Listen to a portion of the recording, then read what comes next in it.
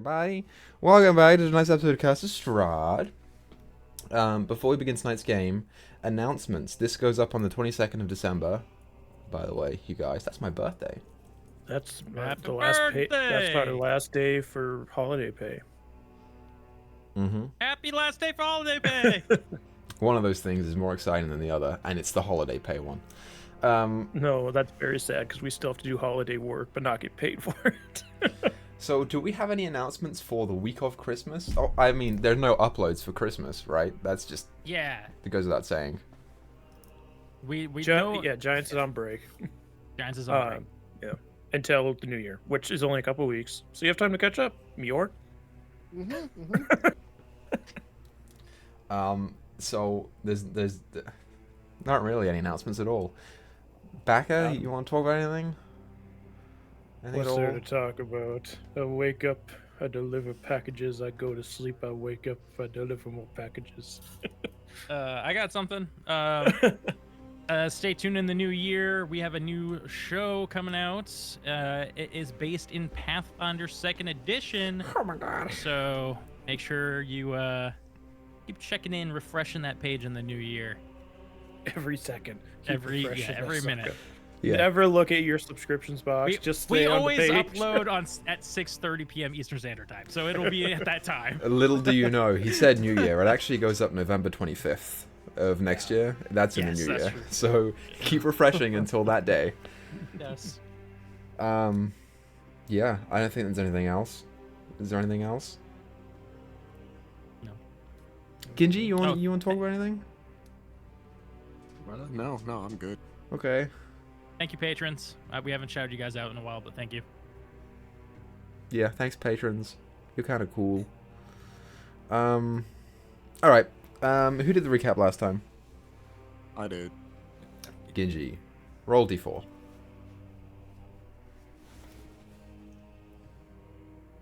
I could do this from my computer. It's gonna be Meyore. I hope it's not Baka. That's the only thing that I want. Fuck. Sorry, dude. It's 1. Oh, that's me. Cool. Okay. Damn it. Oh. Perfect. So, previously on Curse of Strahd. Oh, geez. Where shall we begin? Let's start Take it with... seriously. Come on, take it seriously. Let's start with kind of the last starting point of this little segment, which was when you were back at the winery. So you reconvened after losing Malin. And you kind of deduced your time limit on killing Strahd. He was only going to get more strong, and you were kind of struggling to catch up with him, especially after losing Malin. So you said, we're going to go and we're going to just take the fight to him, and we're going to make sure it's now. So you talked to Van Richten very briefly about it. You debated on means of attack. There was some plan of a mongrel folk army, but you decided against it in the end. Although you did alert Esmeralda that you would be going to kill Strahd that following day. And after some planning, you decided that you were going to go to sleep and wake up the next day and take him up on his offer for brunch. Which you did, flanked by a small battalion of vampire spawn. You went to Castle Ravenloft and sat down and had a good old-fashioned millennial breakfast lunch. In that, there was some attempt to distract Strahd for as long as you could, thinking that it would allow the two vampire hunters to do some stuff in the catacombs. However, surprisingly, Gundrick deduced that it was kind of the reverse, and that he was keeping you guys distracted longer than you wanted to, because the Strahd that you were talking to was in fact an illusion. And upon realizing this, you tried to attack him and failed.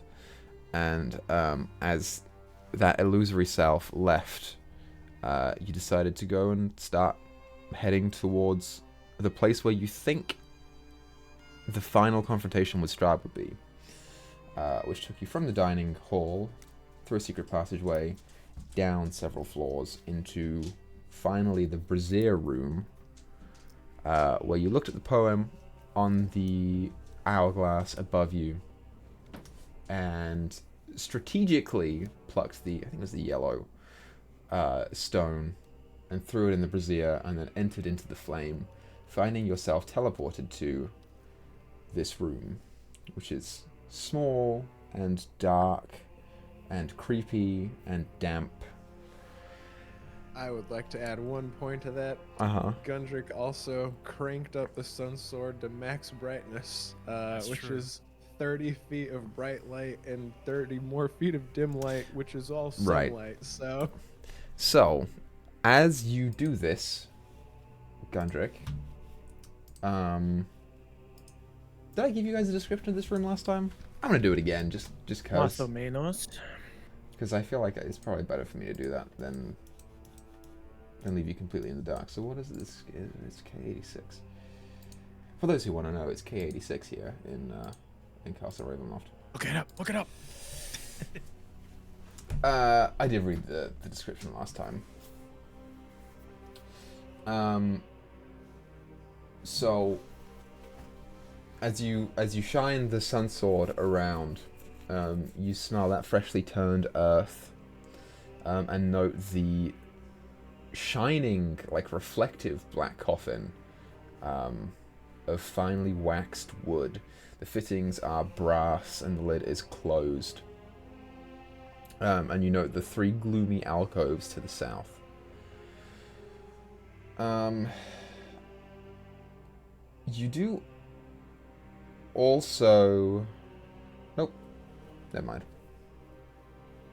Nope, there's something hidden in the room. Quick. Everybody perceive. No, I was thinking about the I can't. Well, yeah, whatever. There's a lever next to the portcullis up above those steps that you would note to probably change This that. coffin right in front of me. Yeah. That is there, right? Yeah. Mhm. Okay. Would the... Oh, sorry, what? I was gonna I assume it's a little dusty, blow some dust off, wipe it off or whatever, and see if there's any inscription on it. It is not dusty at all. Okay. It is Not dusty at all. It's shining. And instead of dusting it, I smear my hand across it and go like this and sparkly clean. As you touch it,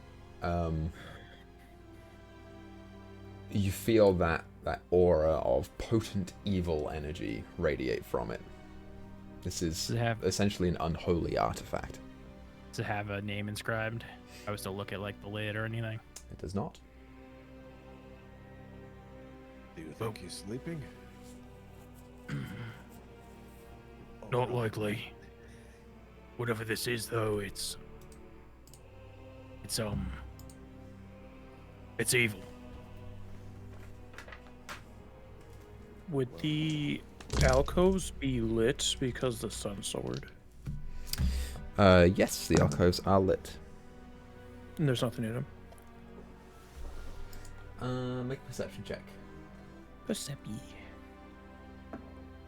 That's a big old 9. A big old 9. I shine the sun sword in your eyes too much. Ow. I haven't seen sunlight my entire life. Please stop.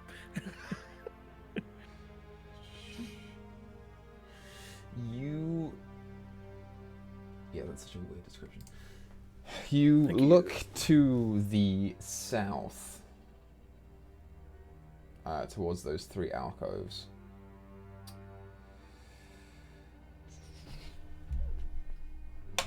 I don't know why those alcoves are there, to be perfectly honest with you.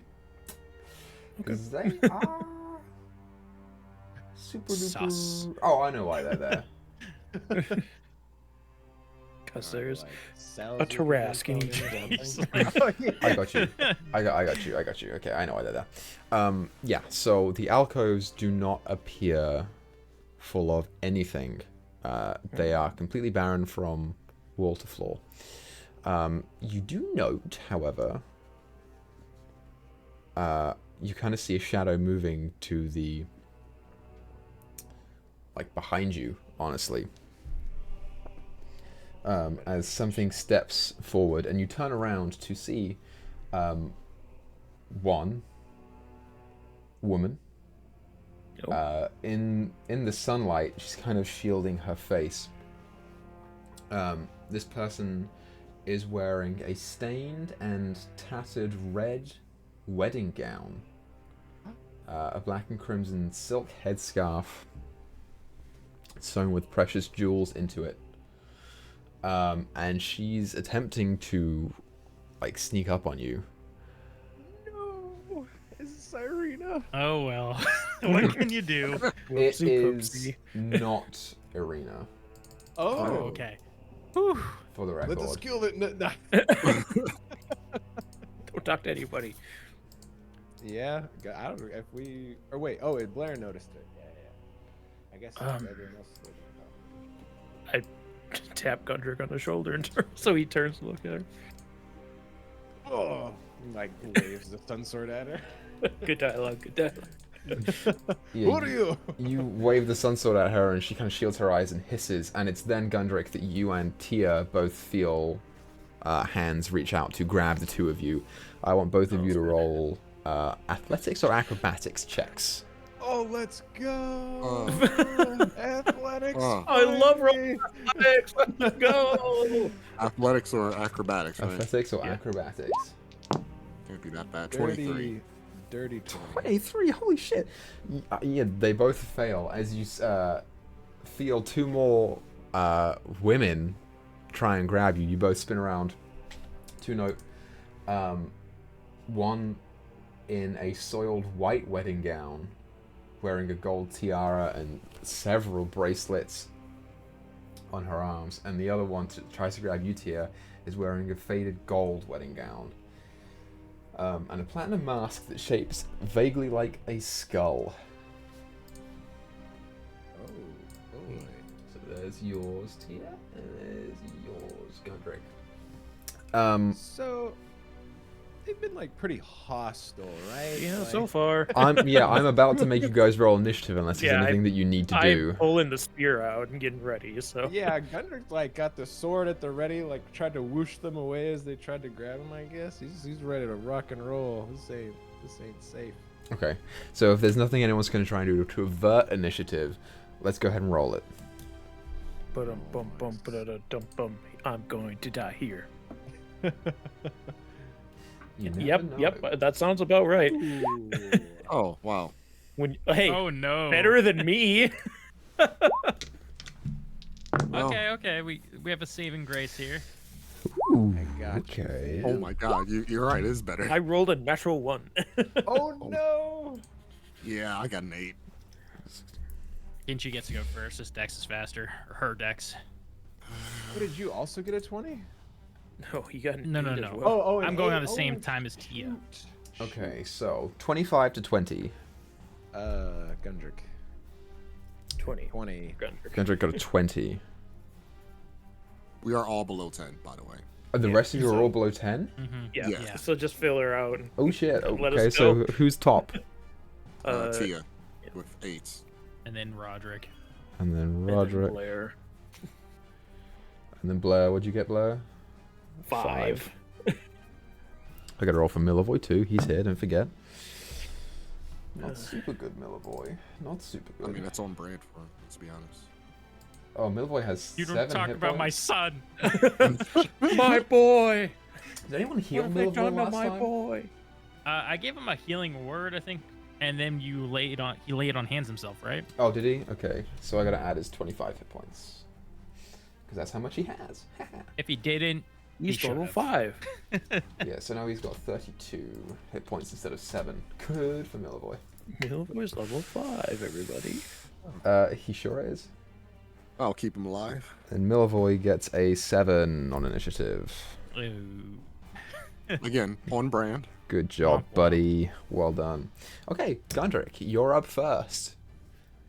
You turn around Alright. to look at them, and you see them all kind of hiss at you as you have the sun sword in hand. Yeah, Gundrick will just kind of yell, Stand back, harem of Strahd! And he's going to, after he yells that, he's going to try to take a deep breath and get all hyper-focused as he rages. And then he is going to attack this one right in front of me. Sure. Oh, and I want to attack recklessly as well. Yeah, go ahead and attack recklessly. That's fine. Oh my god. Yeah, I don't think an 11 hits. An 11 does not hit. I rolled a 1 to 3. We're dead today, guys. Yeah. All right, we're bringing in for another hit. Oh, that's better. Like 27. 27 hits. All right. And then okay, so oh Jesus.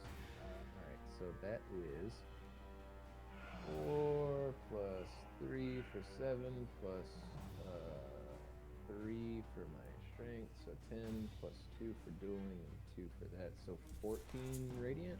14 radiant. Wait, are they undead?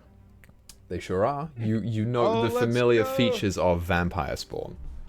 Okay, cool. Yeah, that's the extra 1d8. Oh, but it was only a 1, so 15 radiant. Sure. Did you add your rage damage to that? Yes. Yeah, as you. Oh, I forgot about the +2 of the magic key sword. So 17. Sorry. 17. There's too many numbers. Add another 2 onto that. -2. Yep. Yeah, as you see this woman try and come up behind you and grab you, you spin around and jab forward, and she dodges out of the way, still shielding her eyes. And you take that moment to spin the sword 90 degrees and slash forth, and you take a chunk out of the side of the stomach of this woman. Let's go. Is there anything else you want to do on your turn? No, I'm out of actions. Okay. It's now their turn. Do me a favor, Gundrick. Does the sun sword emit sunlight? It does. You watch 60 as feet, baby. the 3 of them each seem to burn away at the skin a little bit. Go! They each take 20 points of damage, Holy! and their regeneration is negated. Nice. Kill them all! And so now for the action of the Brides of Strahd, since you have the Sun Sword, they're all gonna attack you. All of them. Phew! Good, I'm low on HP. Oh, wee mama. Yeah. Too bad they all have advantage on you. Oops. Unless the sunlight gives them disadvantage, maybe? Oh, yeah. It does, which means that they're neutralized, so it's a Normal. normal Let's go. attack roll for all of them. Oh, Okay, thank this God. is good, this is good. Bless you, Baka. I was hoping. Okay. Okay, so the first one is. Okay, so the way it works is that it's going to attack you, and on a success, it's going to just grapple. Is what it's going to do, because they have weird shit, basically. So the first, that's a miss with a 9, and the second one is an 11, Nice. which misses. No, nada, nunca. The second one is a natural 20, you are grappled. Oops. Can I use my inspiration on someone else's roll? Nope. So you're gonna try and make them re-roll so that they can try and get better? Yeah. That is That was a unfortunately natural 20. not how that works. And then she's going to bite you. Nope. For an I'm too 18 to strong. hit. My veins are too thick. Oh, 18 does hit, yeah. 18 does hit. My veins are too thick. Whoop! The veins are not too thick. Okay, so you take 9 points of piercing damage and 10 points of necrotic for a total of Okay. 19, and your hit point max is reduced to by 10. Oh, fudge muffins. That is not good. Not good for wanting to fight Strahd. She is also going to regain 10 hit points. Oh, wait, does the sun stop her from doing that? Not on a bite. No, Darn it's it. just their natural regen. The last It was one worth asking. is going to hit you with claws first. Is a natural 20. There are my good rolls. Oh. Yeah, I rolled like a 3, 5, and a 2 on the first 3, and then Anybody got silvery bars? He's dead. No, Malin's No, he's dead. not. All right, He's out there thank you. you take 15 points of slashing damage. And then for the bite, it's gonna hit. It's gonna be 22 to hit. Oh, okay, hold on. So that took me to 39. All right, I'm ready for the next thing. Okay, you take 4 points of piercing damage. Okay. And 11 points of necrotic. And your hit point max is reduced by 11. All right. We're doing great here. So the rest of you watch as Gundrick turns around and like slashes at the one, and she kind of recoils and hisses, and then all three of them just lunge at him and start ripping him to shreds. That's Yeah, I'm not looking good. Yeah. That's their turn. And now Tia, you are up. That's great. So, which ones on the map actually got the regeneration off? The top one and the one on the right got the regeneration off. Okay. Oh, the blood sucking healing. Yeah. 10.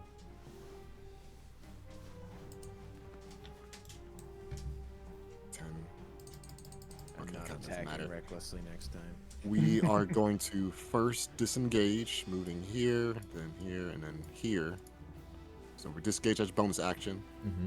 And if possible, am I able to shoot this vampire right in front of Roger?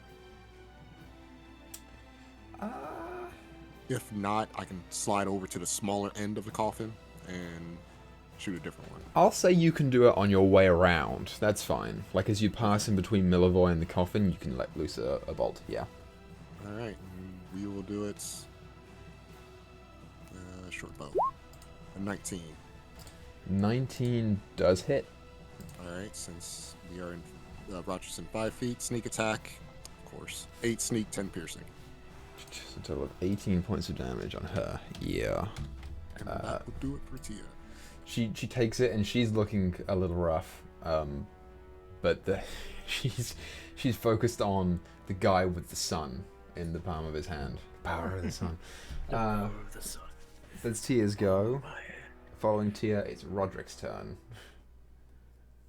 Roderick holds up the symbol of Ravenkind and uses a charge to cast or to use hold vampires. Cool. What the fuck does that do? So as an action, essentially, I need them to roll wisdom saves. Wisdom saves, you say. Yeah.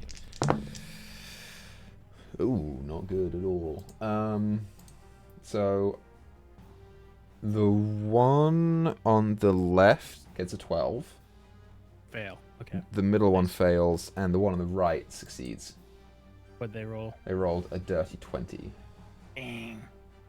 So those two that failed are paralyzed for 1 minute. It can repeat the saving throw at the end of each of its turns. Awesome. Paralyzed. What's a good symbol for paralyzed on Roll20? We play Pokemon. Let's do the thunder. What is the action? It's paralyzed.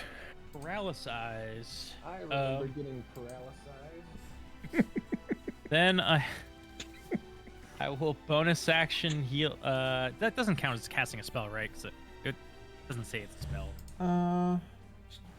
Old vampires isn't. Nope, like it's not a spell. Spell, right? So, yeah. So I will healing word. Gundrick. Oh, thank God. I'm rolling it virtually, so blame. Oh no, it's max 8 healing. Woohoo! I'm at 32 now. Sorry, it's the best I can do. Good. It made it. Okay, so following Roderick's turn, and Roderick, you can move if you want. You won't get opportunity attack because they're paralyzed. True. Paralyzed.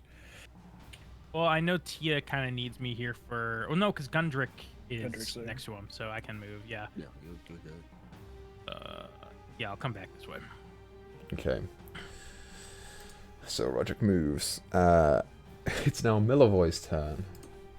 Milivoy, old buddy, old pal, old friend of Do something mine. useful, Oh my please. god, the attacks are gonna be auto crits. Let's fucking go. Yeah. Oh, will they? Because of the paralyzed? Yeah. Yeah. Oh, it's time to get Shrek'd, baby. Yeah. Milivoy is going to run up to this one on the end and draw his +1 longsword that he has, and he's going to swing. How many attacks does Milivoy get at 5th level? Still 1? No, it's 2! Good for you, man. Awesome. First one is... What's his bonus? I don't know. Oh, it's a hit. Auto crit. It's an auto crit, so he's going to pump a Divine Smite into this. Yeah. Ooh, go Milivoy. Is what he's going to do. That's... I don't know how paladins work. 2nd level. What? So, Becca, how many whatevers does he get for that? For 2nd level, you get 3d8, so that'd be 6d8 on a crit, but it's undead, so it's 4d8, making it 8d8 total. From the smite by 8d8. itself. So, okay. And then the sword also gets... Let's do the damage. sword first, shall we? God, we should have had a paladin. Yeah, this campaign, if you have a cleric and a paladin, you auto-win. You know, I asked Equa, I'm like, do we need a paladin? He's like, oh no, the group's fine. Just be what you want. I'm like, okay. Well, you were also only going to be there for death. No. Okay, so the damage on the sword. Shit, I gotta write this down. So we got a 6 on his d8 for 12 plus 4 is 20, and then he's gonna pump in the Divine Smite, which is If you're you just said doubling the number on the dice, then it's 4d8. 4d8. I've lost all my d8s. Here they are. Oh, Milivoy. So it's a 7 plus 6 is 13 plus 1 is 14 plus 5 is 19 times 2 is 38. 38 radiant So damage. 38 radiant. So he deals 58 points of damage Woo! Big Small boy. mushroom. in Wow. his one attack as he swings around and cleaves this vampire in two. She just into ash in front of him. Let's go, Milivoy. She dead. Hell Yeah, yeah. he just kind of stands there and looks at the sword and he's like, "Oh, this is fucking cool." And then he's gonna run up and hit the other one with his next attack. Let's go, Milivoy. Yeah. You hear a small clapping of paws from behind the coffin. Hits. Yeah. Auto crit, baby. Auto crit. He's gonna do the same thing. Can he do 2 divine smites? Yeah, on you can turn? divine smite as much as you want. Oh, baby. dude, paladins are cool. Yeah, So he's gonna I'm burn telling you. his second level. He's just got first after this, so sorry, but let's be honest, he doesn't think he's gonna be super useful against Strahd. That was super cock, and I'm gonna take it. 1 times 2 is 2 plus 4, so it is 6, and then the 4d8.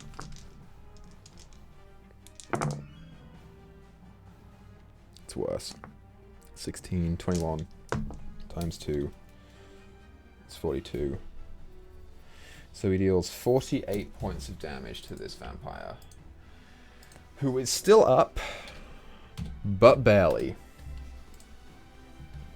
As he just stabs in, and his blade begins to glow with this bright heavenly light, and from the stab wound, her skin begins to peel back as well, leaving black ichor and greyed muscle and flesh underneath.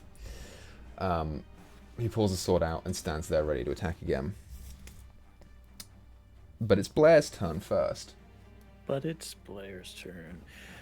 Well, considering everything's basically under control, but there is still one that's not paralyzed. She's going to take what she learned from Gundrick about battle tactics into play and wheel around. So we're in flanking. So I don't have to reckless because I'm flanking. That's true. God, I need it. Oh God, I'm still bad. I'm bad. I should feel bad. 17 to hit on the first one. 17 does hit. Yep. All right. Stab. That is for 7 points of piercing with the blood spear. 7 points of piercing. Yep. And I will pull the spear on stab again and probably miss this time with only a 14. Misses, unfortunately. Yikes. Yeah, you stab once and you feel her impact, and this since she's not paralyzed, the body does arch, and you pulled back and you've left a hole in that beautiful, although dirtied, red wedding gown. You go to stab again, and this time she's ready for it, and she just moves out the way. Okay. That is my turn. Following Blair's turn, top of the round, Gundrick, you are up. Let's go. All right, Gundrick's gonna like try to go for like a cleave against like both of them, but he'll like start with the top one. That's just how I want to flavor it. Sure. Yeah. 2 attacks into one move. Yeah. All right. So the first one is 26. 26 hits. And that's the crit, right? So Yeah. D8. Oh yeah, in D&D it's just you double the dice, right? You can either double the dice or double the number on the dice. Yeah. Oh. Okay. It's your call. Doubling the number is easier. Gotcha. I like rolling extra dice. I'll just, you know what? I have all 4 of them. I'll roll them all. Okay, so let's see. Plus 9 is 27 radiant. It's for 7 points of damage. How do you want to do this? Nice. Yeah, I mean, he just like kind of after he sees Milvoid do so well, he like kind of feels inspired and just whips that straight around and like goes right for the waist and then keeps going into the next one. Yeah, you feel yourself impact like pelvic bone, but using the sun sword, so it just carves straight through. Nice. Let's go. All right, and then the other one. Oh no, we're still good. 18. 18 hits. All right, and then that will be 8 + 9 for 17 radiant. 17 points of radiant damage. Yeah, this one is still up. All right. Take that, beef foul piece. That as he like rubs his neck. That's all I got. Yeah.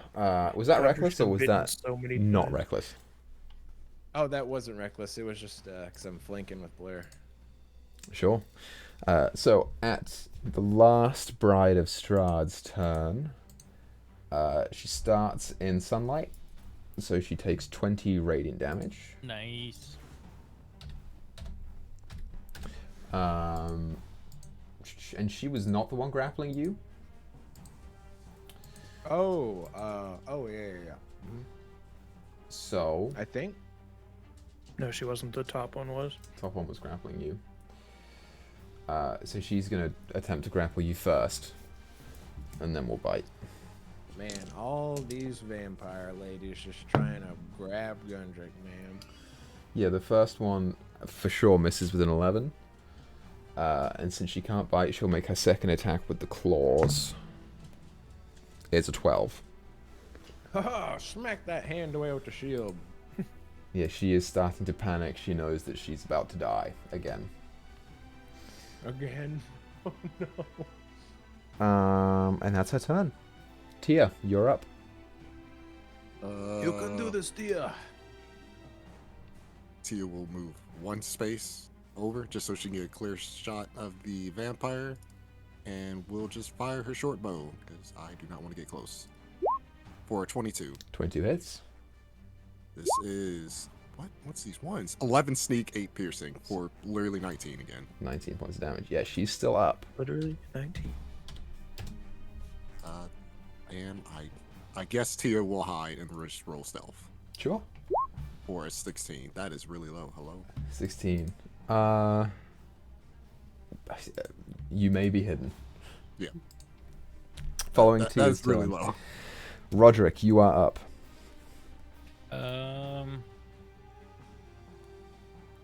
I'm just gonna cast a Sacred Flame. Yeah, cast a Classic. lazy little sacred flame right there. Just a little. So rude. So I just need a deck save. Oh, it's a deck save? Yeah. Yep. I bet. It's a natural 20. Nice. Pass. Wow. You pass. Man, freaking Milivoy the Vampire Slayer is about to finish off. Yeah, so following Roderick's turn, To be fair, his dad Meyore, set him up for it. His adoptive father set him up for it. renewed with ultimate confidence, steps over the dress of the since ashen vampire lady, and just walks up to the final one, swings the sword over twice, and just tries to stab up into the face. For some reason, his chin is a lot more masculine now. So much more chiseled and defined. I'm pretty sure that hits. Is that stubble I see? He's not going to pump a divine spite into this because she's super low. So takes. What is a plus right there? What's going on with that? Is it the +1 for being a magic weapon that you're seeing? Oh, it might be. Yeah, I haven't been adding that. Oops. Yeah. Huh. It doesn't matter. I mean, It he should hardly auto-add hits. it. Like, let's be honest. So she has. I think she got 10 points. Yeah, she got 10 points left. Milivoy got a 5 for damage, plus his 4 strength, plus the 1 for magic weapon, so he deals 10 damage exactly. Yay. Yay. Nice. As he just walks over and jams the sword up straight underneath of the chin. You hear like a last like, ugh! And her skin also begins to fade away. And as it does, he kind of reaches up and plucks one of the teeth from her mouth, one of those 2 sharpened incisors, and just puts it in his pocket. Oh my god. Wait, Milivoy, Milivoy, you need you to say were a cool born for this. catchphrase. Yeah. Fuck you! Oh, We'll work on That's the that. boy. That's the boy. I wasn't That was- prepared for this. I'm sorry. no, that was like a 2 out of 10. That was pretty bad. Yeah, I didn't know that was part of the job. You were prepared enough to pull a fang out, but you couldn't say something that wasn't "fuck you." I had 6 seconds to prepare that move, and that was it. I didn't think of speaking at all. I To think be fair, Roderick said you sucked probably 3 times in the last fight, so I see where you get it from. yeah, I always kind of pictured myself to be kind of like the strong but silent type, you know, like the licensed DC characters who dress like flying mammals. I put a firm hand on his shoulder. Good job. Thanks. That was I felt really good there. Very impressive. Absolutely. You're a mighty warrior now, Milivoy. Yeah, you guys are looking at him, and he's like standing an extra inch taller. He's like real chuffed with himself. Right. Back to business. Do we think this sarcophagus Strahd's? Should we open it? Maybe. Also, really quick, DM. Do I get my max hit points back? Nope. Oh no. That's what Gar had. That's long rest shit, baby. Fortunately, I don't have 5th level spells either, so I couldn't even greater restoration you. So if we do open it, is it at all possible? Do you think that we could take a moment to breathe? I am like starts wrapping his neck in like torn shirt parts. depends. How many moments do you need? I think a short rest is 1 hour. Sorry, Blair. Go ahead. I was just gonna say, do we think he's actually in here, or is he out looking for the monster hunters? Oh, I think he's out looking for the monster hunters, but isn't it, if we were to kill him, wouldn't he come back here if this is his coffin? Yes. I assume. Isn't Well, that how it works? Well, isn't Rahadin also a vampire? Wouldn't he have a coffin as well? Is he a vampire? I thought he was just a Creep. yeah. A weirdo? Yeah, no. I mean, I'm not sure, Wait. honestly. Can they can still return to the coffin even if it has a hole in it, right? I think so. I guess Alright. I'm not. I don't know that much about vampires. Gundrick goes and like puts the stone sword above the coffin and like activates it so it like Oi. sinks right to where the chest would be. Fine. It alights, and you push it through the coffin, and the edges of the coffin start to catch fire and burn away. Oh shit! Oh, Put it out. water! Okay. I'm grabbing my bedroll and I'm like, suffocating the flames. Yeah, make a strength Dodging check. it with my water skin. Sorry, excuse me.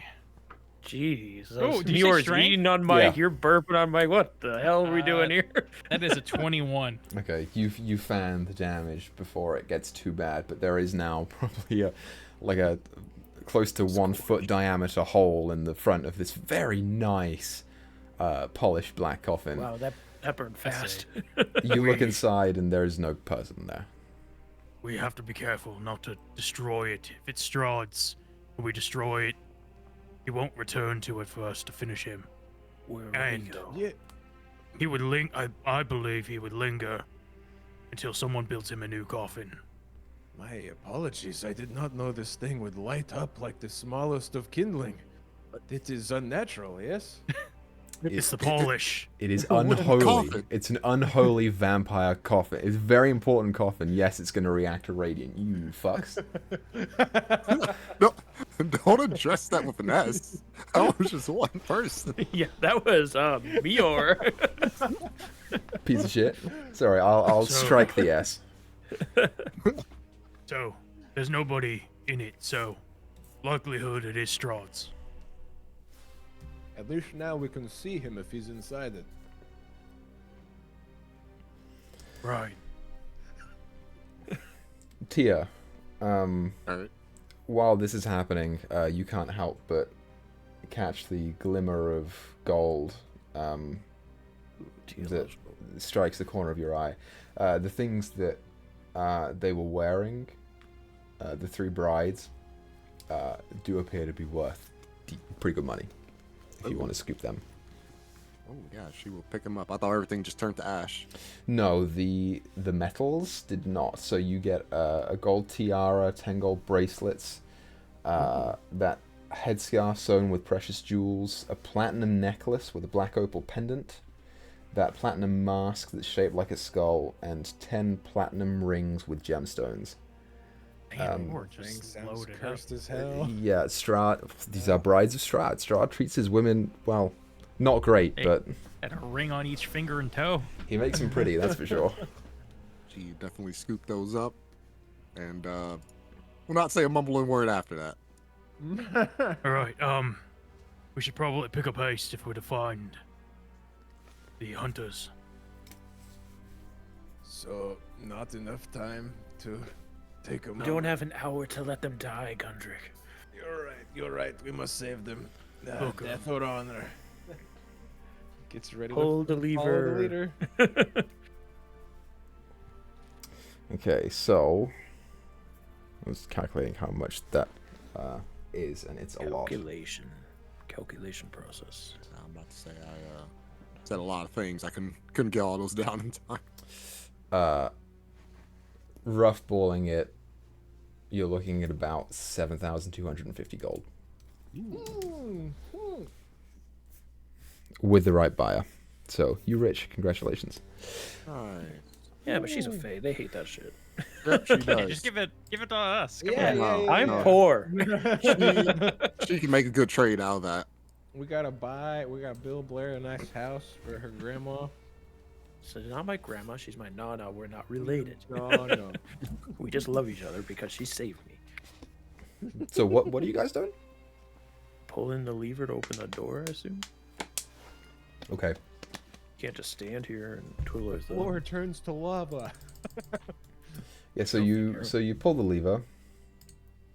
No one went in those alcoves. Sad day. I go into the Well, it's because there's not anything in there. There was nothing in there. You rolled a 9, bro. Yeah. And so there's nothing in there. As Moving I on. take a final look. Tia will look back and right here and just walk and just look in the alcoves without going in them.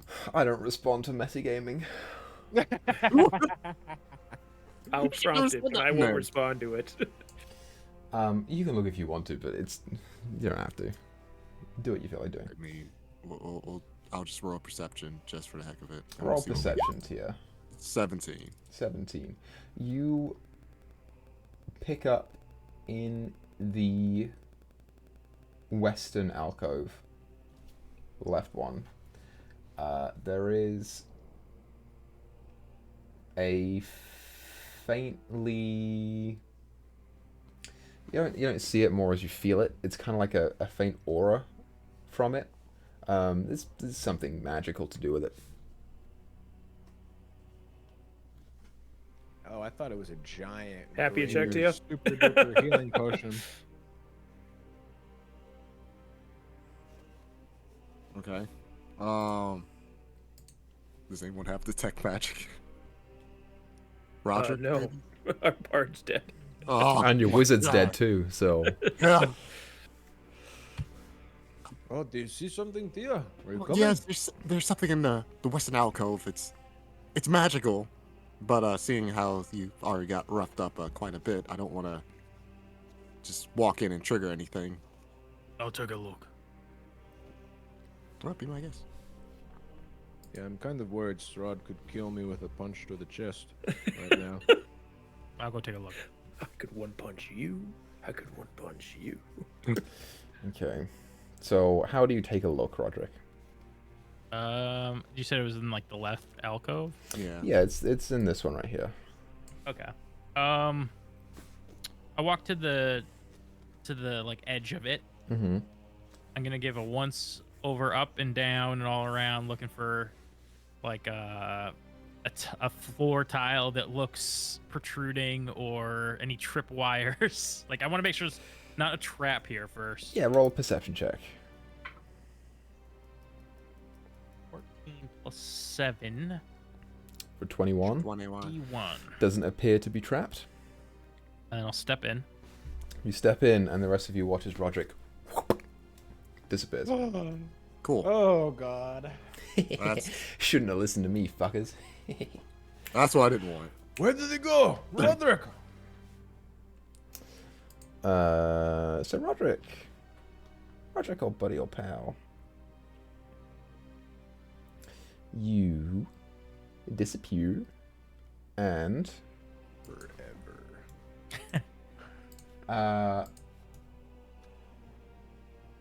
Ooh, what's that? Hold on, It's my give own me like fault. 2 seconds. I spaced out for a second, so I probably missed that it was like I thought you saw like a magic item. No. No, just a magical aura. Yeah. Oh, That's why I didn't it's want to the- go in. I feel you, Grizz. I also thought it was just like, although I An can't- item somewhere there. Yeah. You know?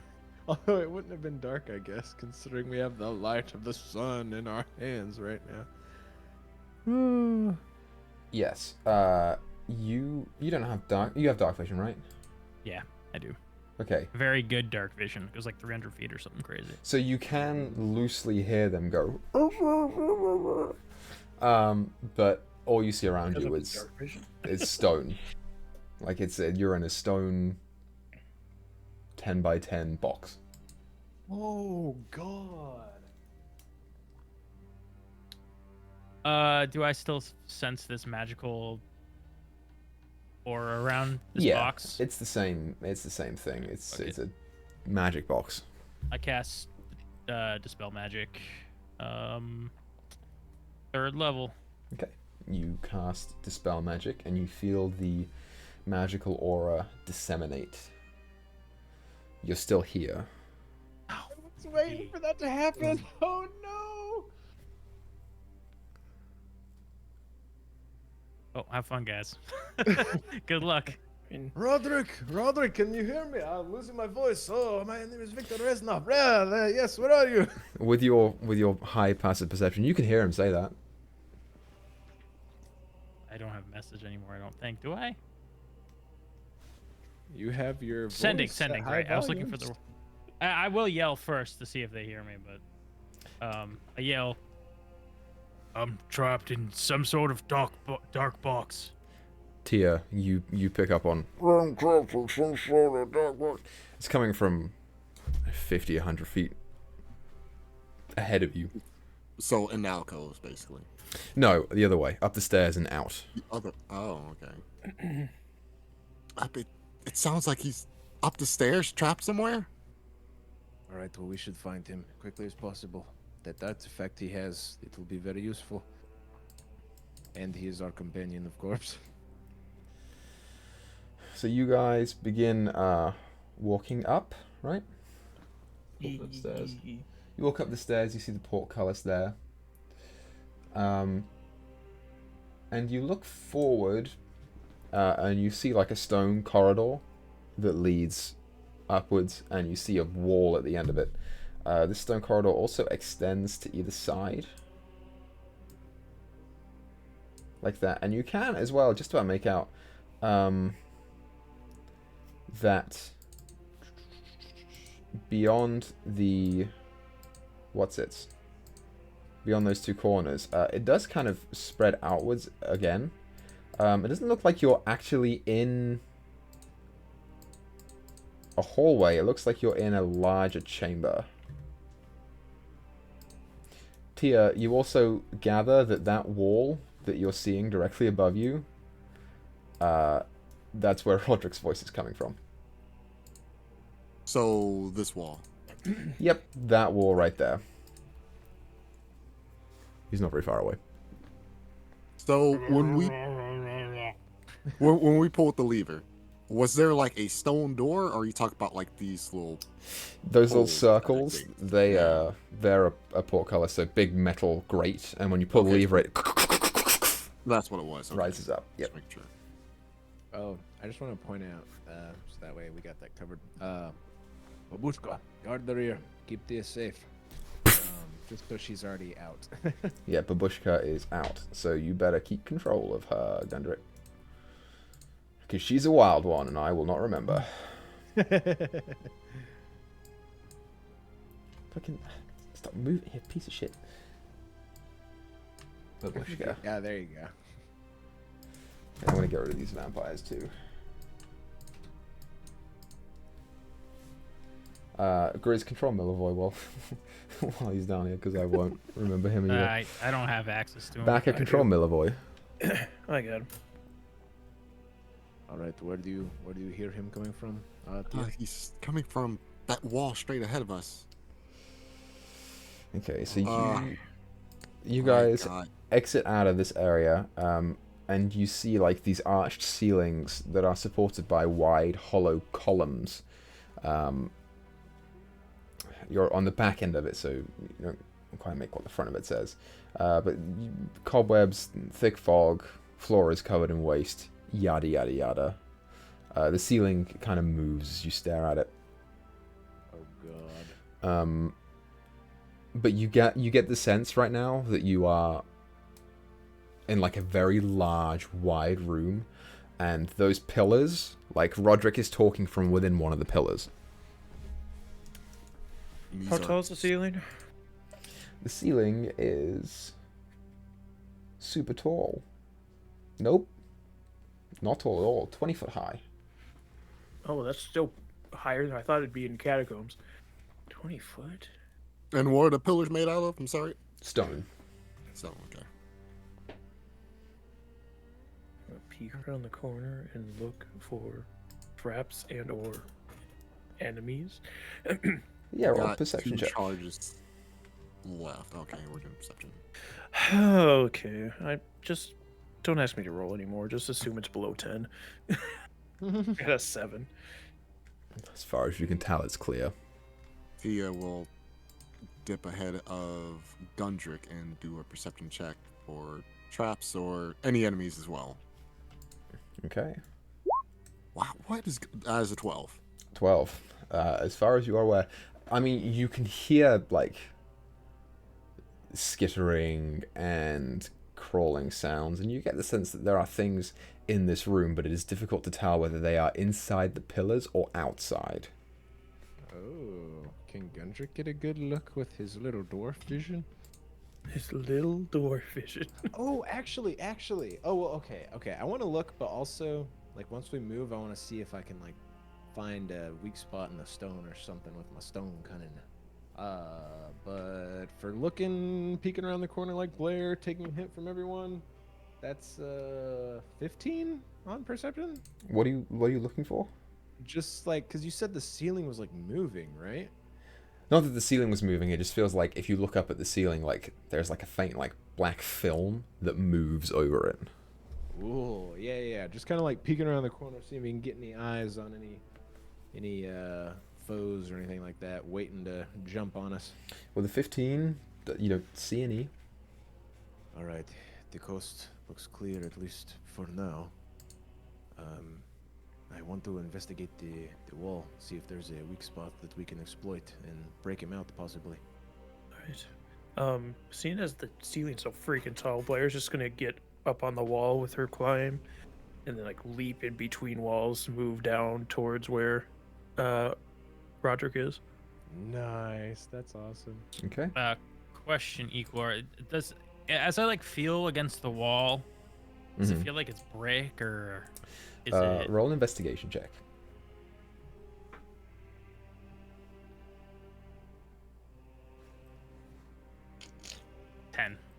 What if he licks it? 10. Does It get higher? feels like it's You probably notice. worked stone.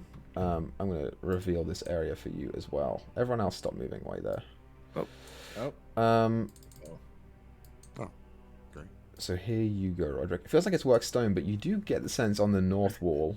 There feels like there's like a stone slab that's slightly different. That you gather is probably a door of some kind. It's not a door in the conventional sense, but it's a way out, I guess. Okay, so I'm assuming that I feel some sort of, like what's the word I'm looking for? Some sort of give. Groove or something. Yeah, I wanna- it's a stone. It's for sure like a stone slab, like about that big. I want to try and like jam my dagger in there and just start trying to work the stone some while they figure out something on the outside. Work it. Sure. Like so I'm trying to wedge it open or something. So while you're doing that, just make a strength check. 17. 17. You just kind of dig your dagger in there and try and pry it open, and it falls down, and the slab is open. Your crypt is open. Oh, nice. Um, Watch it lead into like not outside with you guys. it's difficult to tell, but from what you gather, Yeah, stay. Got it open. it looks like you're outside. Ooh, does like the goopy black gross stuff on the ceiling, does it like react to the sunlight at all? Like does it like retreat or anything? I'm like thinking of venom or something. It moves, it reacts in a way, but it doesn't retreat. But it's difficult to tell because as you're walking by, looking up at it, you step right where you step. Oh no. And you too disappear. No. Good thing I got on the wall. Hopefully I'm still within 30 feet of Babushka. Oh yeah, you could just switch with Babushka. Oh, that's... oh, yeah. Do you have to see Babushka to be able to swap with her? Oh, hold on. I don't think so. I think it's just as long as she's within range. Yeah, it's just as a bonus action, you can do it regardless of distance between the two of you. As long as you have movement or something. Yeah. Okay, so interesting there. Super good. So She does disappear once you're a certain distance away from her, though, right? Yeah, 30. There's like a special ability that I didn't take that lets her go like a mile away or something. for, like, what is the non-combat distance? stuff. It's 30 feet. Yeah. Oh, It's like oh shit. Actually. So Gundrick disappears. And Babushka also disappears. Don't step on that plate. As he's replaced I know what direction he's in. by a Oh, very replaced. confused looking thing. I Oh. think you've... No, you haven't seen one of these things before. What the hell is that? It looks new. It's an armed corpse, essentially. It looks kind of like a zombie, but of like tightened grey-white skin. I'm gonna try and impale it into the wall with the blood spear. Yeah, well, I mean, we'll get to that, actually. We'll get to that. Okay. You, Gundrick, thankfully have the sun sword out. I'm going to show you what you see. Oh god, I'm scared. I'm gonna be like full of room of vampires or some crap. Well... You feel your feet go from worked stone to rough, unmolded earth. And you emerge into a vault, like dank and dark, with a 10-foot high ceiling. The smell of rotten meat immediately hits your nose. And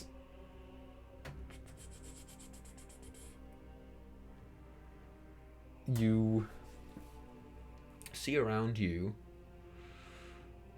15 individual... Nope, never mind, you don't. Oh. Because you're in one. You're in a confined space that you kind of look around and you instinctively recognize to be a coffin. You're inside of a coffin. Aha. Okay. Yeah. Can I do the reverse of what I did to presumably Strahd's coffin and cut Yeah, you my just... way out of it? And you watch as it begins to fade away. This one takes a little bit less time. You then, like, sit up, and there you see the other 14 coffins. Dear. That sit around you. Not- You are... Oh god. Do I wake them all up? I'm going to give the whole thing because it's so much easier to do it that way. That's where you are right now. Ooh. Oh dear. Just make a perception check for me. Okay. Oh god. Oh, the coffins start opening. Oh, that's a 6. You don't know. You don't see a way out. So yeah, Gundrick being dumb, he's gonna like roll out of where he was and then roll back where he was, like since he figured it happened when he stepped on the plate. Maybe it'll work if he rolls back in the spot. You want to roll back into the coffin? Well, you know, yeah. He'll hop back in it and see if it does anything, but if not, he'll get out. Okay, you just jump back in and kind of tuck in, and you sit for about 6 seconds and nothing happens. You climb back out awkwardly. You do know the floor is dusted in bones and rusty swords. Like, Oh no. to a depth of like 6 inches, it's like that thick in bones and rusty swords. Oh man, alright. Is there like any sort of exit at all that I can see? Not that you can see. Alright. Gundrick's gonna try to be very quiet for a minute. Okay. So you just stay calm. The rest of you,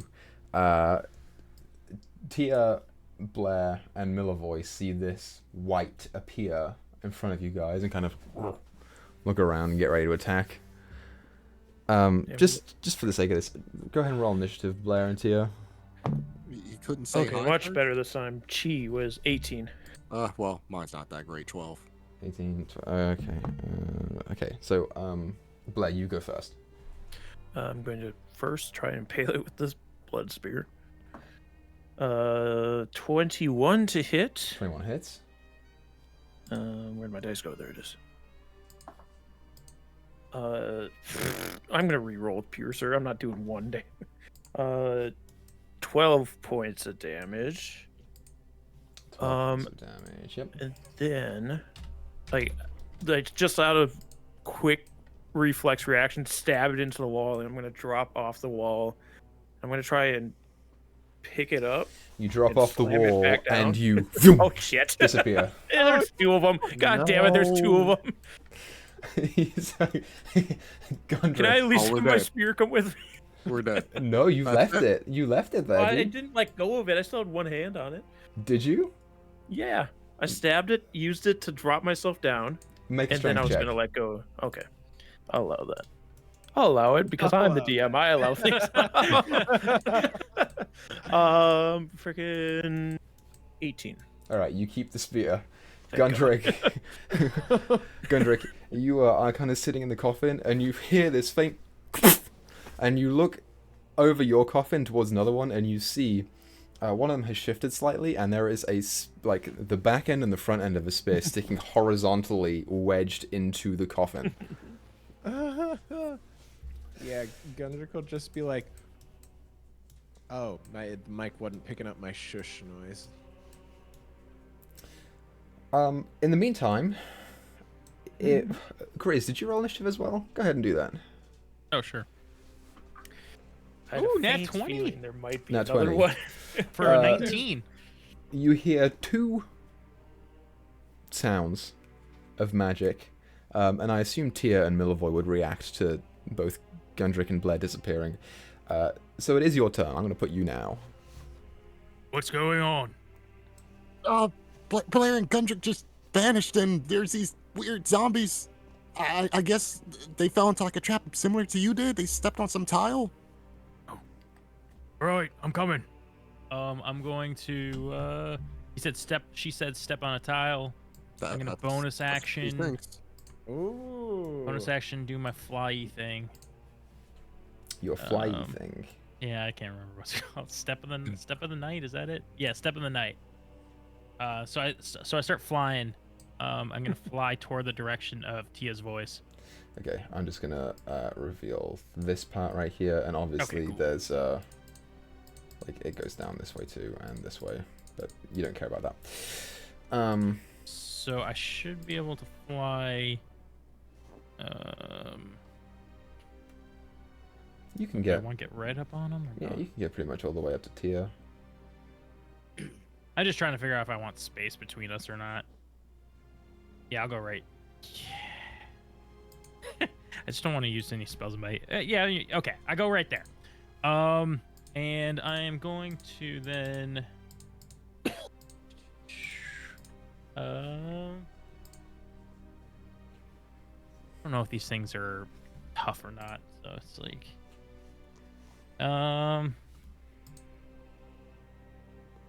Screw it. I'm gonna channel divinity, turn undead. Okay. What is the level for your destroy undead, by the way, just so that I know it? Destroy undead? I don't think it's anything crazy. I think it's CR1. Okay. Might even be less than 1 because we're only level 8. Where does it tell me? What the hell? Wait, what level are we? We're level 8. So at 8th level, it's 1 or lower. Yeah. Okay, well, they're not 1 or lower. But they do have to make wisdom saves. Right? Yes, sir. Both of them fail miserably. Nice. So now they're like scared or some shit. Okay, so they are scared, so they're going to, at the end of your turn, it will be their turn. Let them pass. They're going to run directly away from you, which is down into the area of Strahd's coffin. They've got a... Ooh, is there a lever on this side? 30 feet. You don't know, you're not there. Little boy is right there. He would let us know. Appears in Tia and Milivoy's and Roderick's head. I mean, surely seeing these guys run back in, Milivoy, the cunning lad he is, would think to close it. Well, I'm in control of Milvoy, and he's going to step on a panel.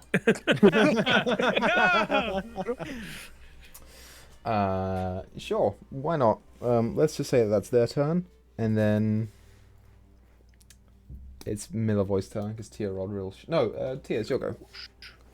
I do want to state that they do have to dash as far away from me if possible, right?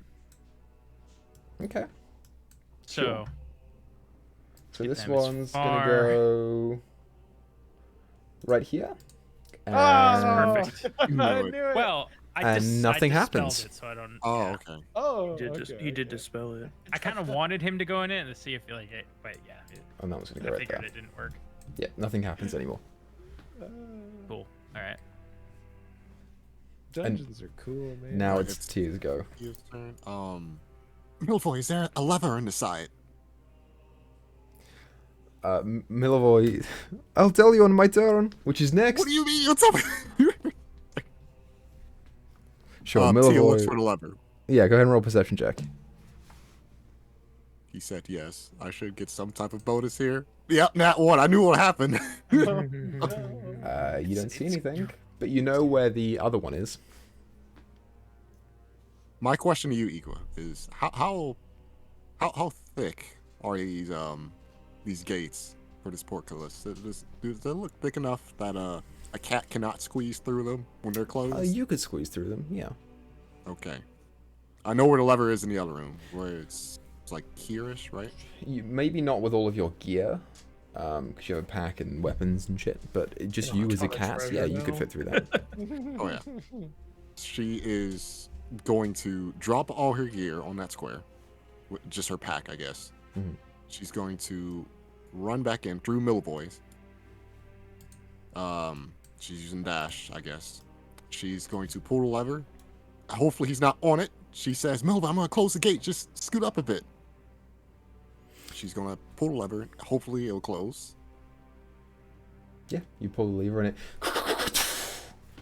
crashes down. Okay. And she still has movement. She is going to run back and squeeze through. Yeah, no problem. You do so. And she's back on her space, and that is her turn. Yeah, Milivoy goes, oh, there was a lever, and points to the east wall. Ah, you son of a. I rolled that one. I couldn't do anything. So, for gigs and shiggles, you guys are out of initiative. What do you want to do? Where's the other two? He stepped on, and she kind of stands up and like points her arms at those two tiles. I guess like the two spaces, like in the spaces like directly in front of me. They stepped on them, and she's trying to like look carefully, see if like there's like any like tile that's misaligned or anything. Yeah. And just like you, they just vanished. But they don't seem to be in the other room.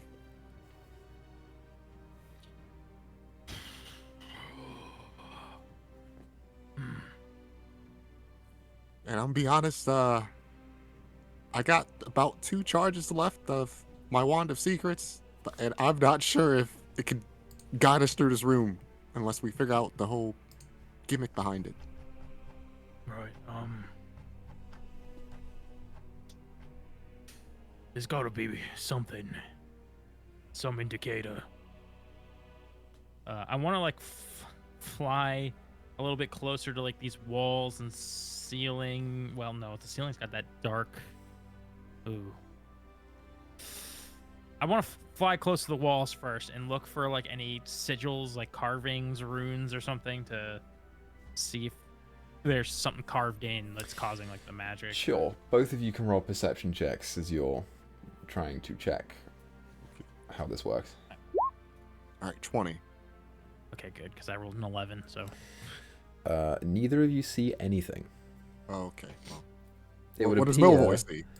It would appear that whatever this thing is, it's magical and it's imperceptible to the naked eye. Oh, my eyes not naked. Doesn't my Inquisitor thing help me? I don't think it does. It doesn't. Not unless you can see magic. No. Miss Lauren. Yeah, detect magic would really help in this dungeon, but It'll be great.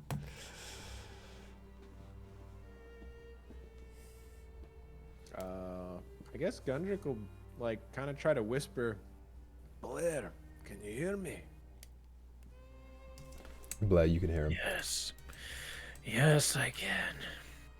If If you open your coffin, you'll see that there are many others. I'm a little worried about what might be inside. Well, if it's anything like what switched with you, bunch of undead. Oh dear. I You don't know really what? see a way out.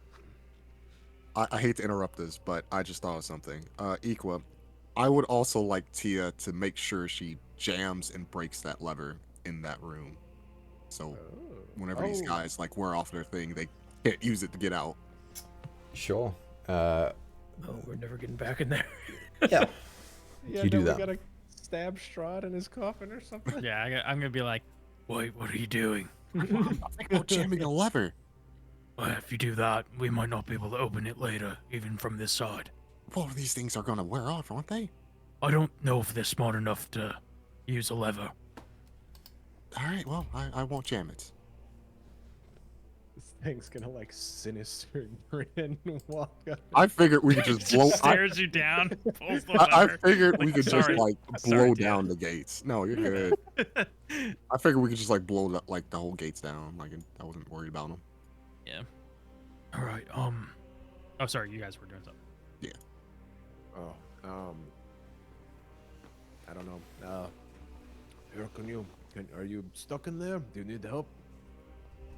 No, I'm just taking a moment to myself. Oh, watch your step, honestly. I hope you have thick shoes.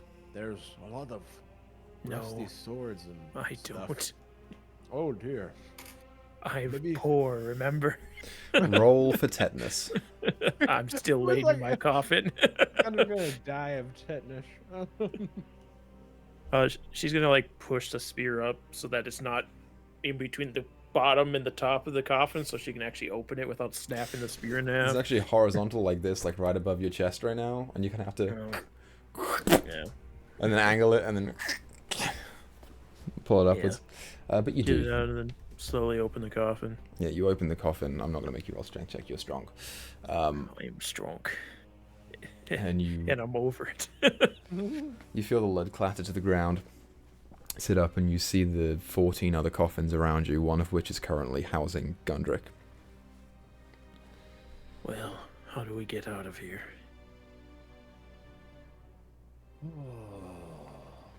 I don't really know. Like, so I know that we saw there wasn't really any exit or anything. But it's like, I don't know, is there anything weird about the ceiling or the walls or anything look out of place? Or do we literally like look like we're just in some cut out of pure rock?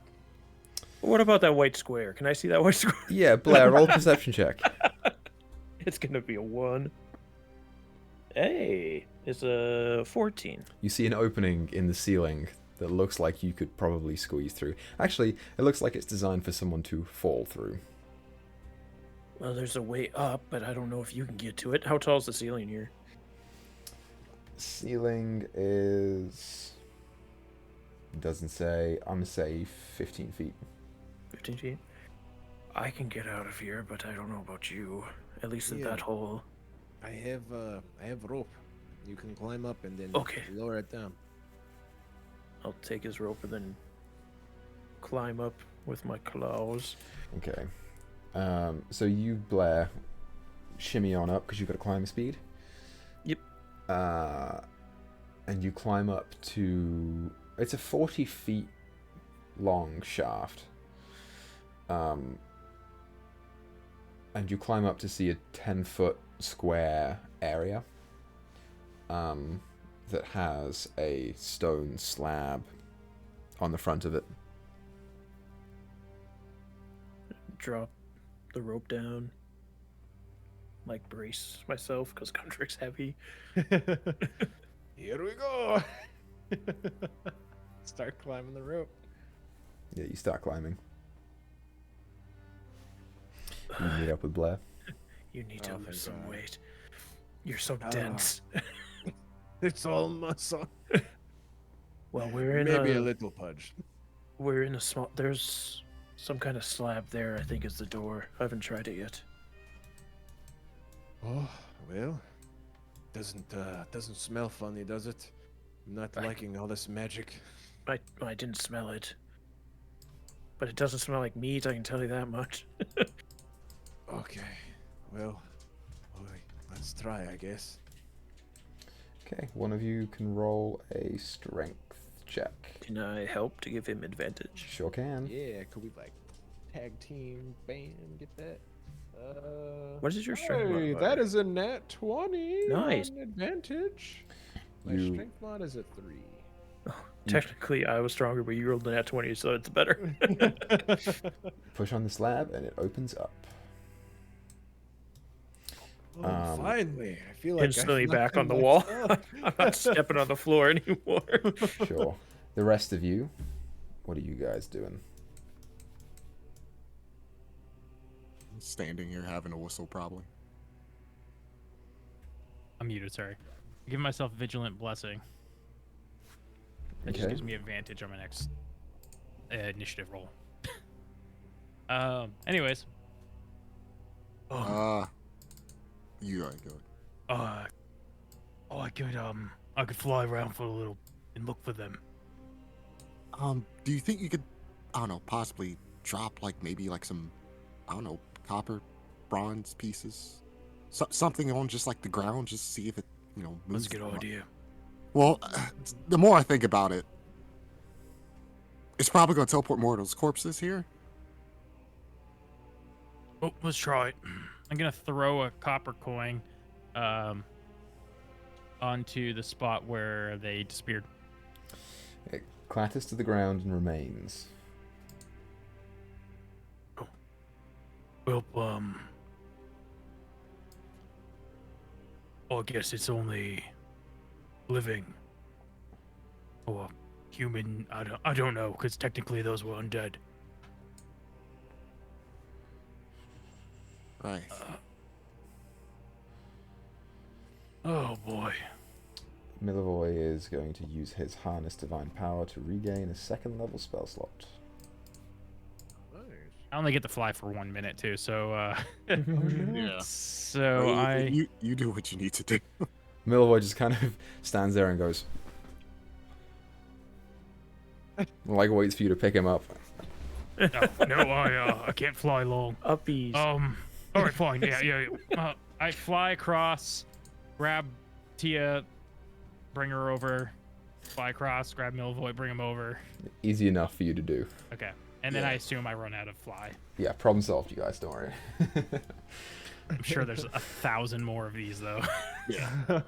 Okay, while you guys are here, particularly you, Tia, and Roderick, you catch, looking at this next pillar down here. Actually, you can make out two of them. The one to the bottom of you guys, on the other side of Meyore, has an inscription. It's got like a plaque on it. And it has words on it. And those words read: General Croval, Mad Dog Grizlocke, Master of the Hunt, a leader of hounds and men. The one up above, which is to the northern side of Meyore over to the right,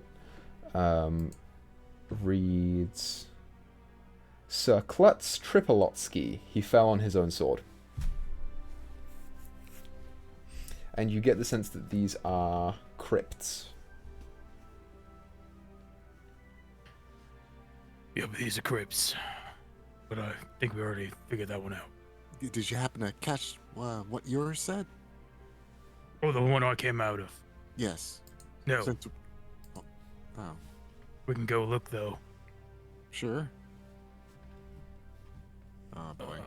Do I know, did the stone fall down, or did it, like, go to the side? I'm gonna say it fell down. Well, let's make it cool. Let's make it go up and down.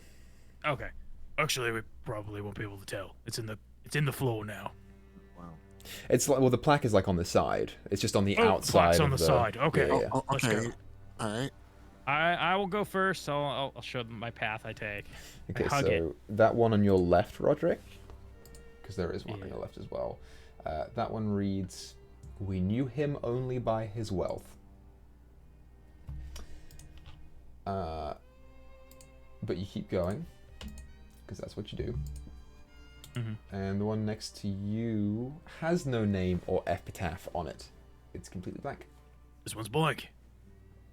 I guess that makes sense since there was nothing in it. There was nothing in it.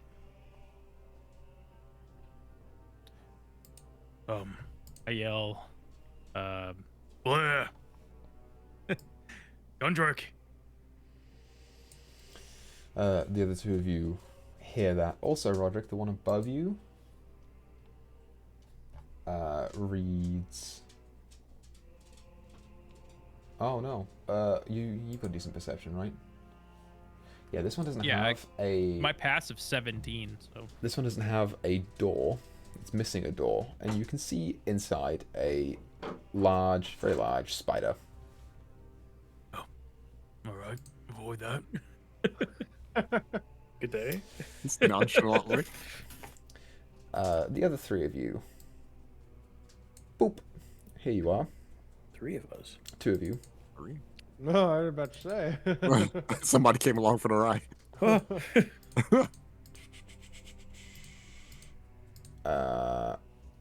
You jump out of yours. On the wall. On the wall, and you can both see your little plaque says, Stabal Indi Bak, a truer friend no ruler ever had. Here lies his family in honor. Look back in the crypt. It's just an empty floor. Well, there's a hole, right? Yeah. A hole in the floor. The Strahd doesn't have there's any some down there. family friends. Oh, so other than the plaque, it's just an empty room in the hole, right? Yeah. Where are we, by the way? Look up. Oh, okay. Thank you. This map is huge. It sure is. Mm-hmm. This is a cool section. This is dope. I don't know. Can I try to quiet yell? Roderick! We're through. We came out through the hole. You make a performance check. All right, let's see. Did they hear my yell? Yeah. Oh, okay. 14? Oh, sorry, 13. 13. You hear a voice return. So, Roderick, you do hear that. But you hear a voice return to the crypt down and to your left on the map. It says, Gundrick? Is that you? What? Who are you? It's me. He's been keeping me here since I came here. And you recognize the voice of Irina. Oh, Irina. Wait, why would he keep you here? Isn't he trying to marry you or something? Yeah, well, he tried to do that. Come around to the front. Look. Oh, can I like insight? Yeah, I was gonna this? say, can I insight? Sure, go ahead and roll insights. Okay, yeah, because it doesn't like I feel Damn like it, he would Blair. think this is weird that she's down here. 15? 15. Blair, what'd you get? I don't want to tell you. Was it low? It's a 1. It's a 1. no. Oh, buddy. This is like my 3rd one I've rolled tonight so far. I mean, it's a muffled voice coming from inside a pillow, so it's a little hard to tell, but as far as We you are should- aware, she's being honest. We should go closer and not yell at her. Okay, yeah, I guess she seems like it's her. Okay, Irina, we're going to come get you. And you said it was from the southwest? It's... Yes, southwest. Okay. Yeah, oh god, like... Oh, the piton thing would take too long. Yeah, Gundrick will take a very hesitant step out. And just very slowly walk. Okay. You Because guys he doesn't kind of understand magic that well. do a loop around the what's it, and you make it to the front door where the slab is, and you read the inscription on the plaque there. It spells out the words Irina Koliana, wife.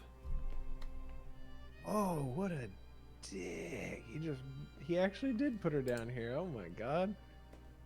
Yeah, while you're there, Blair, Oh, actually, no, you can't see that. Never mind. The other one, the one to your right, is a little too far away for you to make out from your angle. Hold on. So. Oh wait. Oh, sorry. Go ahead. I just figured since we heard them, we probably try to travel the direction of them. Yeah, that's Hopefully fine. we don't step on anything. You told us about the spider, right? And the spider's north of Roderick. Yeah, Spider's northeast of Roderick. Northeast. Okay. Let's take a single file line just in case one of us steps on something. Right. I'll lead. Okay. I was gonna. Here, Blair, I have an idea. He'll like knock on the door and say, Irina, what happened to me at the tower? What are you I talking did. about? Are you talking about the golems, or are you talking about... Oh, is it the armor? Is that what you're talking about? Okay, I think it's her. All right, I just had to check. It might be her, but she might be turned. Roderick and Tia, as you turn that corner right there... Oh.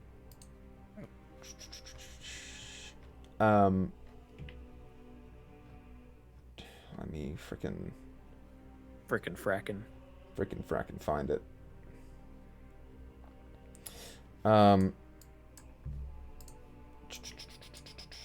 You turn the corner and instantly see a familiar figure kind of crouching there and looking around the corner.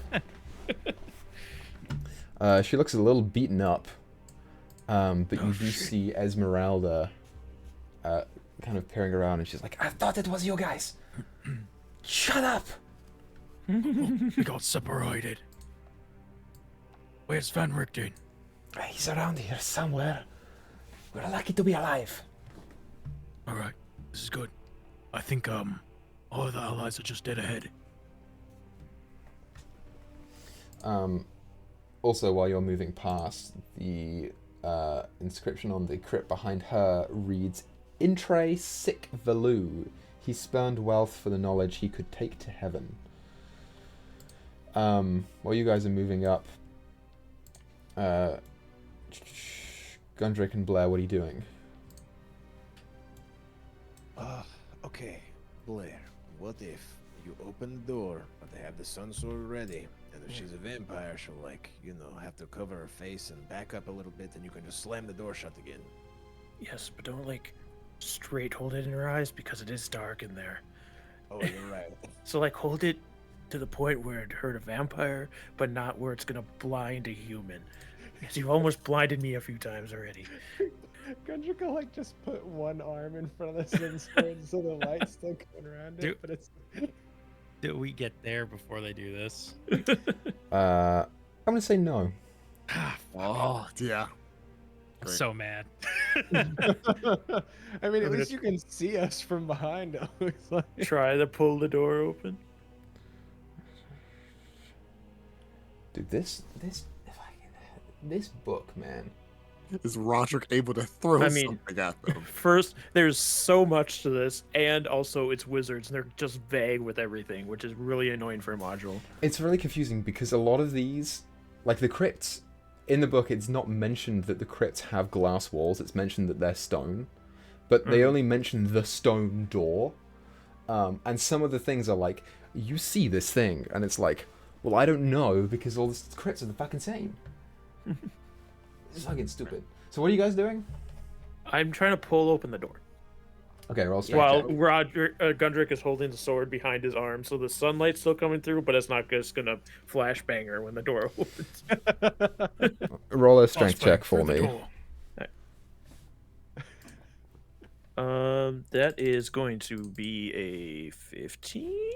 15 is the DC that you needed for this. To remove the door. Too bad there was a Draco Legend set. You're obsessed, man. So, you push on the door and you watch as it slides down, and you look inside to see nothing but the visage of something coming at you fucking quick, and you watch as Irina rockets off of the back wall, claws out, and leaps at your neck. Oh no! She's probably turned, but she would do it with disadvantage because of the sunlight, but since it's a surprise round, well, no, you guys are kind of ready for it. It'll be disadvantage. Yeah, we're preparing for something to come at us. Yeah, it's fine. If I had gotten there beforehand, I was gonna say this is probably the safest spot for her to stay while we fight Strahd. So now don't we're just open gonna it. kill her. Shit, I lost my fucking thing. I need. Let me get the last hit so I can get some temporary HP off of her, please. When Millivore is killing all them vampire brats, I'm like, I want the temp HP, Millivore. Raise your hand if you're hurt. I think everyone but Tia is hurt, right? So No, Tia's hurt. I'm almost to half my health. Just want to make sure I got an opening move for. Yeah. I used to be about a quarter of my health, but now I'm at like a half my health. Okay, so because of stupid vampire. so it's a 14 to hit, Here's Blair. some more for you. Oh, that misses. Misses. Yeah, she like leaps at you and tries to slash at you. You find yourself like going back prone to the floor before stepping up and readying as she recoils from the sunlight of the sun sword. And you look at her and she looks like shit. Like the beauty in her face is now sallowed and dry. Her clothes are gone and are replaced with another wedding gown that was in better condition than the other brides that he had.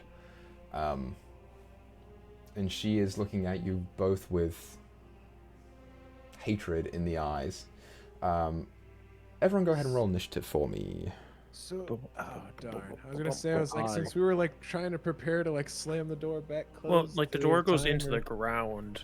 Oh no! It like slides away. I don't know how Strahd gets it back up. Get it? But It was like a lever somewhere, and then I'm sure. Yeah, there's some mechanism somewhere that wizards didn't explain.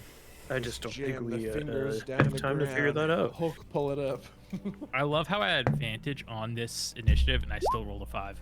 Motherfucker. Well, don't worry about it, because I rolled a 1 and a 2, and for Esmeralda, that's a 9. That's pretty good. Let's go. How do we not kill her? Can you just knock out a vampire, right? Tie We have her to up. put her down. This is no state for her to be in. You can knock out a vampire, it just depends on how you want to do it. Okay, let's go from the top. 25 to 20.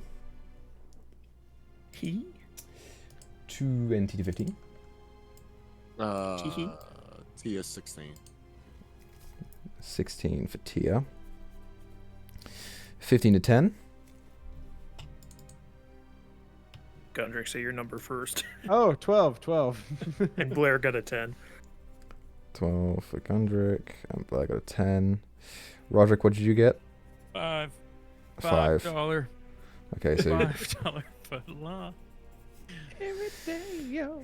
That's not a thing anymore. Sad. Nope. Like So- $23 for a foot long. Tia, you hear it first. And actually, from where you are, you see Irina like come out of her crypt and attack Blair. What do you do? I mean, I don't know if it's safe. I don't want to step on a panel and vanish. So, Jump off of me. You can jump. you could throw me. Well, you'd have to wait. Unfortunately, Tia's jump distance is gonna suck because her strength is so bad. Yeah, it sucks, yeah. I don't even know what I'm even gonna do.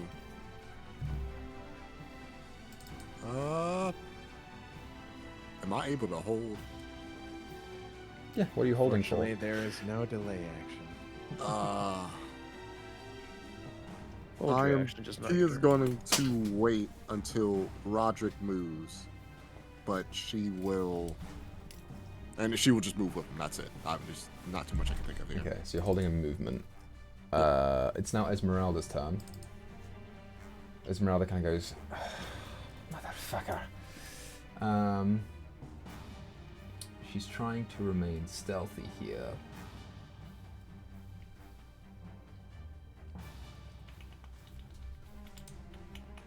I would love for us to finally find her. She goes to join this fight and poof, disappears.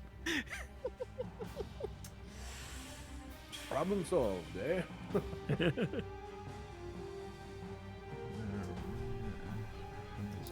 Okay. I guess that she's trying to be stealthy about this. Oh, she can't get to it. She will run through. And she's going to attack. Does Tia see what panel she stepped on? I don't like that there's Yeah. a long pause All after right. attack. She just wants to know a safe way through it. Yeah, you clock it. You clock a safe way through. All right.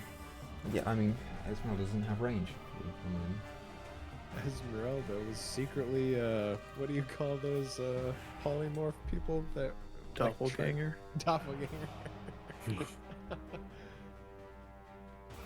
So she's going to, I guess, toss a firebolt. That's fairly quiet, I think. Sure, why not? Hits. What's the? It's 2d10 at whenever you're 5th level at least, right? For firebolt. Grizz, you would know. You played Wade. What? Sorry, what? What's the He damage was on out. firebolt if you're the above 5th level? The cantrips upgrade at 5th level. 5th level. So it's 2d10, I think. Yeah, it should be 2. Okay, so Arena takes Yep, 8 points of 2d10. fire damage. And that's where we'll sit her for now.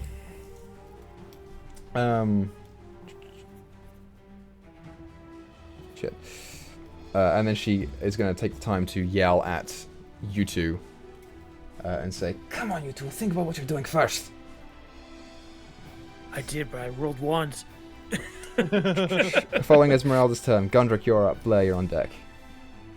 Gundrick is gonna stare Irina straight in the eyes and just plead to her, "Irina, stop. We want to help you." Make a persuasion check. Oh, I'm so bad at these. Come in clutch. Oh, 18?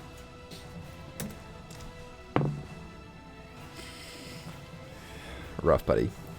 No. You see her turn her eyes back to you, kind of trying to shield them in the sunlight, and she says, "You left me to die alone in that tower." She wasn't alone. We left you under guard. Oh, Well, God. they didn't stay. How was that our fault? Gosh darn it. Gundrick is gonna try to grapple her. Yeah, go ahead and roll an athletics or acrobatics. All right, let's go. So that's a 26. You grapple her. She's grappled. All right, and he's just gonna like try to hold the sword to her throat, and Irina, you need to stop. And that's what he'll do. He doesn't want to kill her. Okay, Blair, it's your turn. Blair does. Use my climbing to be able to hop around Gundrick and get in there with her, so that we can get more people on her. And as she's like maneuvering around, she's beyond the point of saving Gundrick. She wouldn't want to live this way. As she's gonna stab down into her twice. There has to be a way we can fix her. No. I'm gonna go reckless. Yeah, do it. First one is a 17 hit. 17 hits. That will be. I'm gonna pierce her that one. Oh, good. One more point of damage. 7 points of damage on the first stab. 7 points of damage. Oh my god, I'm rolling so bad. 17 again on the second one. Mm-hmm. And that's gonna be for big boy damage. That will do 12, I want to say. Yes, 12. 12 points of damage. Yeah, you stab in twice, and she yells with each strike, and it makes you feel a little bad knowing that this person you were at least friendly with before she resulted in this. Vague acquaintances. I barely talked to her.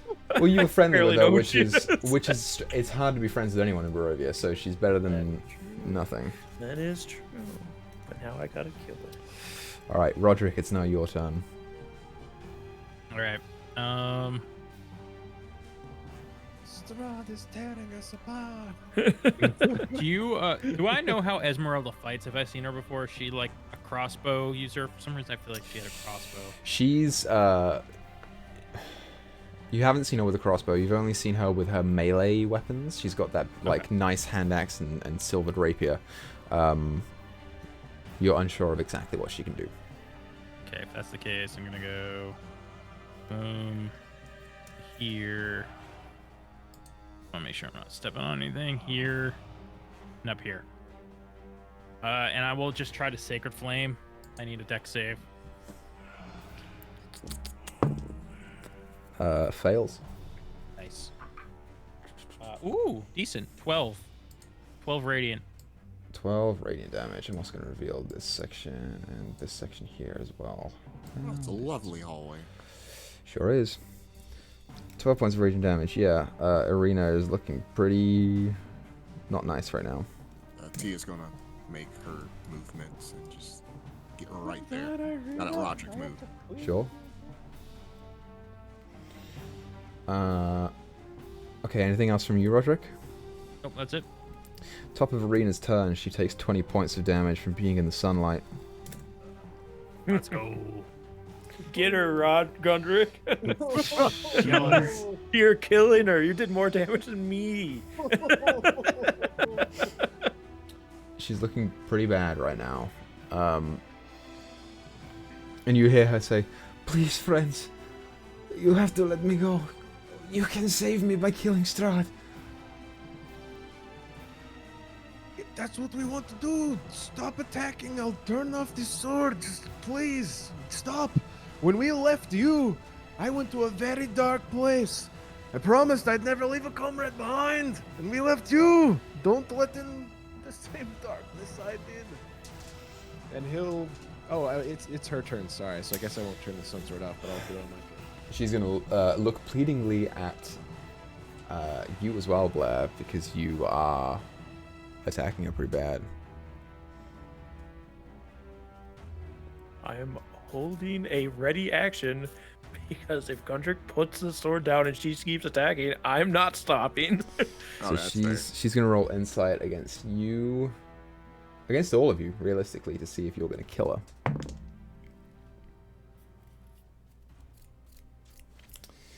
She's gonna use an action. Legendary actions? Oh. To try and break free from the grapple.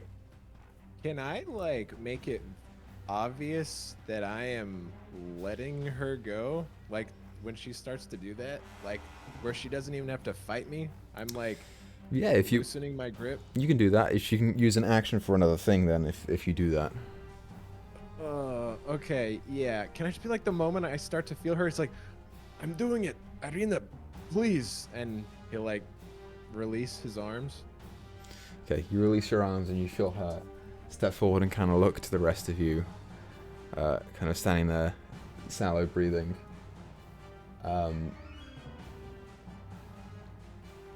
She's going to use her action then to disengage, and she's going to climb up the outside of the pillar and around.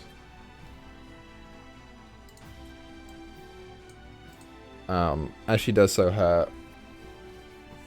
her eyes, which are kind of void of most of the personality that she used to have, kind of linger on you, Gundrick. Roll an insight check for me. Okay. Gundrick's dead. The moment we lose bad perception checks, Gundrick's dead. Oh, that's an 8. Bleeding heart, son of a bitch. Oh my God. Maybe she's on your side now. Why can't we roll higher on the... It's Milivoy's turn. Swear to God, boy. Millivoy. That's, yeah, whatever, Milivoy. Tia, it's your go. Shoot her! Shoot her!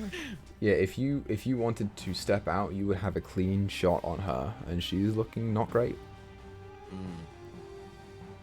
Gundrick's just like pleading with his hands. Stop. Stop. And she's only looking at Gundrick, right? Now she's looking ahead. Ahead towards like Milivoy or Towards like, the like, northern back? side of the room. She's going to try and escape.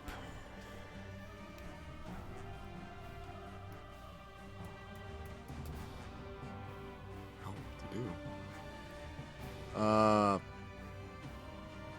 Irina, you need to calm down. Just take a moment. We're not going to kill you. And she is going to try to persuade her to stay and not do anything rash. Roll a persuasion check with disadvantage because your allies have attacked her near death. We do these great. That's a 2. I'll have any bonus. We lost our bard. Did I send you dice? You did, yes, but But he refuses to use dice. He keeps using this terrible Roll roll 20 20. sucks. Me saying that, I you rolled do 31 realize tonight. the last time I actually used physical dice was in Pathfinder, and that went just as bad, right? No, you remember used that? it in this, and it worked better for you. I remember Really? that. Yeah, we I made you I use it have a one time. d20 that I can just roll. Bunch, That I also rolled an 8. Nice. It's better than a 2. Yeah, it's not gonna do anything. I didn't say that. Following Tia's go, if there's nothing else for you, Tia. Just hide. Just I don't want anything else popping out at me. Just hi. Just stealth. 16. Okay. It's now Esmeralda's go. Esmeralda turns to you, Gundrick, and says, "She's not a person anymore," and steps out and lights a firebolt in her hand and will Can I throw it. attack of opportunity as but no, I'm just kidding. You can if you want. That would be a chain of events. We would all be dead. Hey. Oh God, because I can stop her movement if I hit her. Yeah? Can she see Irina right now? You're going to You don't know? really rich me. Oh God, but You don't know, trying but to move away. she's going to move out. Yep. All right, can I non-lethally hit someone with the sun sword? Yeah? Do you have Sentinel? I do, yeah. Okay, yeah, you can do that. All right, yeah, I'm doing it. Roll an I'm attack. trying to stop her. Roll an attack. All right. Oh, that's a nat 20. Oh God. Oh my fucking god. Roll your damage. What are we doing? She's already weak. Wait, but we said I could do it non-lethally, right? Yeah, You're non-lethal still doesn't mean no knocking out our damage. ally. All right, so For a fucking vampire spawn, they're trying to kill you. oh, I rolled horrible on my damage rolls though. Well, double it, because you're fucking crit him. Well, yeah, that's with the 2 die though. 'Cause on my d8s I rolled a 1 and a 2, so that's a total of 12. 12 points of damage towards Esmeralda. Okay. He just yells, "Stop! No!" She's conscious still, right? Yeah, she's conscious, yeah. All right, because you said she was a bit weak, so. How do you hit Esmeralda to get her to stay? I'm going like straight for her. Oh God, I'm not going to try to like cut her like her robo leg. That would be Robo very leg. bad. It's just I'm a gonna go. false leg. I'm going for a good leg. I'm going for. You're going for a good leg. I'm not gonna cut it off. It's not lethal. I'm just trying to mess up her knee or something. Okay, so you stab It's a towards the back of the lightsaber. knee, and you feel Esmeralda buckle for a second, and she turns to you, and she looks at you with more hatred than Irina had in her eyes, and she's going to attack you twice. She already tried to kill me once. Bring it on, bitch. What are we doing? The first one is a 17 to hit. Smacks it away with the shield. Stop, Esmeralda! And the second one is an 18 to hit. Ah, that one does hit. Gosh. Okay, you take 9 points of slashing damage. As she Alright. tries to stab you with the rapier, and you dodge it out of the way with the shield, and then she uses the opportunity to swing on the other open side with her hand axe. You feel it cleave into your collarbones and down your chest, and she like screams at you and says, "Are you out of your fucking mind?" No. We tried to save her. She's still in there, I know it. As this happens, you hear laughter. Low and proud laughter emanating from down the hallway to your right. Oh, God. Oh, no. Way down, like this way. You hear him enjoying this. Blair, it's your turn. Blair's not here. Blair's here. Blair is sad. See, we have bigger threats, Esmeralda. And you're attacking our allies as she's gonna clamber after Irina and stab her twice recklessly, going into a rage. Just teeth bearing out as she goes after her. I'm happy I didn't have to be the bad guy. Natural 20. Ah! Well, Go ahead and roll damage. That means I get an extra D8 because of Piercer. Okay. I'm gonna re-roll the 1 from Piercer. 7 is 21 plus 2 from Rage is 23. How do you want to do this? I just rush up the wall, this full beast climbing, the rage building from... I know Gundrick's trying to be a good person, but it's not the way to go about it, as well as she's obviously toying with him. So I run up, I stab her with the spear into the wall to pin her there so she can't keep running. And then I pull it out, letting her kind of hit the walls. I know, it's rude, it's mean. Blair is over it, just lets her body crumple against the crypt of the other wall as she falls to the ground. You are used to killing vampires and the like, and having them be proud in their final moments. Having them succumb to the animalistic nature of what they now are. And as you pin your former ally to the wall, you see her turn to you with eyes that are sorrowful and pained and pleading.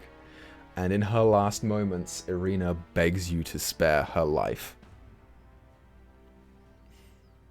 So let her drop. And you don't.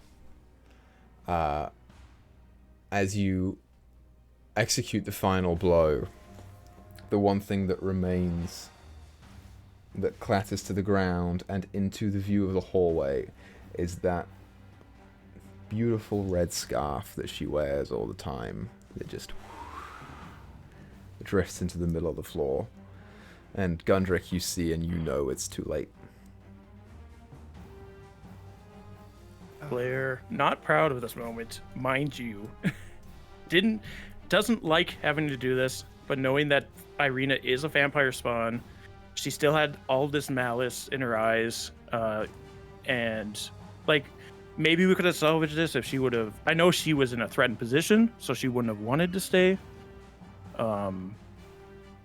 But just her running away made it so much worse, and then Gundrick attacking our allies, even though he didn't like what she was doing, not the way to go about it. So the rage kicked in, just the Wendigo hanging from the wall, teeth bared as the body drops. Also, chat, I get temporary HP for killing things. I rolled 2 1s on my temp HP. I only got 2 HP off of doing this shit. That's when and then you wondered at the end of the day, But who like, was it worth it? just staring down with anger and frustration at the group. mostly at Gundrick because of his attacking Irina, and like the teeth starting to rescend back into her face as her face returns to normal.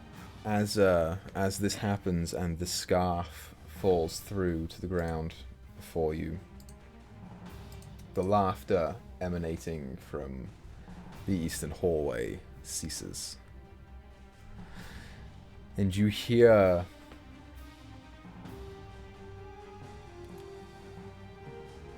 a growl that turns into a scream of, at first, mourning and sorrow, and then sheer anger and rage. How's everyone doing on time? I can go. I'm good. I don't give a shoot. I guess I'm fine. Good. Yeah. Okay. Let's do this. Following Blair's go, Roderick, you're up. Oh shit. Okay. Oh yeah, we're past 5 minutes. Yeah. We're keeping this initiative. Okay. So we have bigger issues right now. Push that shit down, Gundrick. I know that's upsetting, but we have to focus on this job. And I'll yell, Curse of Strahd. This ends tonight, one way or another. And you said east, but I think earlier you pointed out west. No, I said to the one on the sorry, right, east. which is the east Yeah, one. It gotcha, just depends on never which way you're mind. facing. Yeah, sorry, my brain just parted there. How far does your dark vision extend to, Roderick? I think 300 feet. 300 feet. Yes, So you 300 feet. see down there. You see steps descending into this room down there. There are alcoves right here and here. And you see... Wait, is this the right room? No, it isn't. Never mind, it's not the right room. So it would be to the north instead, is where it would be. Sorry, the north would be where I hear Strahd? Yeah, or... Strahd's northern. I got the wrong room. Okay. Is all it is. So if I step like out this way, can I see Strahd? You can't quite see Strahd because there are things in the way, but you can like get this section right here and make out that there's probably a room just beyond that. Okay, so what I'm gonna do is I'm gonna start moving toward the sound. Can I see? How much further can I see now? It's you're getting caught right here. Actually, you've got a little bit further away. I'll just be generous. That's what you can see. You can see right at the very edge of your vision there. Right like here. There's another portcullis and stairs that go down. We're gonna stay in initiative all of that travel. Ah, shit. Yeah, we sure are. Oh, that makes things so much more difficult for me. I want to ask this. Actually, I don't know if you want to tell me or not. If you don't want to tell me, don't. But one of my abilities is Twilight Sanctuary, and that's the one that gives everybody temp HP, but it creates an aura of dim light around me. How does that interact with the Sun Sword sunlight? And the Sun Sword just takes precedent. So the Sun Sword goes over okay, that. so it would get rid of my dim light. Here's what I'm going to say to you guys. It'll take you 2 turns to get there. So if you guys want to just rattle things off 2 turns, just tell me what you're doing. This is what I say. I can still move and hold an action, right? It's movement's not an action. Okay. I move up there and I say, to me. And I'm going to hold my action to cast Aura of Vitality when everybody's around me. Okay. So everyone gains the perks of whatever the fuck that is.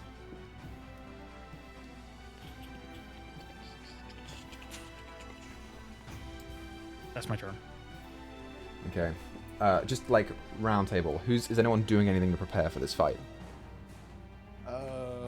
I did want to say Gundrick was having a moment looking at that scarf on the ground. Like seeing it kind of splayed across the tile. and then like kind of blinking, and it's like he's looking at the scarf, but then he's also in the Underdark, looking at the streak of blood that leads to his brother's head, and like kind of flashing back and forth between the two, and kind of like seizing up for a minute, and then kind of clicking in his head. It's not my fault. It's not my fault. I didn't do this. And he'll try to pull it together and chase after Roderick, I guess, and follow his lead. Yeah, as you chase after Roderick, Esmeralda like catches you and says, "Touch me again and I'll fucking kill you." I said the wrong. Snap your neck. I said the wrong spell, but I am still gonna use this spell that I said by mistake. But I just want to. I get a bonus action with it. Bonus action. I'm going to heal Gundrick. 2d6. Okay. I rolled 2 HP. You get 2 HP. Nice. I'll take it. 25. Let's go. Accidentally cast the wrong spell, but I think this still works. I already second winded, unfortunately. Oh, and also he'll bring up Babushka to tow with him. Yeah, Babushka is out. Okay, I used my second wind already too. just for gets and shiggles, let's just reveal everything. Yeah, before Blair moves, she's just going to look to Esmeralda to see how she is going forward with this. Like emotionally or physically? A little of both. Physically, she's okay.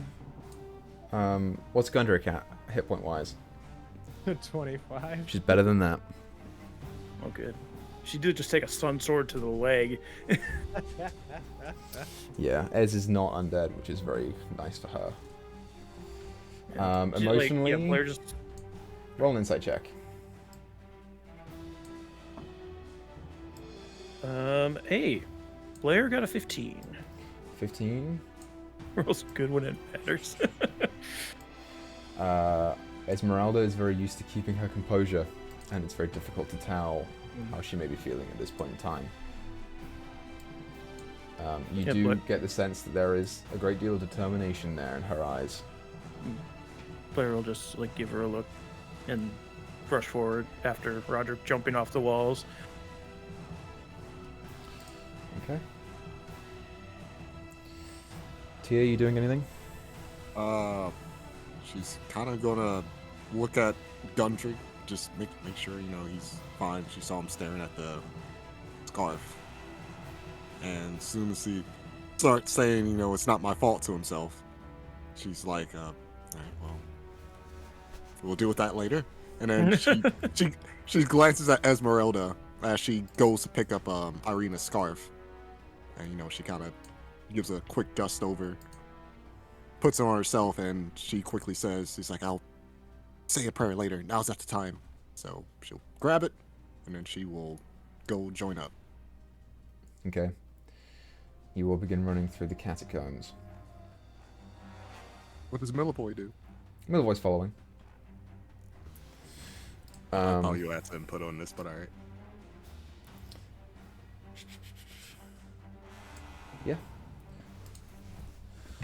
If that's all that everyone wants to do, then... No time to yell at each other right now. Yeah. Later. Then I'd like you all to drag your characters right here. Nope. No. Nope. We're taking 2 more turns to do that, so I can heal somebody twice. Okay. Then do it. Burn spell slots. Right. No. It's a continuous spell for 10 minutes. Oh, or sure. sorry, 1 minute. 1 minute. The next turn, we move another 30 feet. If we want to just do it that way to make it easier. And I would heal Blair. Blair's really hurt, right? Yeah, it's just, like I'm missing like 30 HP. Okay. You get 7. Great. Thank And you. then the next movement turn, I will heal. Tia, you said you were hurt. He is only missing 10 HP. Oh, okay. So Okay. if you want to heal someone else, go for it. So Gundrick's still pretty messed up. Yeah, I'm at like less than a third. 9 HP. Oh, that's good. That's good. Okay. Just want to make sure I got those in. So that's round 3 of that. Okay. Okay. Man, this is awesome. Sorry. I want us to be as topped off as possible. Sure, that's fine. I'm still waiting for the anime drop kick from Strahd.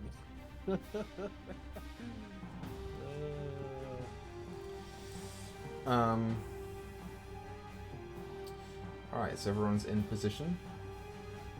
Yes. So ever be. As you approach up there, you do hear the sound of footfalls and a cane that appears from your left as you go in, and you see kind of hobbling there a little bit the figure of one Rudolph van Richten, who appears right here. Tell him who you attacked Esmeralda to see how he thinks he would. Wasn't the time for that. He says, Details. "You are very loud. Do you know that?" We've been told. Actually, we get told that a lot. So much for the stealthy approach, then. Roderick, you are first to the portcullis. You look inside. Yes, And you see before you white marble steps descend to a tomb that has a vaulted ceiling 30 feet overhead. There is a stillness felt here. In the center of the tomb, there is a white marble slab that supports an intricately inlaid coffin. Chiseled into the slab is a name, Sergei von Zarevich. To the north, behind the coffin, there are 3 alcoves. A beautifully carved statue stands in each alcove. A stunning young man flanked by 2 angels, looking as polished and new as the day each was placed there. There is an iron lever protruding to the west of the portcullis. As you look in,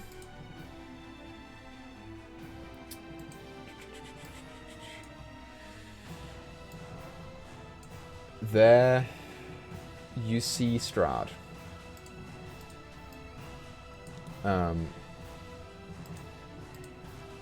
Strahd is currently... Where is he? Token layer right there. Strahd is currently, like, hunkered over the tomb of his brother. And you hear him kind of talking to himself. Anyone who wants to listen in to what he's saying, go ahead and roll a perception check. Ooh, very Do it. Ew. Oh Only my an goodness. 11. That's a 10. Actually, wait, nah. Gundrick's too in his head to listen to that. 16. Listen as a player.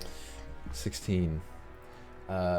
You barely make out the words as he talks, and you only make out a very brief part of it. You make out the words, "What was it for?" And you sense some form of regret in Strahd's voice. He looks up to you.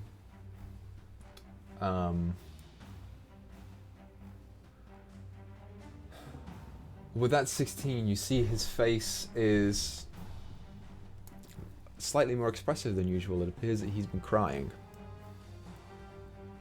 With the portcullis still closed, he looks at you, Roderick, as you're the closest one there, and you are, in his mind, the elected leader of this group. So, it has come to this. I have enjoyed our little game. And for once, one time, you have gotten the better of me. You have done something I would not expect. You killed your friend a second time. He wasn't our friend anymore. I see how you justify your actions. There is nothing else to discuss, I take it. Let the game come to an end. Face me. And he backs away and disappears into the shadows. Big talk. Big talk. Somebody's gonna hide. Well, you know he's still in the room somewhere. That's not fair. Can't issue a challenge and then Wait, just vanish. Wait, does sunlight screw with his vampire stuff at all? I don't know. Is he on fire as he's invisible? I don't think you're close enough. Yeah, from where It's you like are, a- you're not quite close enough. But It's a mine. Oh, no, it's 60 feet, isn't it? Yeah, it's it's 60 feet. Because it's 30 foot bright, 30 foot dim of sunlight, or so for a total of 60. This chamber Minecraft is lower than the chamber that you're in. So you watch him kind of back up and disappear, and you're getting like most of the chamber, but wherever he went was the darkness. Impersonate me. Maladazi. Whose turn is it? Let's say we're not in initiative yet. Oh, we are gonna Who's- reroll. We're not going to reroll. We're going to keep the same one, but we'll just stay out of it for now. Damn, double damn. Who opens the lever and who goes it? What's the marching order?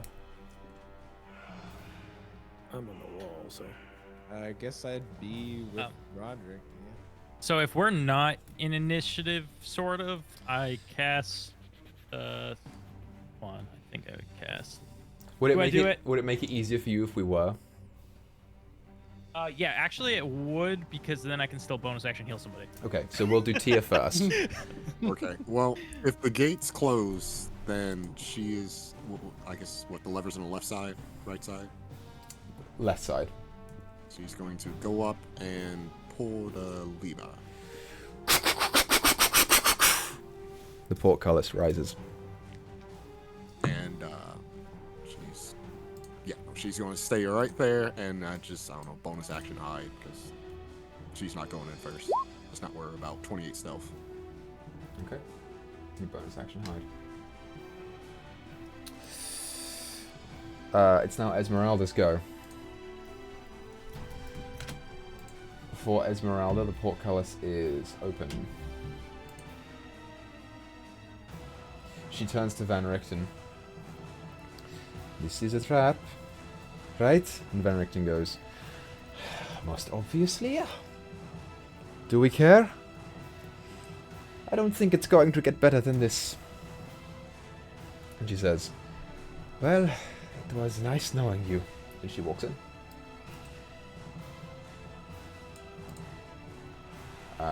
She gets down there, and that's the end of her turn. Gundrick, it's your go. Alright,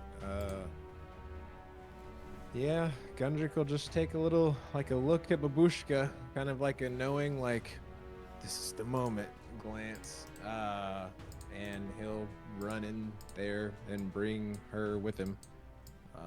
There's Babushka. 5, 10, 15, 20, 25, yeah.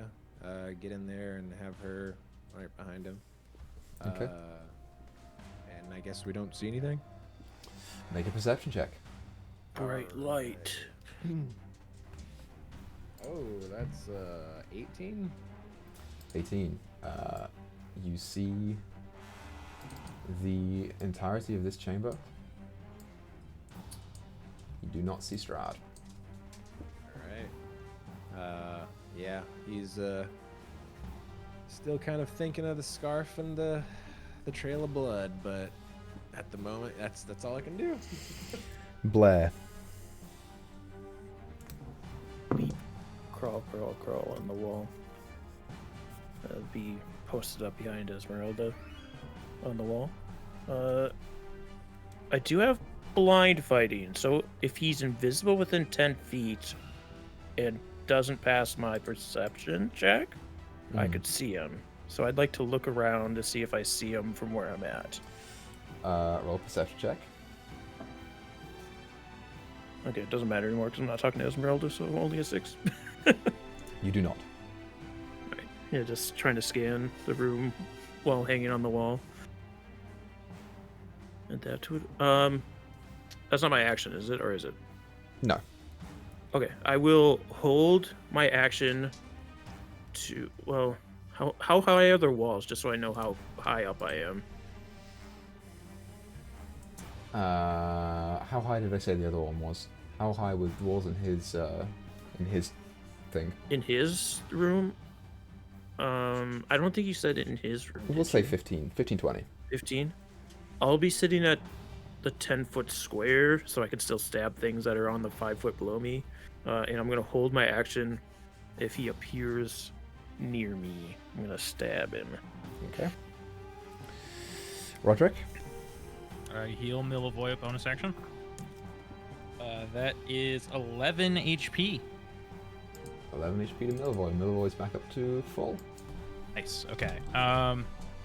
Then you see darkness envelop Roderick's eyes before they glow.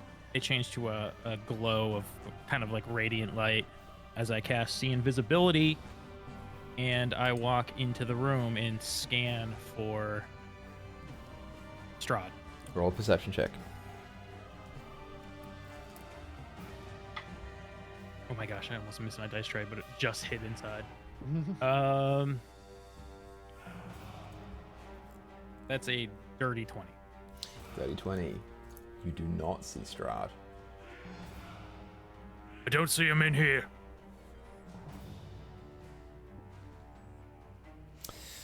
Following Roderick's go, it's now Van Richten's turn. Van Richten is going to turn around the corner and kind of stops behind Utia and kind of focuses on the group of people clustered at the bottom of the stairs. He thinks for a moment and then is going to swing back behind the other wall and put his back to it. As he thinks very heavily Fireball. and realizes that you all are clustered. Yeah, that's fine. I don't want to go in. He turns to Milivoy and just holds up a hand for Milivoy to wait. Milivoy abides by him and is going to hold movement right there. It's now Strahd's go. Fireball.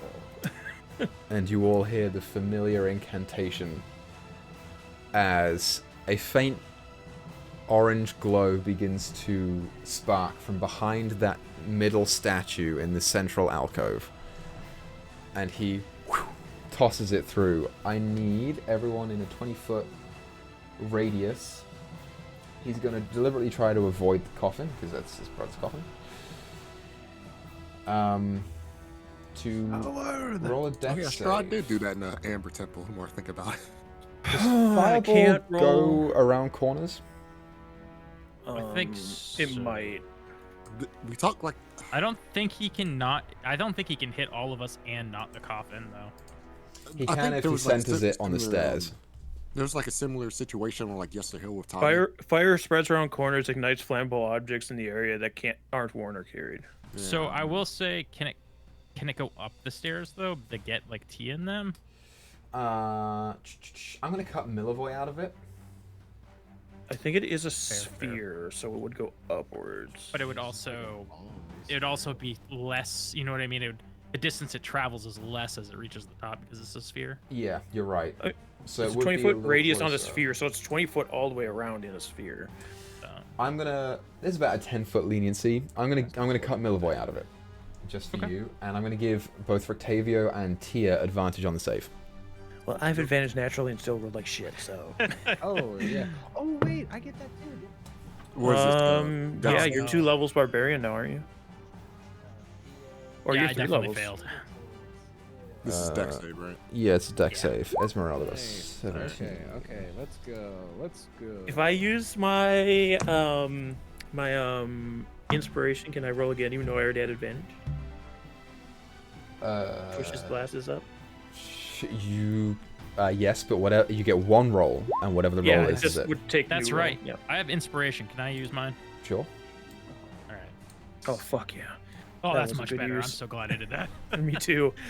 I got up to a 21 now. 17. Hopefully that passes. Okay. No. What's this? No, he did healing instead of temp HP. Okay. Tia, I what'd you can't get? use the temp HP as long as you have your sun sword out, I don't think. Really? Do you think it interferes with that? It gets rid of the dim light, which I think he I don't- needs, right? I don't know if it's a side effect or if it's necessary. I'll reread this thing. I'll look at it too. Tia, what'd you get? 24. You take 14 points of fire damage. Is that a successful save? Yes. I take no damage because of evasion. Okay. Yeah, it's- Broderick, 17. you take 29 points of fire damage. Gundrick, 17. 29 points of fire damage. Blair, 21. you take 14 points of fire damage. Oh, thank God. Esmeralda and Van Richten both take 29 points of fire damage. 29 Plus- was the half? They did not 29 was succeed. full. Oh, wow. Okay. 14 Damn, was you must have half. a really high spell attack thing. He's decent. The BBG, you would hope so. Yeah. And he is now revealed. Oh, thank I'm doing God. circles. Why am I doing Action, circles? I don't think it matters if the dim light's there or not. I think it's just that the sphere is filled with dim light. Yeah, so like you still have your sphere. It's just, you know, Shit, yeah. it's a little It's just bright. the light has been vanquished. Yeah. Okay. Because of where he is technically like shielding himself from the sunlight. This pansy ass mother. Damn it. He's so And far he's back. going to snap his fingers. And from outside of the chamber,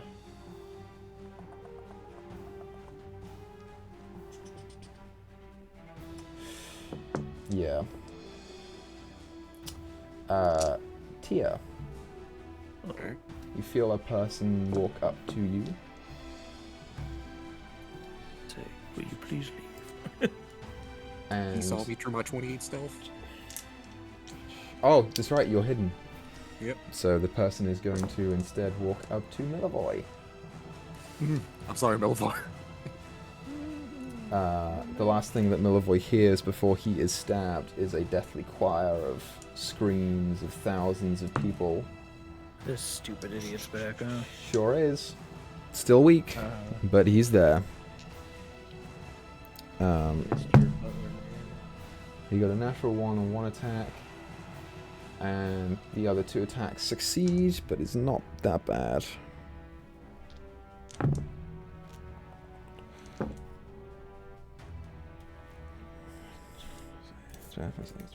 Milivoy takes 20 points of damage.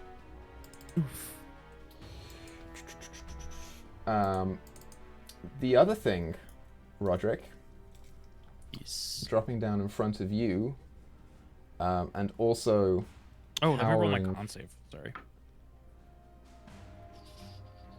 actually he's dropping down behind you, and cowering from the light emanating from Gundrick's sunsword. You see familiar greyish robes that are dirtied by his burial and subsequent rising. The stringy white hair of your former mentor and paternal figure, Father Lucian, appears right behind you. Now kill him. And says, Just like Irina. I'm disappointed in you. And is going to attack you. The first one's going to be a grapple. Misses. And the second one, he's going to try and grapple you again. Does a 16 hit you? No. You dodge out of the way as he tries to attach you in the place that you are.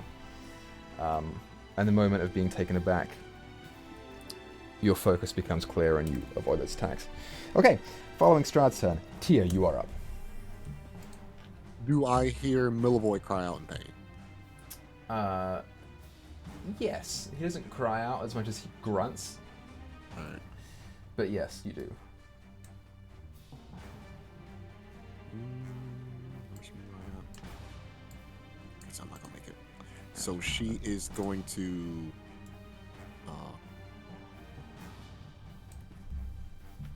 There's really no way to do it. Am I able to get a clear shot if I stand here at Rahadin? At Rahadin, yeah. Yes. Okay. So she's going to step out of hide, and she will fire her short bow at Rahadin. Yeah, go ahead and roll your attack. For a 20. 20, I'm pretty sure hits. Damage: 15 sneak, 6 piercing. 15 sneak, 6 piercing. For a total of 21. Yeah, Rahadin was always looking decently. He wasn't looking his best self. I mean, he's still okay. It appears that he went and healed some in the meantime. But he's far below what his max is. Okay. Then I'm assuming he can't hit me from here. She's going to expend the rest of her movements to get a bit closer. She's going to go down there, and she's going to bonus action hide. For a 29. You Even feel better. pretty hidden. Okay, it's Esmeralda's turn. Gundrick, you're on deck. Esmeralda is going to run the fuck up. God damn you, Esmeralda. And she's going to attack twice. What? Oh my god. I rolled 2 natural 20s. Holy shit. I gotta take a picture of that. Anchor. I saw, dude. That's my girl. That I haven't told that I have a crush on. Hell yeah. It's a shame that her damage just like is real life, baby. not super good, but whatever. Okay, awesome. Good shit, Esmeralda. Well done. So the first is... Oh, I rolled min damage. 2 plus 5 is 7, and the second one... Oh my god, dude. It's 4 plus 3 is 7. She deals 14 points of damage to Strahd. On fucking piddly ass fucking oh my god. 2 crits. How about that? As she goes ahead and like slashes forward with a hand axe and then tries to stab him with the rapier. He takes both hits, and his jaw is clenching heavily. But he's still there. Okay, Gundrick, you're up. Blair, you're on deck. Alright, yeah, Gundrick kind of flashing back and forth between the Underdark. Strahd, Grizlocke that killed his brother. Strahd, he just kind of steals himself. He says, "Your corruption ends here! My name is Gundrick of Clan Sunforge!" And he's going to rage, and he's going to charge him. So, he's going to move up, and he's going to move Babushka with him. I would hope that Babushka's quite happy that he considers himself Clan Sunforge again, and she chases up with him, and they are about to go ape on him. So, he's going to attack with the Sun Sword. Mm-hmm. And I'm attacking recklessly. Sure. So, that is a 18. 18 hits. All right, thank God. All right, so that is 6 plus the 9 is 15 radiant. 15 points of radiant damage. Awesome. All right, the extra attack. That's a nat 20. Hell yeah. Nice too. All He right. dies. All right, let's see. You're doing your undead sunsword damage too, right? Yeah.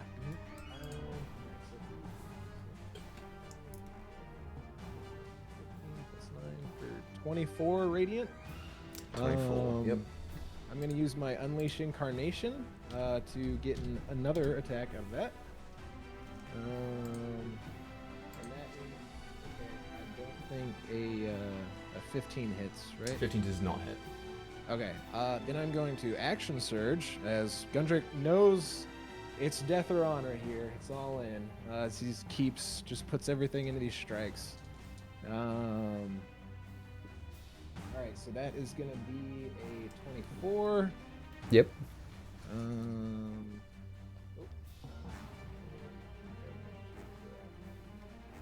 11 plus 9 for 20 radiant. Mm-hmm. And that's 24. Let's see. 13 radiant. And he's going to unleash Incarnation again, since this is technically a second attack action, for one last strike. You can do that twice per turn? Yeah, it's Dude. once per attack action. So Yeah, so it's action surge is another attack action. Echo you can Knight's use it again. nasty, bro. all right. So then Same thing with Gloomstalker Ranger, baby. That's a 22. All right. Let's see. All right. Ooh, that's not bad. So that is 11 for a total of 20 radiant on the last one. 20 radiant, yeah. You just carved out close to 100 points of damage on Strahd in that one turn. Whew. As you just cleave into him like total anime style, just wham, wham, wham, wham. He takes each hit and is he's taking a lot of damage here. Anything else on your turn? No. I mean, other than Gundrick is just throwing everything he has into this. Doesn't really care what happens, but he will do what he can to end this threat once and for all. At the end of That's all I your got. turn, he's going to use a legendary action to strike you. All right. Just an open hand slap. Yeah. I have 5 health, so.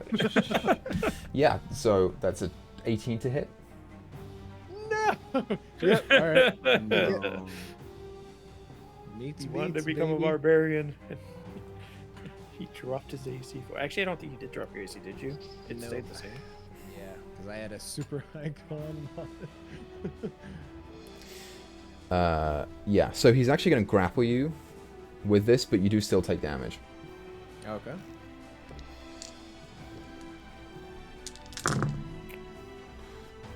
You take 11 points of damage. So, can I say, as he grabs me and, as I lose consciousness, Gundrick just lets out one final, I am not afraid, and then conks out? Sure, yeah. As Strahd, grabs the side of your head and just yanks it down, you feel a bone in the back of your neck kind of shift out of place, and that's probably going to haunt you for years to come. As he brings you down onto the top of his knee, and you feel yourself black out.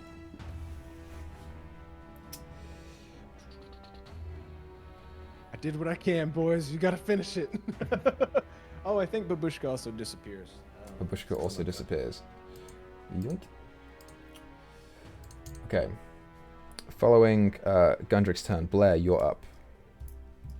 Well, I was going to say she was looking to see just that alcove full of people. Oh, there's not really space in there. It turned to see Roderick fighting with some vampire spawn she's never seen.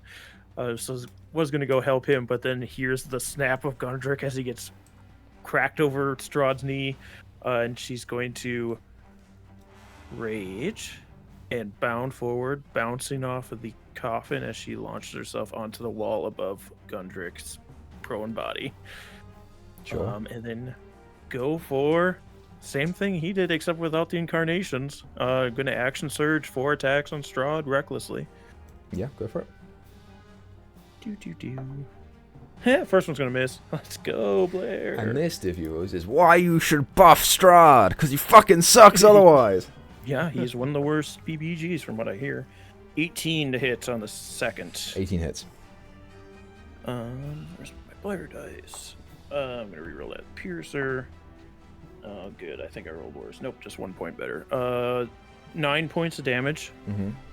That's the second hit. Third one's a nat 20. Woo! Let's go. I get to add the extra D8. I already used the reroll from Piercer, so I don't get that advantage, unfortunately. But I do get 18 points of piercing damage. Mm-hmm. And the last stab should hit. Let's see if we crit. No crit, just a 22 to hit. 22 hits. And that's going to be 10 points of piercing damage. 10 points of piercing damage. Just get on the wall and start stabbing into him. Hanging above Gundrick's unconscious body. Yeah, awesome. At the end of your turn, Blair, he's going to use his other legendary action. Holy moly.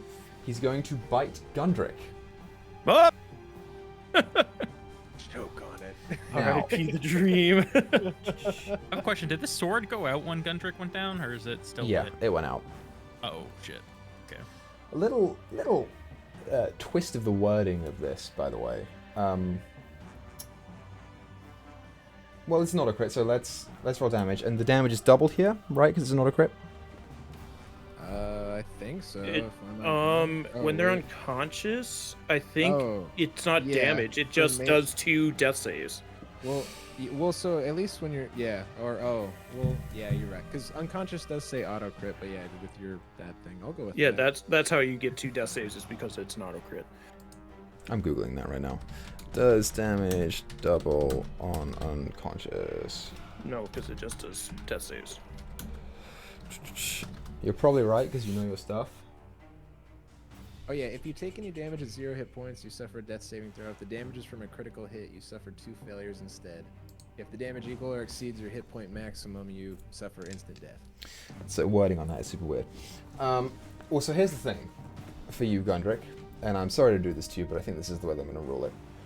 With this particular attack, a target dies if its hit point maximum is reduced to 0. You're already at 0, and you're going below. Did you say hit point maximum or hit Yeah. points? Oh, My hit point max. maximum You're is right, still never mind. Yeah, 77. Never mind, you're right. So you're going to take 2 death saves from this. Alright. Fortunately, the Sun Sword is attunement, so I can't just pick it up and activate it, because I'm not attuned anymore. Does the sword want to fight? Does it maintain I itself? mean, it does want to fight, but... So he regains... It seemed pretty, excited to want to fight Strahd. What is your hit point max at right now? 77. Reduce it by 9. Okay. Phew.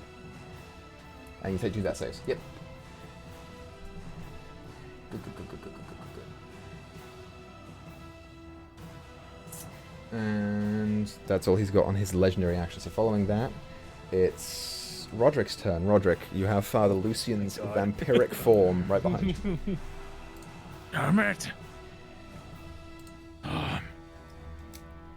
Just for flavor, I kind of give him a bash of the shield to try and push him away as I, Can Strahd see me from here? If I turn my head, can I see Strahd right now? Roll a perception check.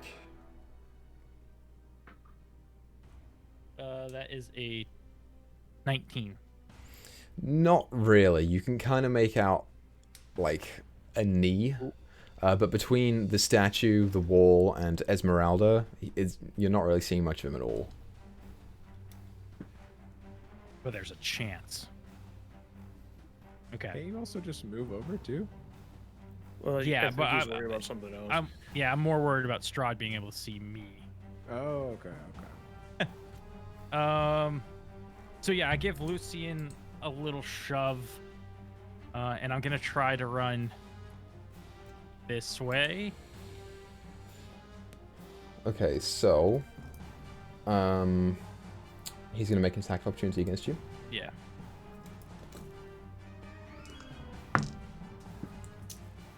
$17 to hit. Misses. Yes. It's very good, because if not, you would have stayed there. Yeah. All right. So, I'm going to cast Aura of Life. I believe that's what this one's called. That's the one I was originally going to use, but then I said the wrong one. Yeah, Aura of Life. Perfect. And just want to see if it does anything first turn.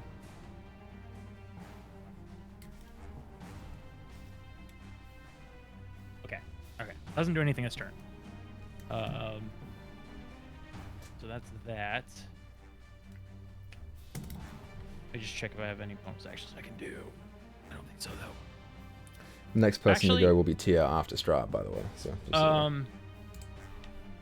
because it's now dark, I am going to Step of the Night bonus action and fly up. Would somebody be able to hit me if I was 9 feet up? I don't know how that works. So I'm not within 5 feet, right? Up. Well, or it would be. yeah, unless they're Tia, yeah. Mechanically, technically yes, because Okay. it's that 5-foot square above the So 5 I'll foot go on the 11. ground. I'll Yeah. go 11. It's weird with Yeah. up and down. So I'll go 11 feet up. And that's my turn. Okay. You go 11 feet up. Following Roderick's go, it's Van Richten's turn. Oh. Van Richten's going to turn his attention to Rahadin.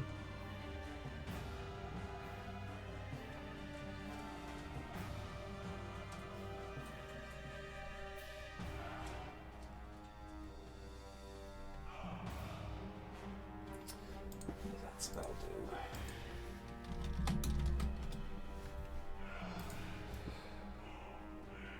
That's not bad. And you can stack that? Yeah, he can stack that. So, he's going to run up to Meyore and cast Death Ward. yay! oh, Nice. what's that do? It makes so he survives on 1 HP. It kills him. This essentially gives him relentless endurance or whatever. Yeah, it's called. essentially. Yeah, okay. And that's Van Richten's turn. Then Meyore is going to turn around. And he's going to say, I'm getting kind of sick of your shit. And then he's going to attack Rahadin twice. Is what he's going to do. Come on, Meyore. Odin has stabbed him twice from the darkness. What is Rahadin's Fine, armor smite class? that mofo. Meyore, you got this. One of them hits. Yeah. Alright. Okay, that's big. So he's going to do this two-handed. He can do a d10. I was doing it one-handed this whole time. So Rahadin takes 2 + 4 + 1 is 7 points of whatever damage. And Meyore is going to dump a 2nd level Divine Smite into this. Now Rahadin's not undead. So how many is it back? It's 2d8? 3d8? What level? 2nd. 3d8. 3d8. Mm-hmm.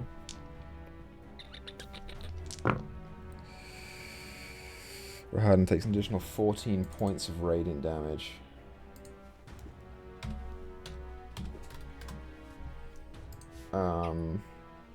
And they are facing it off right now. Meyore is going to stay where he is. Okay. Top of the round. It's Strahd's go. Uh-oh. Ooh, boy. I'm over his body. Blair, Fight how are me, you? you How are idiot. you looking right now? I'm looking hot. So mad, so Wendigo. How are your hit points at? Does Strahd have a feature that lets you know how many hit points I have? Not just give me like a Because rough Ariel ball. does. Like, are you like good? Are you okay? I'm better than I have been. I'm not bloodied yet, technically. I fucking hate you. He's gonna look up to you, Yeah, he does. and I'm a he's role gonna model. say, "Why don't we point that deadly intent somewhere else?" I'd like for Oh. you to make a wisdom saving throw. No, please. You know how fucking bad I am at this. I he don't gonna think make I your can kill pass. me? That would be I think I'm just gonna be awesome. charmed the rest of the fucking game. If Blair kills me, I'm gonna be so happy. That's It's just a so 6. cool and dark. Oh no. You feel yourself compelled under Strahd's charming gaze. Strahd is now your trusted friend, to be heeded and protected. Yeah. he looks back to Esmeralda, and you hear him say, "She should be your first target." That's Strahd's go. It's now both Rahadin and Father Lucian's go. Well, Rahadin is a bonus action. Let's start with him. Is going to force Van Richten, Milivoy, and Tia to make a wisdom saving throw.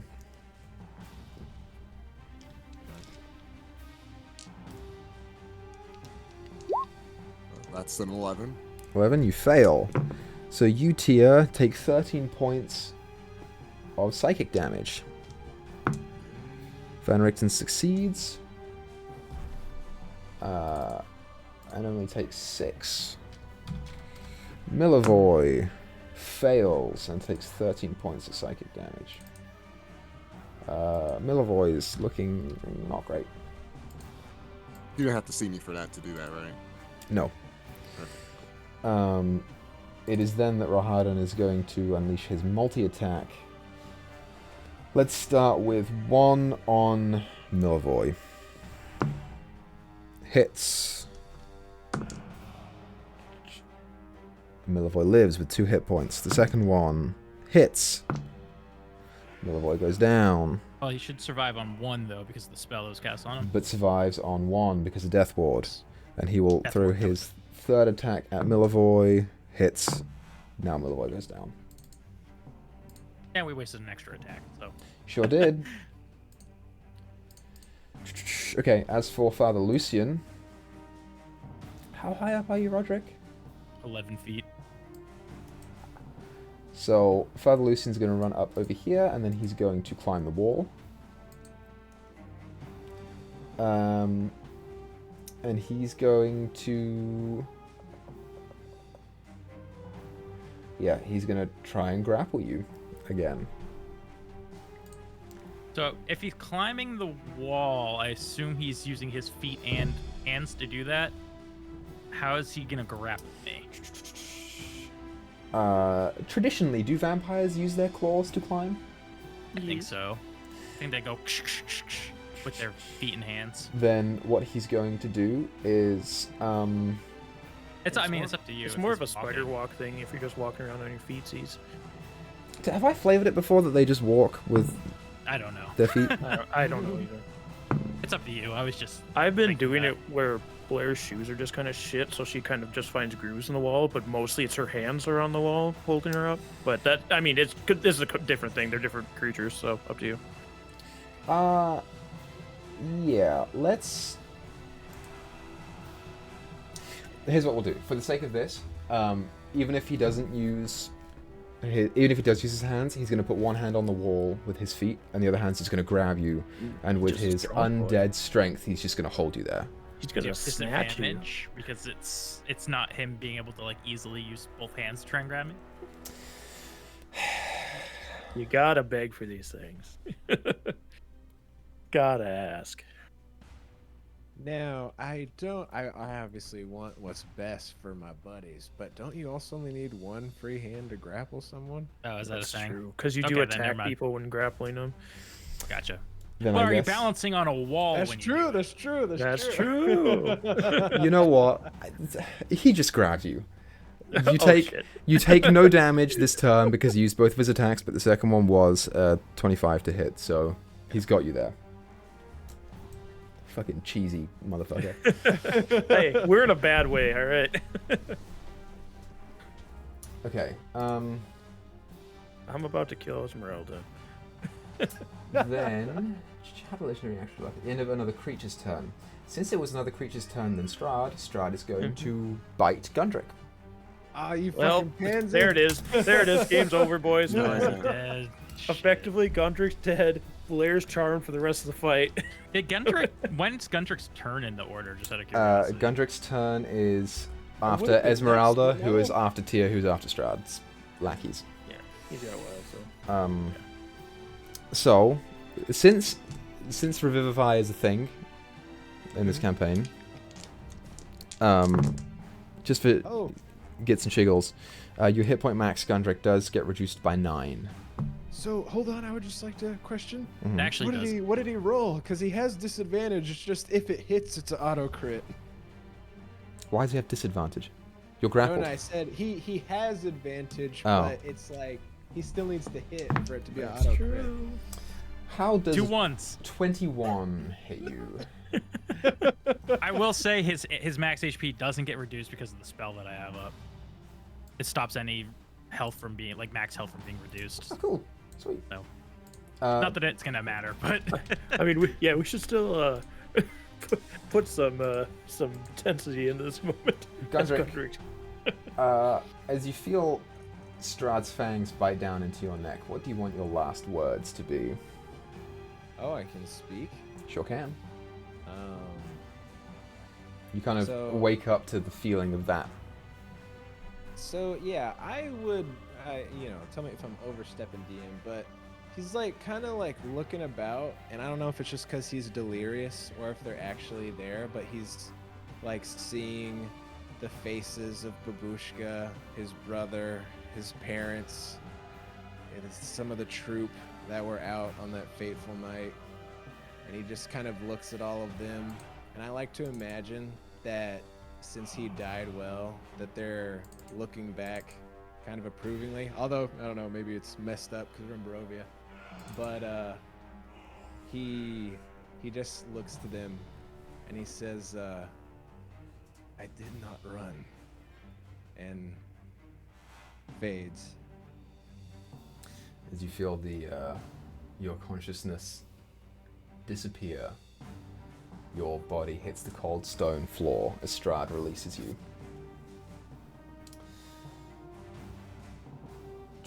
And then he looks towards Esmeralda, but it's not her go yet, it's Tia's go.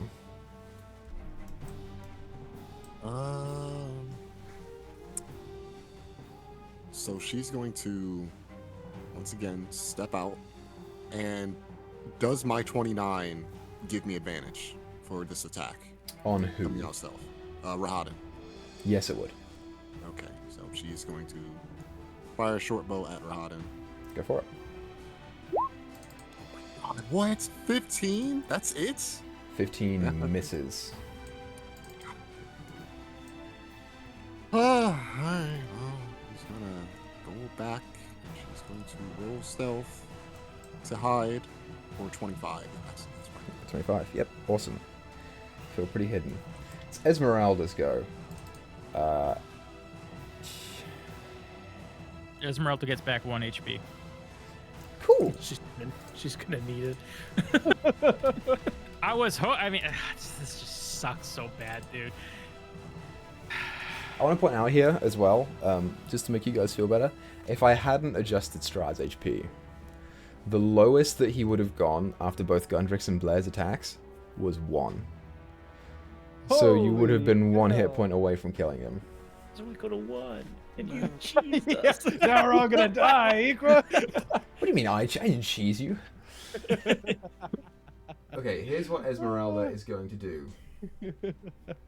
Noting that Blair is struggling to remain herself, how do reactions work? You get them back at the top of your turn, Yes. and you can use them on your turn. If whatever is there to trigger them is happening during your turn, yeah. Okay. Because you can counterspell during your turn. So Esmeralda's going to move away.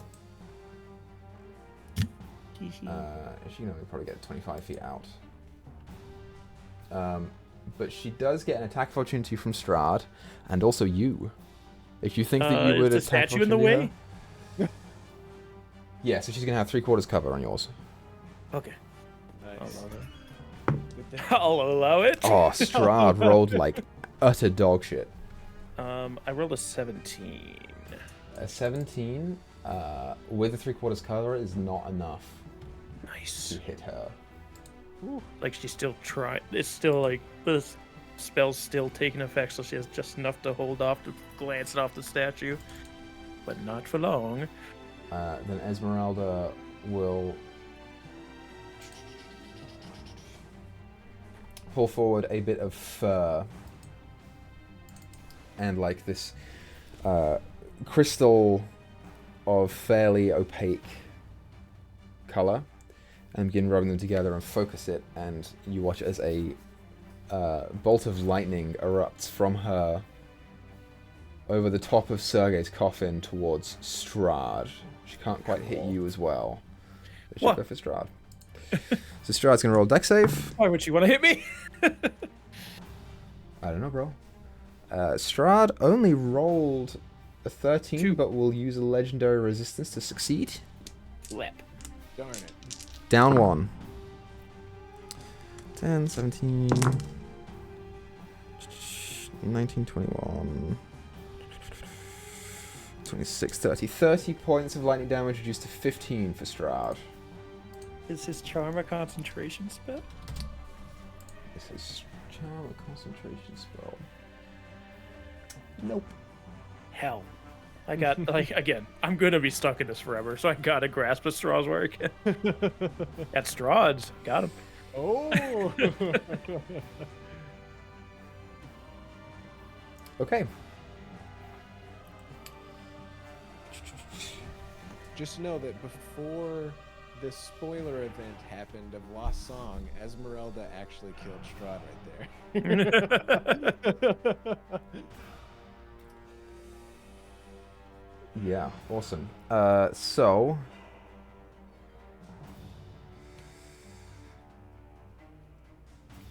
following Esmeralda's go... I'm trying to think if he's going to use legendary action or not. I don't think he is. I think he's going to stay where he is. Okay, Blair, it's now your turn. Hell. Well, he told me to defend him, starting with her. So, like, trying to fight against it, but can't. I was gonna bound out. 5, 10, bounce off the thing, right up to her, yeah. I'm gonna use my movement as, like, a momentum push. Mm-hmm. To use a shove as my first attack to knock her to the ground. Sure. So go ahead and roll your attack, and we'll see if that works. So I roll in athletics, and she rolls in athletics or acrobatics, and it's contested. What'd you roll? I rolled. Technically, I have advantage on this, I think. I mean, I rolled like a 24. Yeah, 24. 23. I just beat her. So I, like, launch at her, knock her to the ground, and standing over, I'm gonna stab her with the blood spear. You've got advantage. Yes, I do. Okay. Damn it, I rolled better. It's a 21. 21 hits.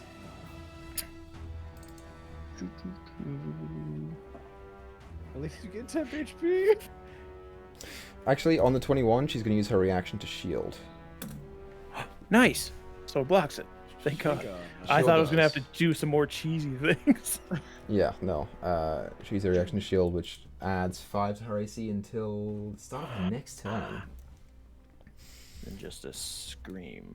Do I get... Now, at the end of my turn, do I have a chance to break it? You do not.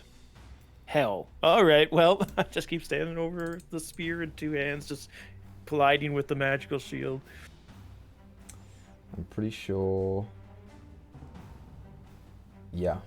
Without any conditions, you do not get a chance to escape the charm. He doesn't have concentration, and I can't escape this. This sucks. It's a vampire lord, dude. Fuck him. Okay. Following Blair's go, Roderick, you are up. You see Blair attack Esmeralda. Okay. So how tall are the ceilings in here? I feel like we said it at the beginning. 15, 20 feet. 15 feet. 15. Okay. 15. Okay. That's not great. Then the second thing is potions are bonus actions in this, right? Yeah. Okay, cool. I downed my potion of heroism. Well, the is that a potion or is that a charm? Charm. Oh, we put it in as potion because it's just... It had the Since it's the one that you got from Mordekainen, it just happens. You don't need to use an action or bonus action. You just do it. Shit. Okay, I used that. 10 temp HP. Okay. and bless. Sorry, I'm just adding all of these so I remember them. All right, so I got bless as well. And then, how do I break out of the grapple? I would have to use an action, right? Yeah. Okay, so Since he's stuck you to the wall, here's what I'll say. Because you're flying, I will allow you to roll a contested check of his athletics versus your spellcasting modifier to see if you can drag him with you at half speed.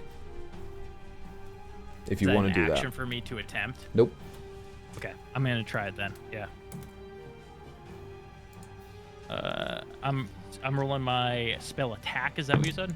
Just use your spellcasting. So roll d20 and add your wisdom. Okay. 18. You succeed, so you can move 15 feet.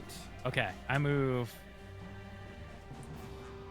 5, 10, 15. I kind of float above. Is that gonna be close enough? Hold on. Yeah, it's as far as I can get either way. All right, I don't go in Blair's thing there. Okay, so I float above the sarcophagus, the coffin, and I hold up the symbol of Ravenkind, and I expend 5 charges to cast Sunlight. Nice. Okay. Does that do anything on cast, or is that at the start of turns?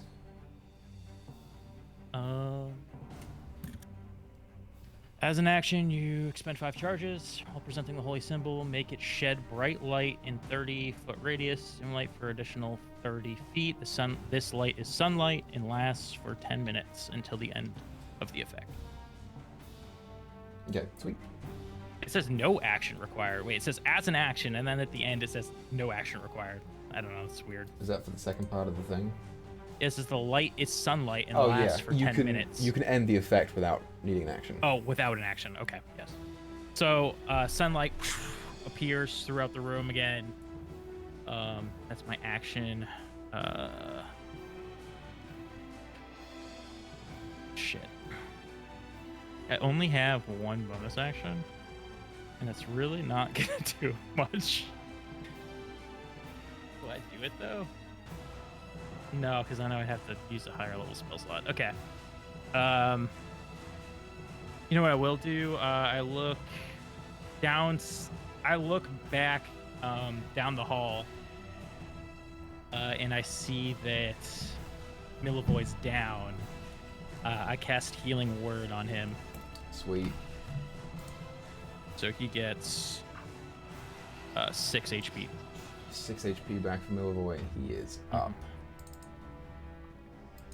That's my turn. Hopefully the sunlight does something. I don't know. Okay. So at the end of Roderick's go, it's now Van Richten's turn. Van Richten sees Rahadin ahead of him and is torn because Esmeralda's getting the shit kicked out of her.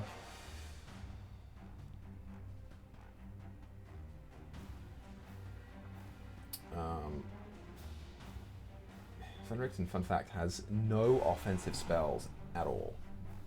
Yep. He blows. He sure does. Oh my god. So...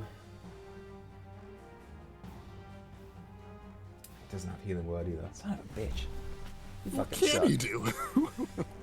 He's smart. I don't know. He's gonna attack Rahadin twice. By moving down here and then doing it. That's what he's gonna do. Okay. Oh, both of them hit. Good. So he's gonna do 2d6 plus 2, so 12 points of damage to Rahadin. Rahadin's looking real bad. Good.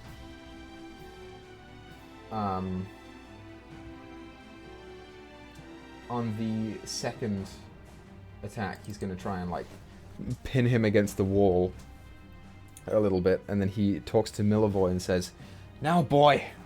Meyore is going to get up and swing twice at Rahadin. Yeah, Millevoy's probably stronger than Van Richten is.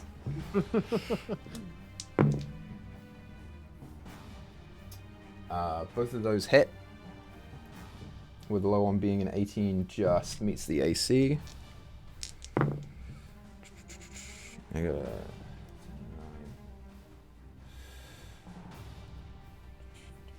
So between the two hits, he deals 29 points of damage to Rahadin. And Rahadin is dead. Let's Little go. boy got his revenge. As Meyore stands up and he cleaves down once on the shoulder and severs Rahadin's right arm completely off, hearing one of the scimitars clatter to the ground. And for the first time, Tia, you see his expression become that of surprise, and the tactician mind of Rahadin seems to have underestimated the young boy under Roderick's wing. As Meyore brings the sword up and just cleaves the head straight off, it rolls along the ground. And then he's going to turn and kick it down the stairs. Blair, it just rolls down next to you. And you don't see anything. But Roderick, you see Strahd notice this, and another wave of anger wash over his face. Your world is falling apart around you, Strahd. Then I shall rebuild it anew. It's Strahd's go. Oh shit! I shouldn't have taunted him. I mean, you're also the only one in Yeah, I here know, that's... yeah. Well, I guess Esmeralda is, but she's kind of busy. Yeah, Strahd is in the face of sunlight right now. He's going to mutter to you, Blair, and he's going to say, "Take the pendant from your friend." Oh shit. He needs to move in sunlight. I don't know. No. Give me the stat block, I'll tell you. Yeah, he can. D&D Beyond, quick. But his attack rolls have disadvantage because of the way that it works. So instead what he's going to do, Does it Roderick... take any damage at the top of the turn like in the other ones? Oh, does he take He damage? does. Yeah, he does. It kills him. He's dead. Woo, we won! Yeah. Woo! He's not dead, unfortunately. Damn it. Shite. But what he is going to do is cast a spell on you. So, Roderick, I would like for you to make a Constitution saving throw. Sure thing. This spell magic? Is that what he's doing? Nope. He's going to blight you. Uh-oh. That's gonna freaking hurt. What kind of save? What kind of save? It's a con save. What does Strahd look Strahd's looking... He's looking pretty hurt. He hasn't been able to regain hit points, which is the issue for him. 10. That does not succeed. I need a D8. What the fuck are my D8s? Ooh. 16, 23, 25.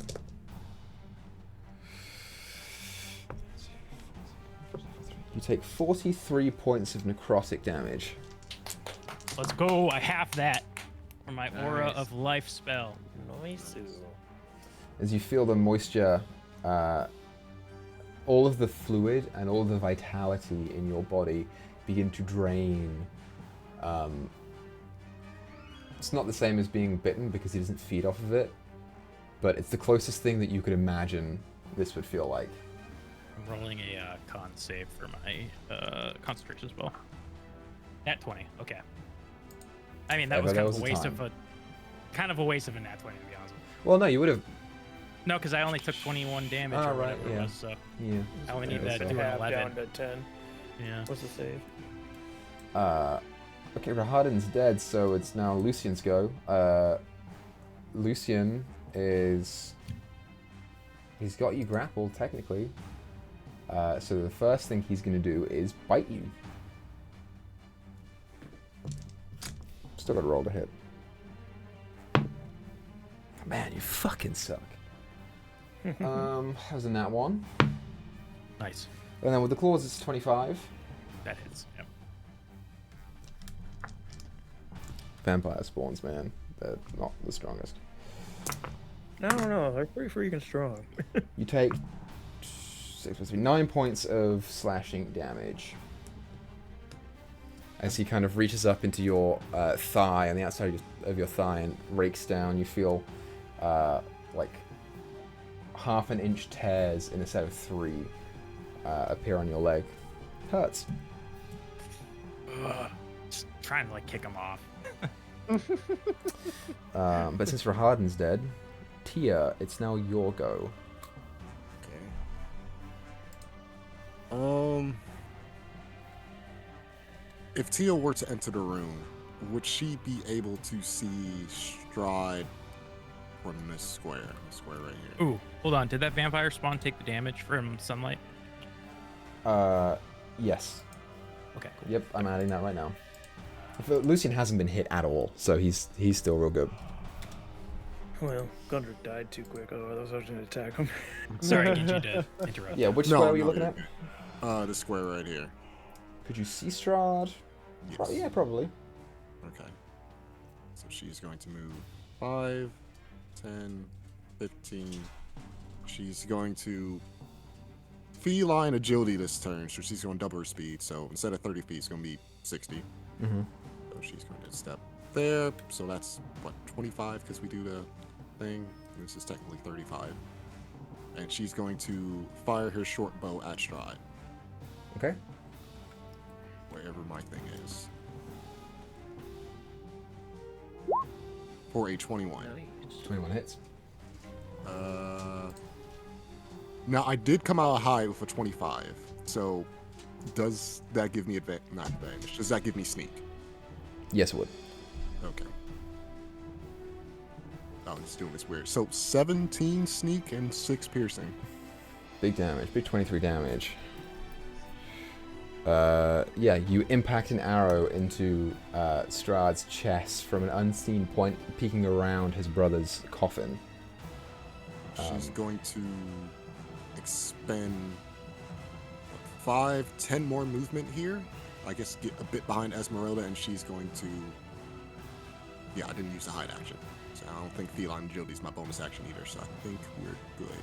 Yeah, she's going to bonus action hide. Okay, go ahead and roll your stealth. 23. Nice. 23. And that's it for Tia. What's his passive perception? Would you roll 23? 23. You lucky fuck. Yeah. In that case, since you rolled 1 higher than his passive perception... Passive's 22? God. Sure is. Oh, How no. high are you, Roderick? How high up are you? So I went 11 feet up. Is this coffin raised at all? I don't It is, yeah. I don't know. It's raised Okay, off the so ground. I'm somewhere between that and 11. You know what I mean? Since I'm above the coffin, you know, if the coffin's 5 feet up and I'm 6 feet. I don't know how tall the coffin is, but you know what I mean. 11 feet. Okay. Strahd is going to use a legendary action to move. He's finally coming out of his corner. Yeah, Cowering he doesn't the whole really want to time. get. Yeah, he doesn't really want to go around Blech. Roderick, but he's going to. And He just has since, the cape over his face. since he doesn't know where Tia is, Oh, he's okay. going to just go next to Esmeralda. You get an attack of opportunity if you want it. Yes, I do. So equal. I hate to interrupt, but Mhm. this is me also not using high for quite a while, so I get advantage on the first attack roll. So technically my advantage wasn't at 20. It's true. So, That is true. yeah. You have to add a Right. 13 more sneak and 5 more piercing. 13 more. Oh, okay, yeah. Total of 18 more Total points. 18 more points. Yeah. Sorry, I Yeah, was he's looking double-checking. pretty bad right now. He's always look bad. Got him. See, this is why I roll on roll 20. All right, I'm good. I'm sorry about that.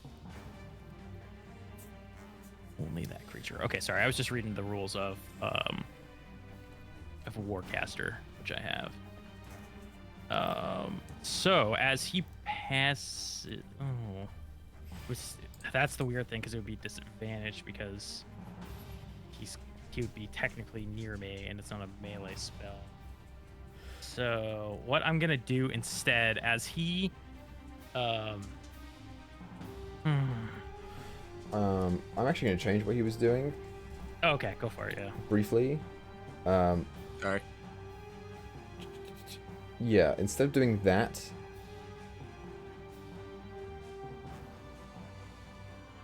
he's gonna come right up to you, Roderick, and that's his move. Bastard. That's an action move. Okay. Yeah, that's what he's gonna do. And then following Tia's turn, it's Esmeralda's go. Esmeralda is essentially gonna try and beat the shit out of Blair. She's prone. She sure is. But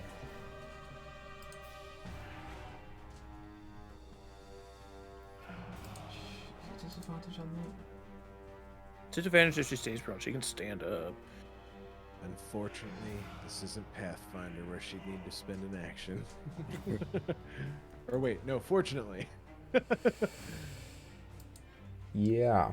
I don't know who to root for right now. Since she's prone, and you are looming down on top of her, she's going to let out another lightning bolt directly at you. Woo! Oh, she also gets 1 HP. That's kind of hot. Sick. Is it a dex save? It sure is.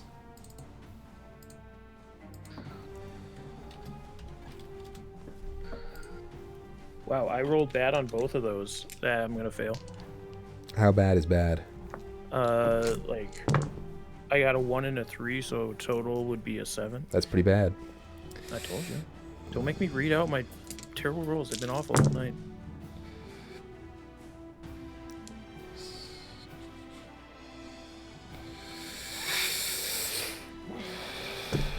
$30 points of lightning damage to you. I'm still As she, still holding those spell components from the last time that she attacked, she rubs them together again and puts her hand like directly on your torso. And you feel the warmth from her still living veins briefly connect with you before you feel it heat a little too much. And then a lightning bolt goes straight through your body. You feel your hair stand on end as it spreads through your spine. It also goes through you and up towards the ceiling. Did you accidentally shoot Roderick? No, but I'm gonna roll to see how well the ceiling holds up. And that's what kills Roger. Piss poor. So, I will need Strahd, Roderick, Lucian, Blair, and Esmeralda. You know what? We'll do Tia as well. I want everyone to roll dex saves. Holy crap. Oh, I rolled Collapse in the whole day. Oh, I rolled Strahd, good on this one. Pretty good. Strahd's super good. 19. Lucian and 19 as well. Esmeralda 16. fail. Okay, anyone who rolled above a 15, put your hand up. Great. Oh, that's all of you. Sick. Good job, you guys. It's a d10 of 10 to fall, so let's do... Not to be mean to Esmeralda, but if she's prone, is it disadvantage on dex saves? I She don't- failed anyway. Okay. Sorry, girl. Hey, girl, hey.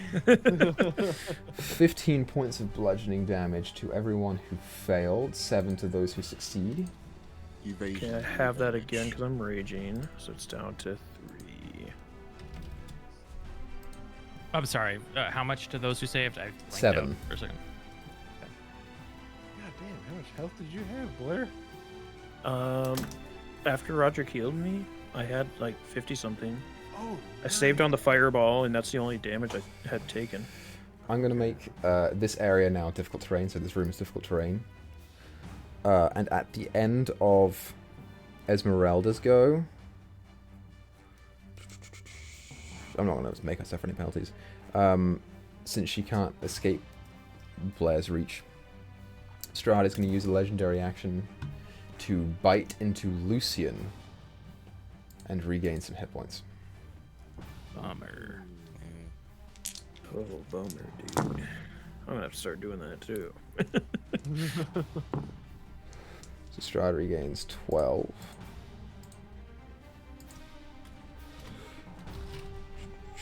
And Lucian goes down by 12 plus 6 is 18. Yeah, Lucian's not looking too great. They'll be alright. Okay. That was Esmeralda's go. Gundric's dead. Blair, your go. You've been told to get the pendant from Roderick. Yes. Just screams of pain as her body rattles from this lightning bolt, but her lord has told her to do his bidding, so she turns away from Esmeralda, takes a couple steps forward, and leaps into the air to grapple onto Roderick. Go ahead and roll a athletics or acrobatics. If you're grappled, does that give you anything disadvantage-wise? Did Lucian pass or fail his? Lucian failed. So do you think that he, since I was floating and he failed, do you think he would have fell to the ground when all the rubble hit him? Since Yep. I passed as well. Sure Sweet. did. Awesome. I Sorry. rolled an 18 to grapple.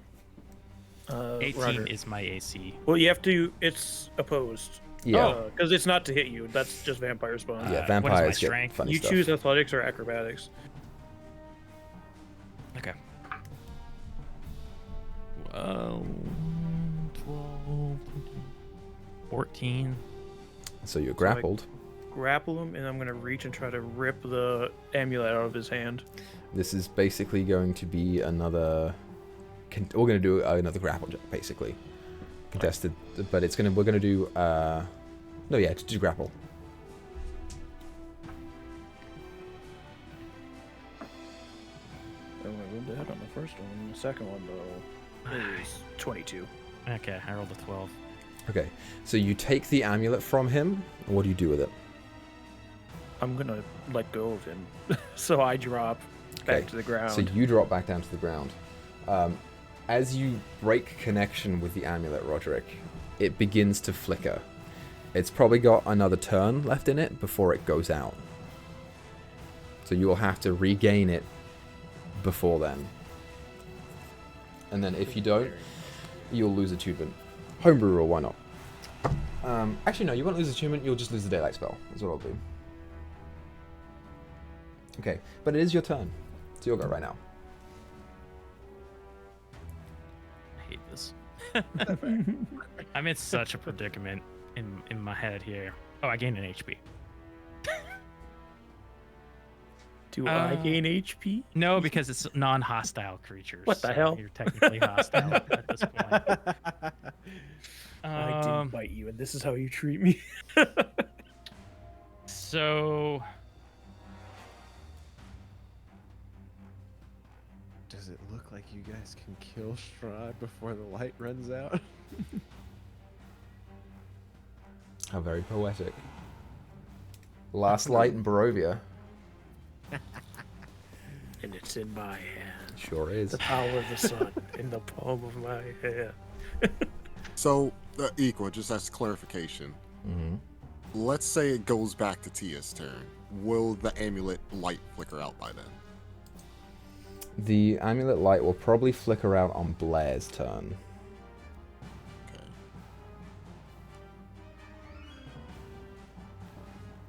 how does Strahd look? Strahd's looking pretty bad. I just don't know what he's got up his sleeve right He now, keeps man. regaining hit points because he keeps biting people. So put a muzzle on him. Put a ball gag in his mouth. We do have Van Richten and Miller Boy in the back about to come in here, so. Yeah, both of them are not looking Milivoy super about great. to bring the hurricane. Yeah. Oh my god, if Milivoy kills Strahd, holy I don't know if he has enough movement to get to him this turn. Especially with rough terrain, yeah, he wouldn't be able to get to him this turn. Maybe next turn, though. Milivoy, hero of Barovia. Malfoy's got some first level spells, you never know. Hey, that's three D8 from a Divine Smite. No, not anymore. He's only got first levels. Yeah, but it's an undead, so it'd be another D8 on top of the 2 D8 he gets for being first level Divine Smite. You're right. Ah!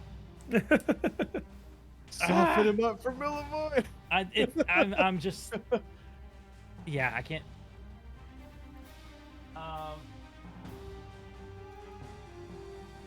So what I'll do.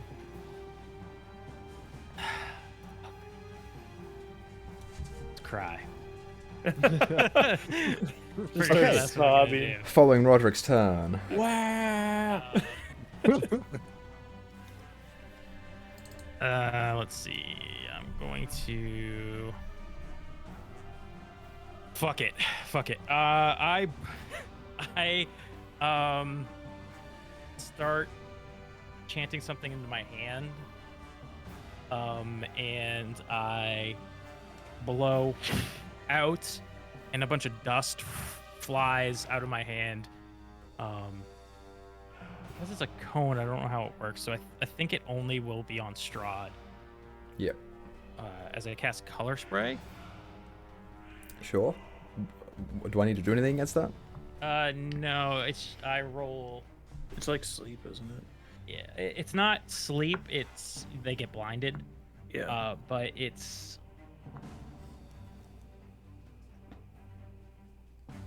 Sorry, I'm trying to figure out how much I roll for the HP because it works like sleep. Subtract each creature's hit 60, points from 10. the total. 60, 10.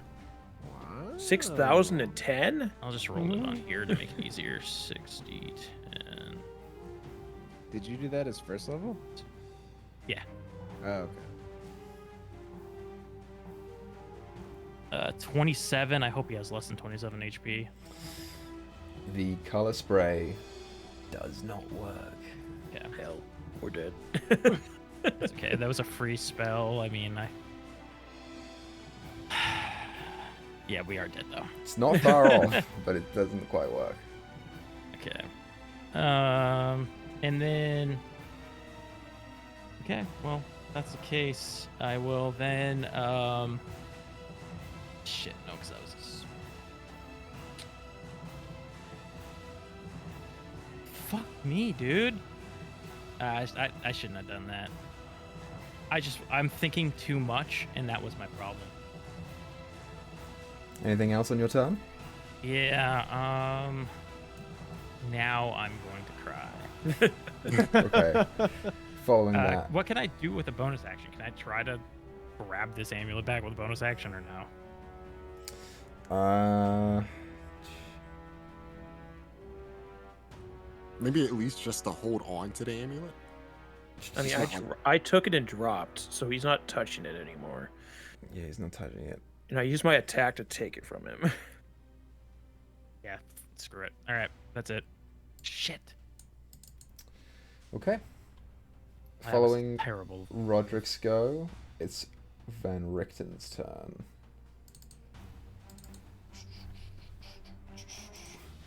Bim, bim, bim, bim. Oh, Van Richten gets one.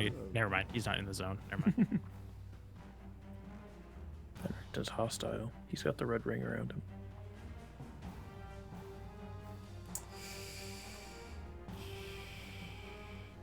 Yeah.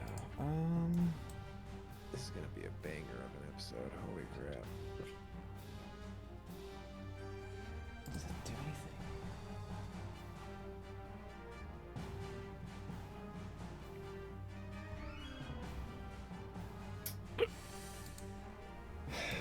Van Richten.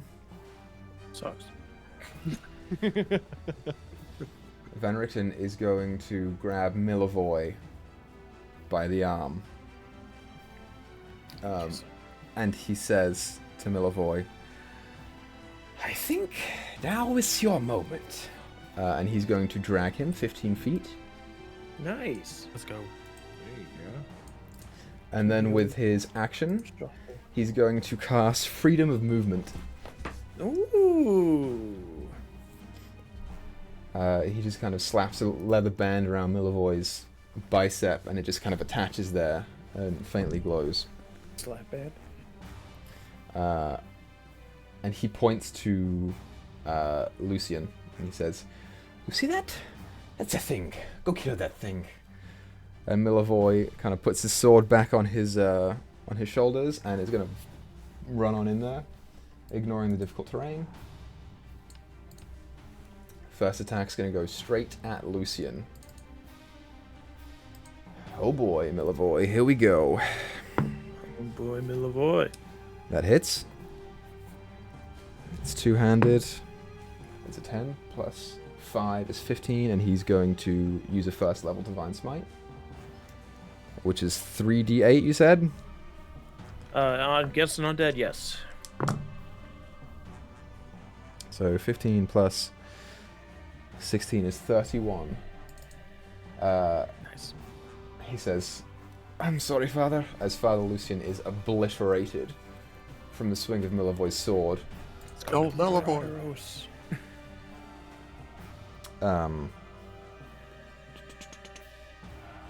Yep. And Milivoy has one extra attack.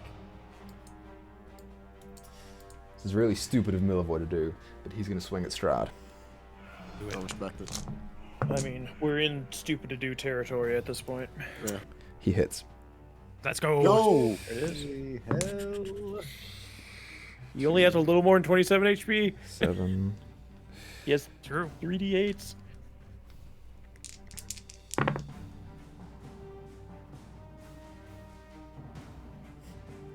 He deals 25 points of damage to Strahd.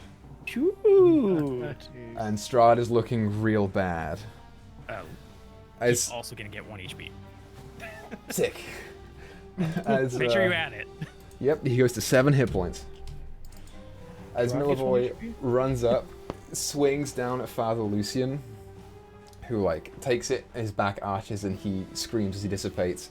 And then Milivoy takes one big step and swings down, staying low. You hear Strahd arch in pain. And Milivoy kind of looks back to you, Roderick. I think now's the time. Top of the round, it's Strahd's go. Oh. Strahd, Look at me, Strahd. Take me. that attack prevents Strahd from leaving your guys' range. The sunlight's still up, right? So he takes 20 points of damage Yep. and dies? No, he doesn't die. What the? I incorporate that into me saying it looks very rough. But he can't leave the range. So, because he'll take an attack opportunity. So we in real close territory. You sure are. So Strahd is going to... He's going to take some swings at Roderick, because you're next. I have to think tactically with Strahd. Strahd's a fucking smart guy. Okay, so the grapple is a 24 to hit. Yeah, it hits. You...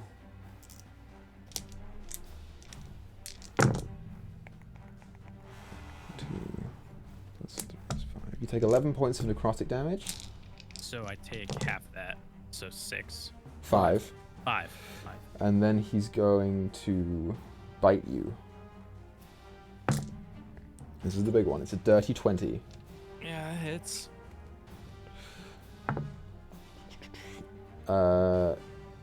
You take 10 points of piercing damage. And 12 points of necrotic. Okay, so I take 6 of that, but I am down.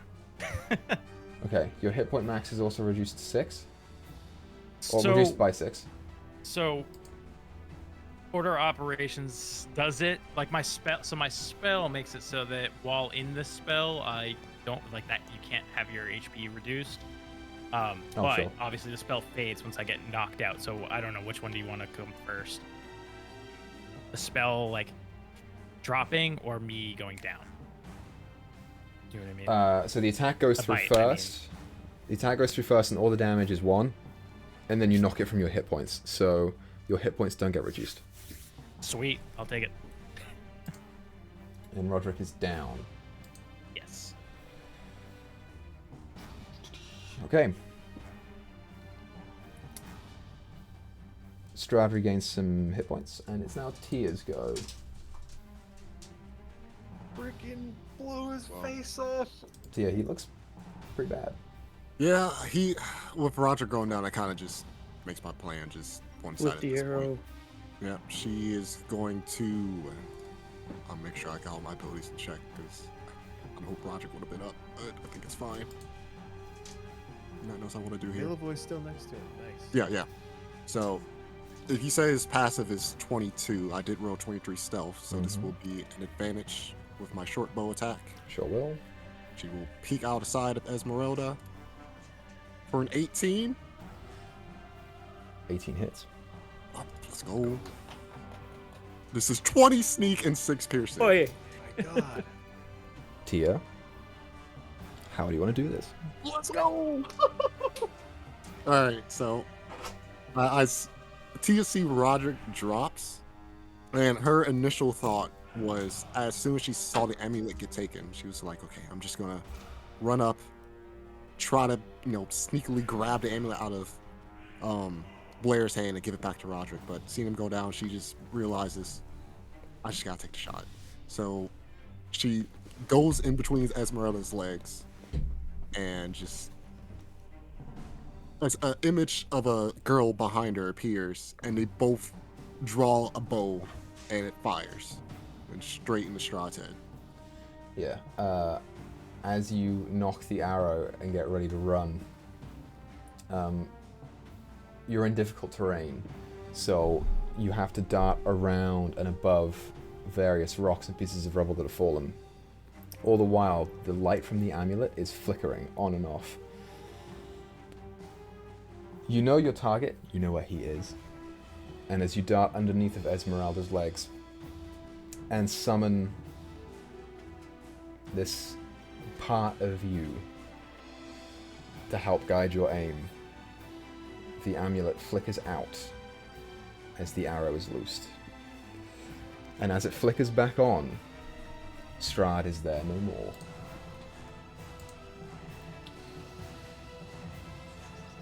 Instead,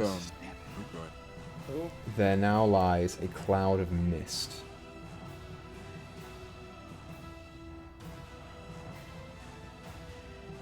Okay, a quick perception on Tia. How is Blair looking? Does Blair look like she's herself? I'm gonna roll it. Nat 24, 27. Let's go. Dually, Tia. Keep rolling on roll 20. Oh, how the turntables. Blair appears to still be under the influence. Shoots. So it's still your turn, Tia.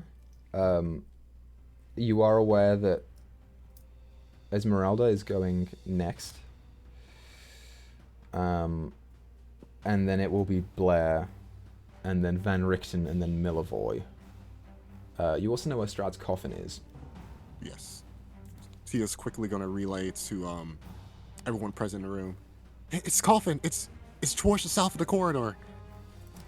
The pathway should be clear. I can lead you guys back there, but if someone's able to stabilize Roderick, that would be great. Meyore shouts out, "I'll get Roderick," and Van Richten says, "I have the coffin." Well. Esmeralda kind of turns to you and is like, "I guess that means we're taking on her." Go. Make sure the job gets done. Go with him. Go with Van Richten. These are the double crosses. That's what I feel like is about to happen. Esmeralda, are you sure? Shouldn't I just go with Van Richten, make sure this is Do done. whatever the fuck you want. Who gives a so shit? She's gonna go with Van Richten. Yeah, she's like drawing out her blades again to go and fight Blair. Okay, so Tia, you have your movement still. Yes. So if she started right there, are we in a new turn? This is very important because feline agility resets if I don't move for a turn. Did you move last turn? You did. You did move there. Yeah, so the turn I killed Strahd, I did not move. That's why I'm like. This is the same turn. This is the same turn. This is the same turn. Okay, Yeah. yeah. So I cannot use feline agility. So we are just going to use regular movement, which is 30 feet, and then we're gonna dash action. Okay. So 1, 10, 15, 20, 30. Don't forget the floor panels. Well, yeah, God, it was the same way. So Yeah, I'm just saying. yeah. Okay. So, So 40, 45, 50, 55, 60. So that's 60 feet. sure is. As Tia is running, it's now Esmeralda's turn. Esmeralda looks to you, Blair. She kind of cracks her neck a little bit. I guess we're still doing this.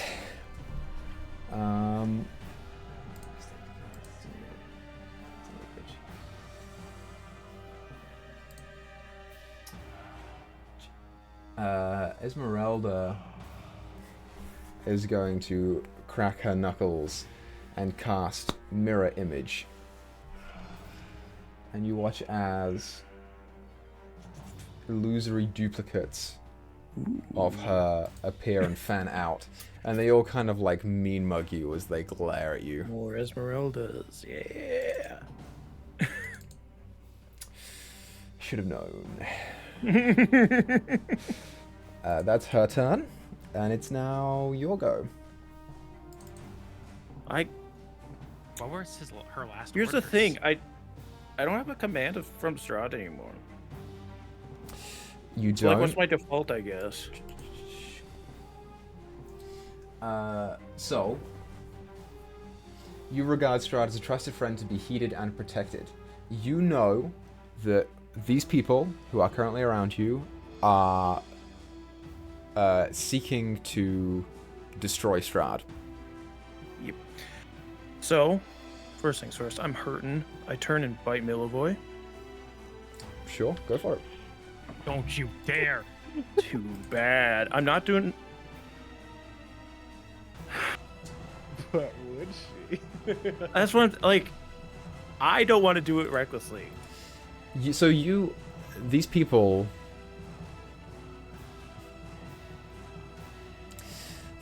These people are not your... They're not your friends.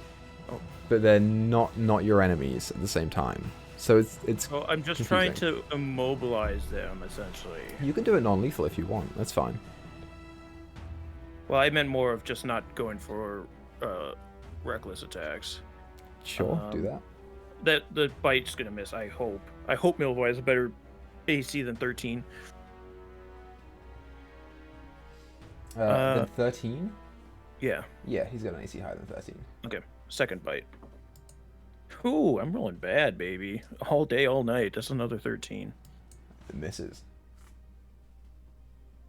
Yeah, as you try and gnash towards him twice, Milivoy is much more used to combat than the Gravedigger boy that you used to know a few weeks ago, and instead jams his sword up and catches you in the mouth and shrugs you off. Snarl at him. That's my turn. Let's go. Sick. Following Blair's turn, Why did you roll 20? Keep doing this. Sorry. It rolled Roderick, 20. you need to make a death save. This is one of those moments for the nat 20. Did he get it? He fucking got it. Got it. Look Wow. at you go. Nice, dude. Let's go! Dude, I'm so excited. I just unplugged my headphones. Oh, hell yeah. Dude, it always seems so rigged. Every time you get a big nat 20, it seems so rigged. Is everything good? Everything's good. All right, sorry viewers. my camera's a little destabilized after that. Holy crap! I come up on 1 HP. You wake up, you see the dense layer of mist that is now around you and shifting slowly towards the staircase. You see Milavoy and Esmeralda squaring off against Blair. And Octavio is turning to run. Okay.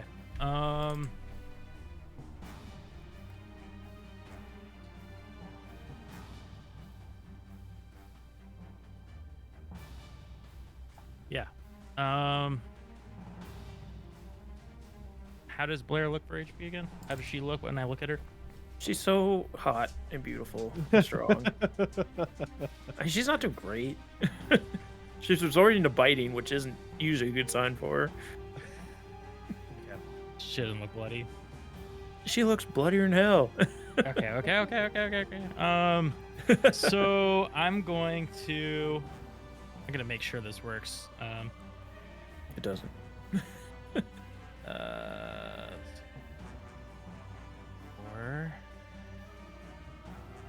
4 plus 5. Okay. So 9. Sorry. The 8. Yes, okay. 8. 1, 2, 3, 4, 5, 6, 7, 8. I cast a fourth level sleep on Blair. Ooh. Is that that's a radius, right? It's an area of effect, so it will target the person with the lowest hit points first. So where can I'm gonna figure out where I can place this. I think you have to at least one other person. Sure do. No matter what. Wait, you do? Really? Yeah, you will. With the space we're in, I'm saying. I think you can't put it somewhere that doesn't hit somebody else. You just have to hope they have higher HP than me and they don't fall asleep. Or maybe they do. Sphere. So what I'm gonna do is I'm gonna put a radius on me, and then I'm just gonna move my token around a bit. You can, if you moved to the left 1 square, then you That's could where I probably put it, right there. So it only gets Blair. Well, so you'd have to move to the left as well. So bear that in mind.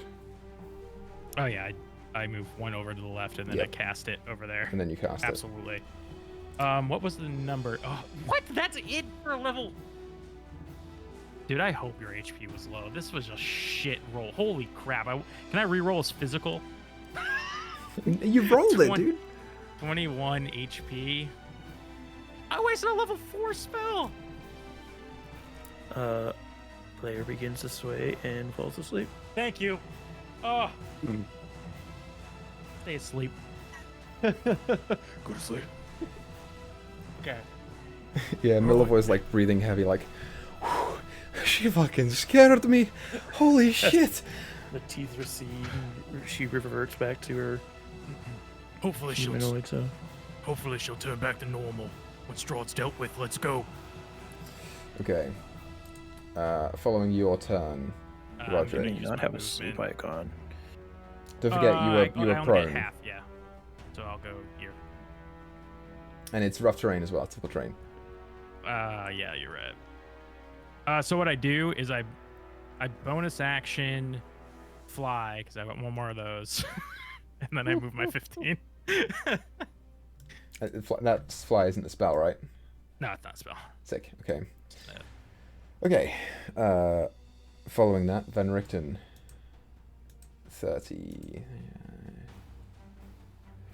Can I grab the amulet on my way by? Sure when I'm can. flying? Cool. I ate it. That's Van Richten's go. Milavoy is free to move, because he's got freedom of movement. Milavoy's going to go right there.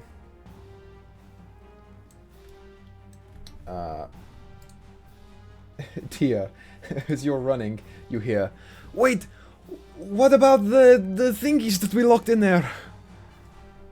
We'll deal with them later. What? Oh God, the whites. It is your turn, they're not Tia. locked, so. Tia. It's my go? Yep. Tia? All right, let's see. 5, 10, 15, 20, 25, 30. Steps over the corpse of Irina. The ashes. Dash The action. ashes. 35.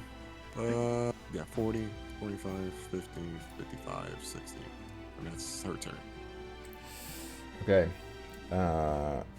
After Tia, it's Ez. So that's 10. She can get 55. Sure, close enough. So she gets ahead of Meyore, but it's just because she's at the start of the turn. Blair, you're asleep. Roderick. The lever was on the outside of the portcullis, right? There are 2 levers. There are one 2 the outside, levers one on each side. Yep. For the one with the brother. Oh, I don't know. Yeah. The lever was there. Yeah, you remember the one on the outside. A quick check, do I see a lever on this side right now? Roll a perception check.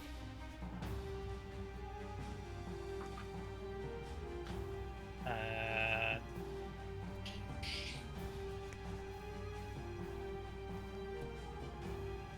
19. You do? Okay. That's probably wouldn't be too helpful then. All right. In that case, I just go. I was gonna shut her in here, but not. She would just be able to get out. So I go 30, and then I go dash 60. Oh, sorry. Hold on. Go like this. Yeah.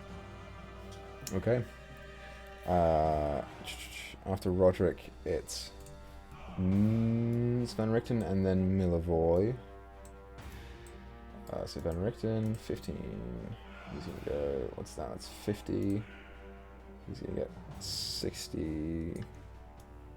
Right there. I'll reveal him because it's. I mean, we all know what it looks like, but still. Uh-oh. I just broke a glass. That's okay. Okay. Worth it. Worth it to kill Strahd.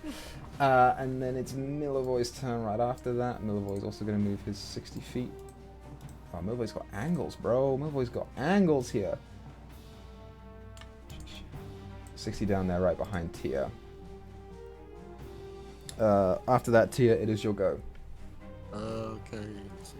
5, 10, 15, 20, 25, 30, dashing, 35, 40, 45, 50, 55, 60. Alright, that's it. Wait, can't you bonus action dash too?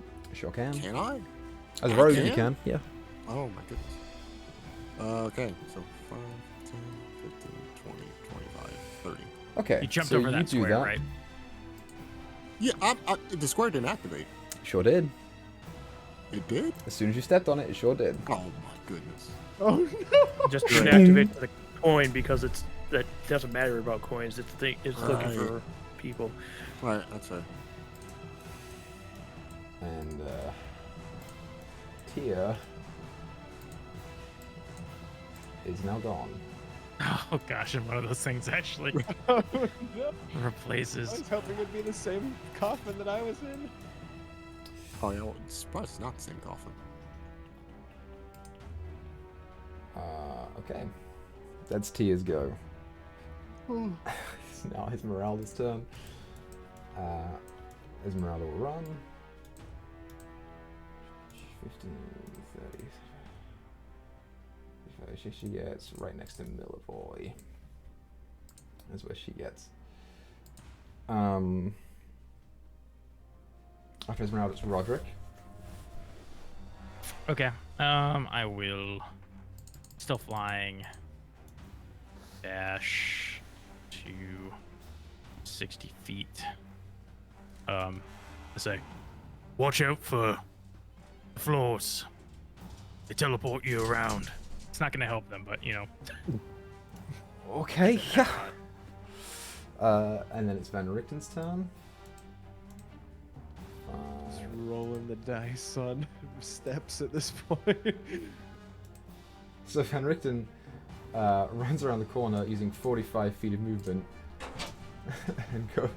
He sees another one of these things here. Also, these two are moved up, kind of blocking the way, and he curses.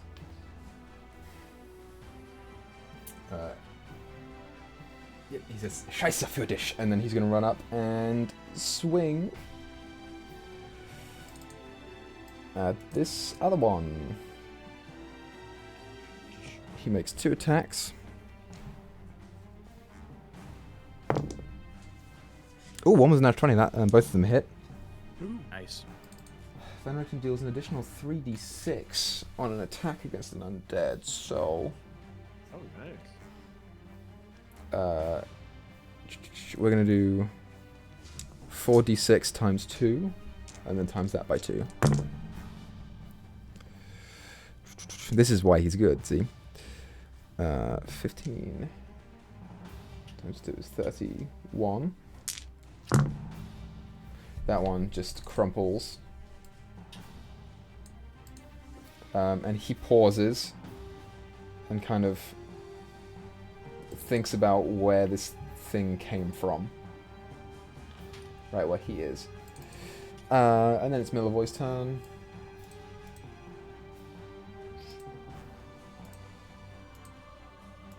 Milivoy gets right there. Okay. Tia, I'm going to leave you out of initiative for now because I don't think you'll be able to get back in time. Yeah. Meow. You know what? Roll a perception check for me. Sure. That's true. Tia can dash like 90 feet or whatever the hell. So 15. Okay, you do see the hole in the ceiling. Okay. Actually, no, because you're in a sealed coffin. You'd have to make a strength check to get out of the coffin, and You're the fucked. DC is No. 15. Tia No. dies down there. No, we So- never find her. This is I what mean, you do. Gundrick and Blair were the ones that knew that was down there. Gundrick's Well, dead. Blair's now, hold on. asleep. So, she has a crowbar, but we are not going with that option. We are going with option B. She pulls out her card, and she begins... no, I don't need to. Let me look something up real quick. I might even need to do that, I think.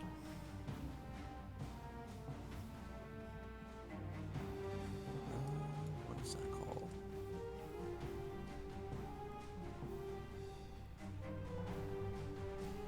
There's like one thing I want to look at. I can't find it. That's what it is. The suspense is killing me. So I should be able to see like a little bit of crack if I just like push it open, right? The difficult part is pushing it open. Yeah, just to see a little bit. You'd have to make the strength check. Use a crowbar so I can see a little bit. Sure, roll strength check. I'll lower the DC a little bit for you. All right.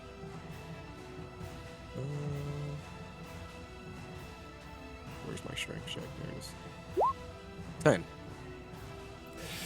You can't quite find... Like, you get the crowbar in there, but the wood doesn't lift. It just kind of warps under the force of the crowbar. And you're struggling to find the leverage in this tightly crammed space to pry open the lid. You know, that was a 13 on a roll. So, I would have set the Oh, DC get for the minus 13 for you, too. man, So you're going to stay there for this turn. that's fine. After Tia, Roderick, it's your go. Dash. Ooh, I'm still flying. Dash. 50. 5. And then there was one player 60. left. The leader of the I pack. I point just ahead of Van Richten. That's Van Richten, right? Yeah, okay. Yep. I say, right there. That's where the trap activates. Noted. You have to jump. And jump I shall, and Van Richten will jump. It's his turn. What are the rules for long jump, Baka? I got you right here. Move 10 plus feet and then jump a number of feet up to your strength score. When you make a standing long jump, you leap only half that distance. So half of his strength score. Well, he will run up if he needs to. So you'd have to go backwards and then run back across to do that shit. Yeah, that's fine. So he's gonna use 20 feet of movement to initiate the jump. Sure is. And then he's going to jump I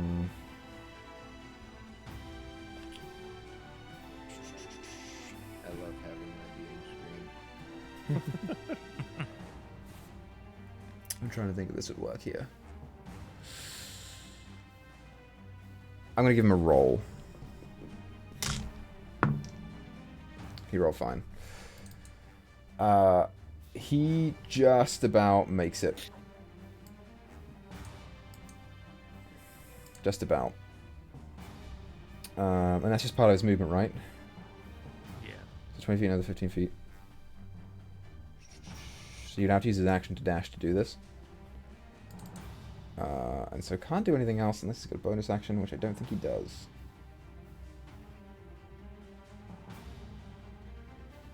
Oh, he does not. Okay, and then it's going to be Millevoy's turn. Millevoy is going to do the same thing.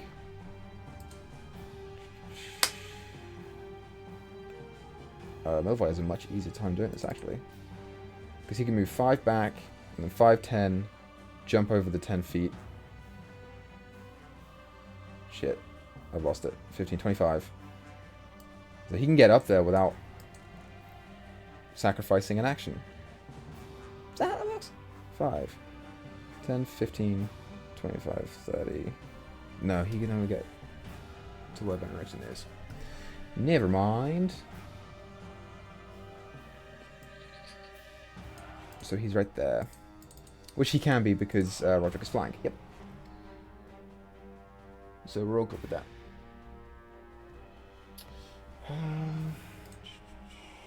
Yeah, fuck it. Then it's going to be Esmeralda's turn. Esmeralda's bring up the rear.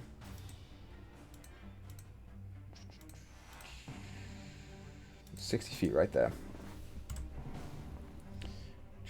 Around Tia. this corner, there's a trap. You have to jump over it. What's up? Noted. Do you want to roll another strength check? I mean, I think we just go with plan B here. So she is going to pull out her card, and she is going to. This is going to cause a. Do it out. I don't know if I want to do this though.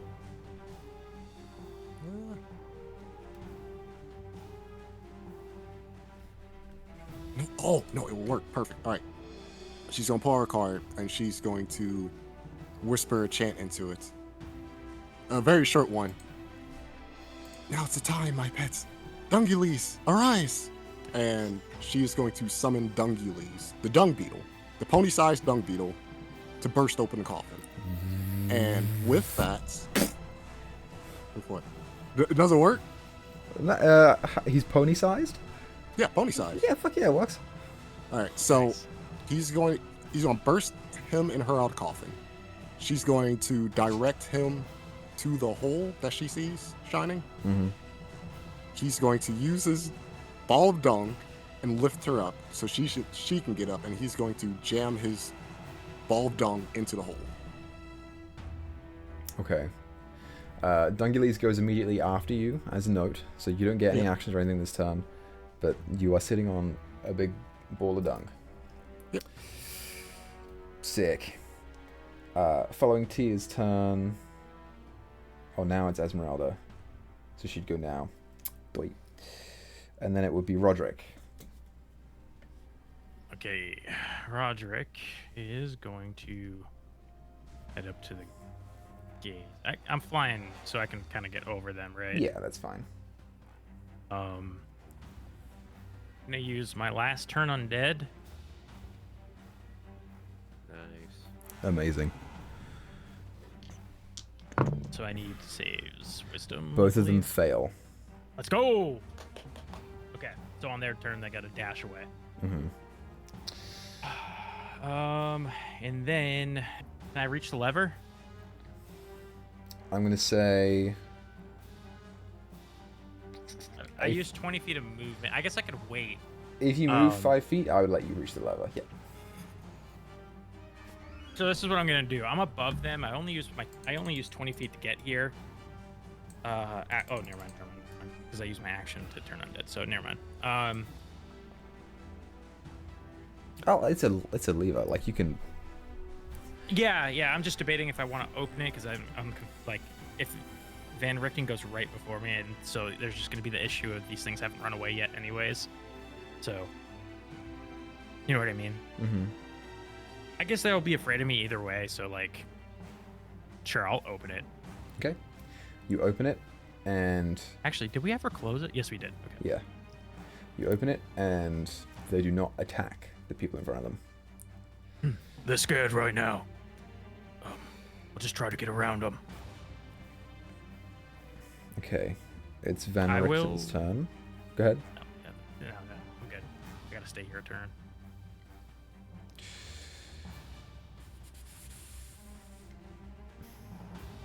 Actually, I'm sorry. Go ahead. I'll fly. Shit, I don't know which way they'll scatter. I'll fly to just above them. So I don't know if they'll push out or push in. It'll be random chance, I guess. But okay. Does Pteranodon do anything else? They have disadvantage on attack rolls when you're within sight. I don't think they can attack. They have to use their action to dash. So Yeah. Is that the only thing that it does? They have to use their action to dash away from me because they're afraid of me. What am I thinking of? Am I thinking of afraid? you thinking of the frightened condition, yeah? Which they are not? Nope, they're turned. Got you. Okay. In that case, it is Van Richten's go. Man, what is Van Richten going to do? Cry. Van Richten doesn't cry. I cry about Van Richten. Let's see. Well, he can't push past them because they're blocking the way. Yeah. He holds his action, I guess. So, yeah, but he can only hold his action to dash. He can't hold his action to destroy. So what he's going to do is he's going to start swinging. Well, the first attack actually misses on that one guy, but the second attack does hit. would Van Richten know that if he hit him, that her turn on dead goes away? Sure. Van Richten is actually a cleric. Would he take that into his calculations about doing this?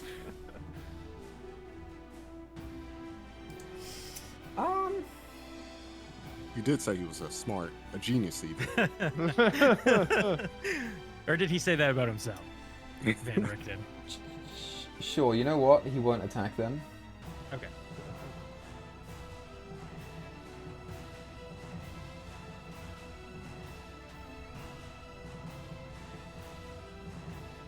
I'm reading. Yeah, motherfucker. Van Richten has fucking shit for everything. I know.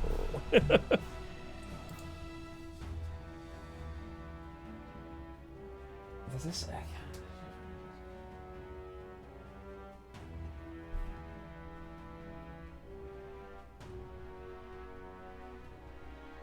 Okay, you know what he'll do? He's just going to use a 5th level spell. And he will dispel evil and good on one of them. It's a melee spell attack. He's got a +7 for this. This is like his one good thing. That hits. So the thing has to make a charisma saving throw. Just. Easy 15. Yeah, just barely misses with 14. So this one just disappears. Goes back to the wherever it comes from. And it's now Meylore's turn. Meylore's gonna go past because he can.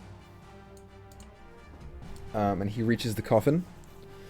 And he's going to bring the blade up, and he's going to hold his action to wait for Roderick. Because Meyore doesn't want to do this alone in case something bad happens. Okay, following Millevoy's turn, it's Tia's go. The action to move the dung beetle to the hole, to lift Tia up, and just to jam the hole with its dung ball. Right, so that was your that was Dunguli's action last time, right? Last turn? Yeah, I don't know if you let that through or not. Yeah, that's fine. So now it's your turn, so you get all of your movement and stuff. Okay. So this would put me on the other side, right? I have to like move my character. Yeah, so you get 90 feet. So you'd have to move 30 feet up, and then you'd move... Where are you? You're right here. You get 30 feet up to here, which is your action, or your just movement, and then you can go from there. Okay, so beeline agility, since I didn't move when I was stuck in the coffin, it's now back, so I can double my speed. So that means I can... I think that's 60 movement. It's it'd be another 30, and then you can bonus action Dash, yeah. dash again. Well, is Like feline agility an action? Or is it just a thing? No, it's just a thing. Oh, cool. So you can move another 90 120. feet if you got because you moved 30 this round already. You can move 90 feet Okay. if you dump it all. Which I just... My paranoia is setting in a bit, but yeah, we'll move 90 if someone want to draw that out. Make it easier. Yep, she'll get to right there, wherever that blue line is. There you go. Appreciate it. Blue line right there. Alright, and I'll do it. Okay, it's Esmeralda's turn.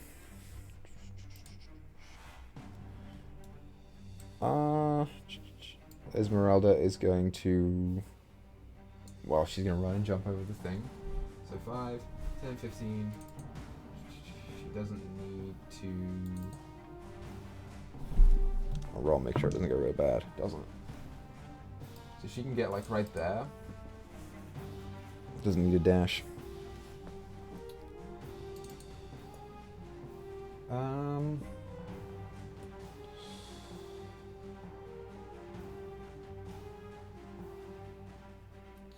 I don't know what she would do, honestly. You have words of encouragement? You know what she's going to do?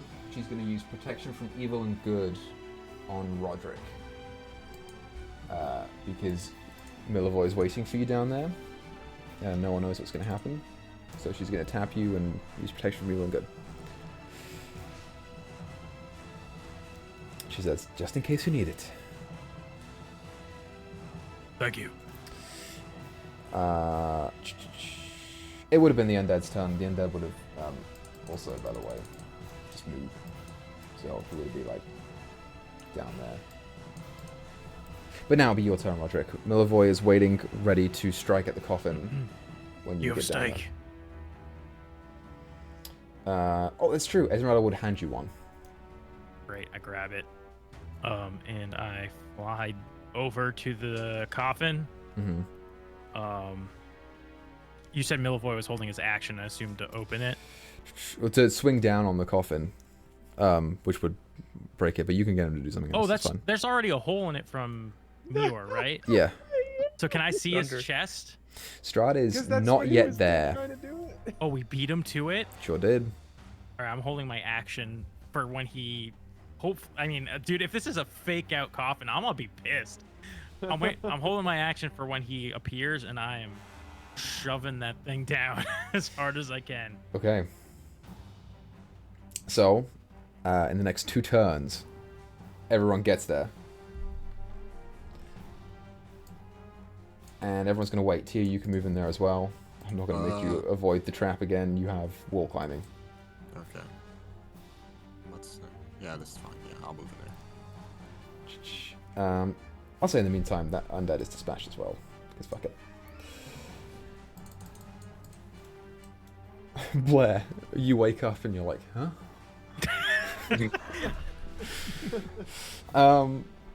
So you guys are all waiting around. And eventually you see the mist roll down the stairs.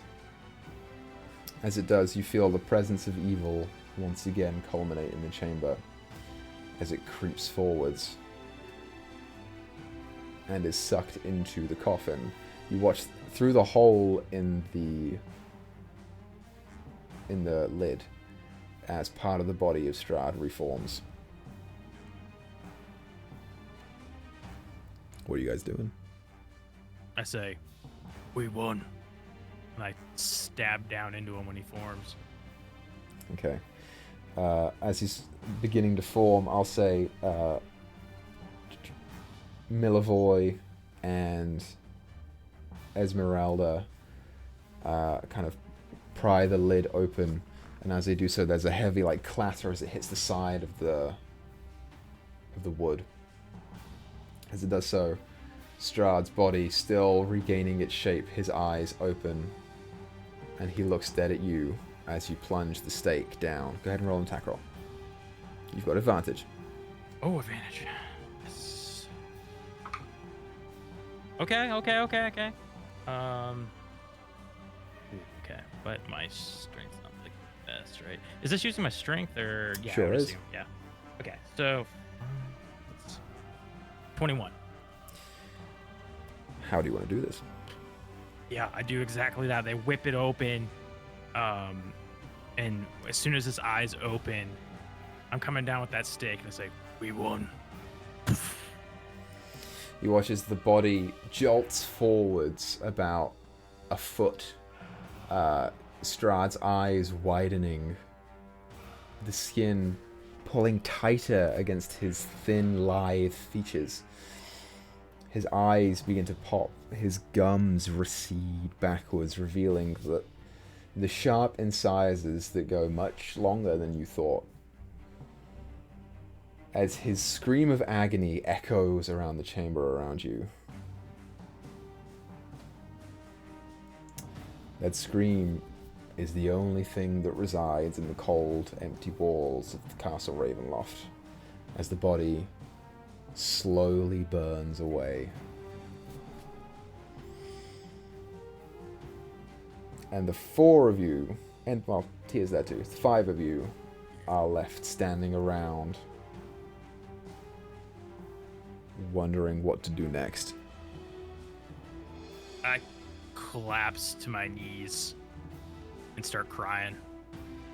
It's like this wave of everything Roderick's just been holding in for all these years comes out.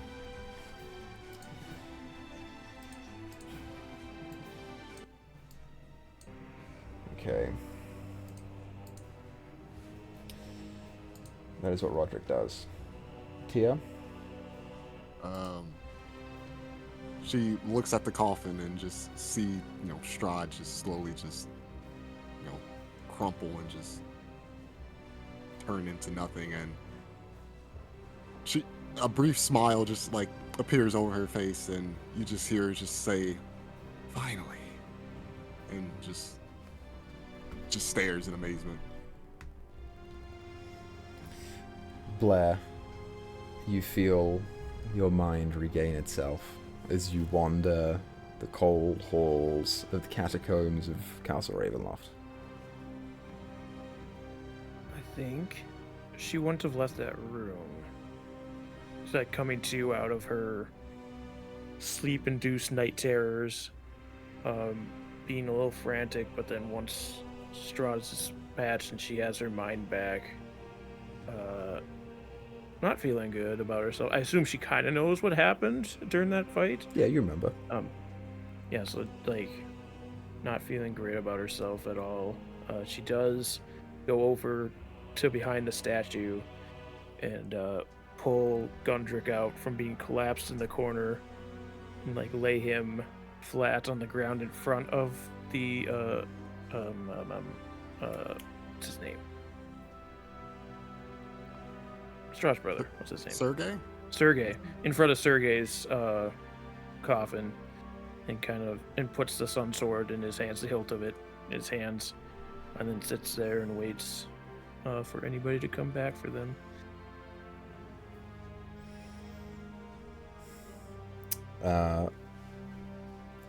Roderick, as you are kneeling on the ground at the foot of Strahd's coffin. You feel a hand on your shoulder from the front. And you look up to see Meyore smiling back down at you. Holds his hand out in front of you. Yeah, Roderick wipes his tears from his eyes. And he takes his hand and starts to get up. And he grabs Meyore, pulls him close. He says, I'm so proud of you.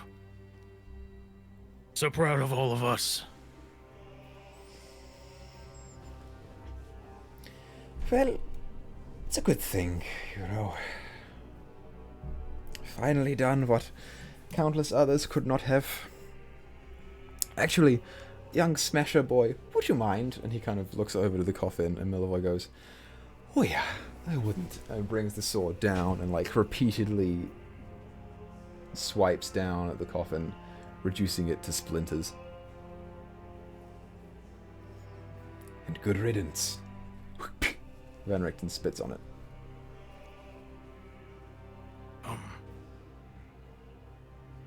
What's the purpose of destroying the coffin? But it's more for catharsis, really, but just in case. Should we burn it? Or perhaps take the pieces of the coffin each, so it can't be rebuilt? Well, I don't see the harm. Alright. As you each take shards of Strahd's coffin, you take sizable pieces each, leaving a significant chunk for Blair as well.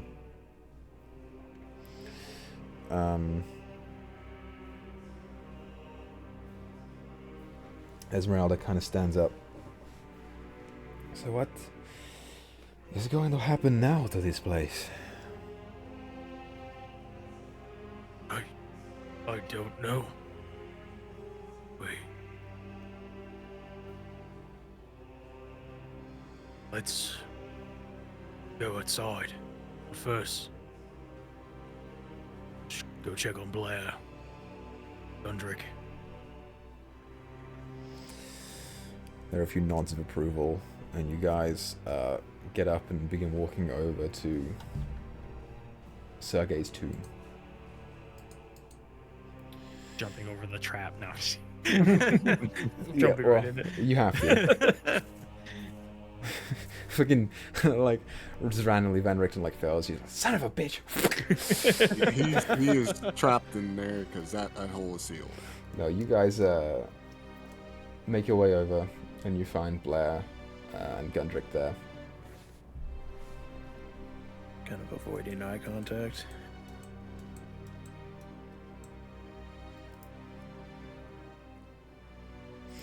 Esmeralda kind of walks up behind you and says, are you feeling like yourself?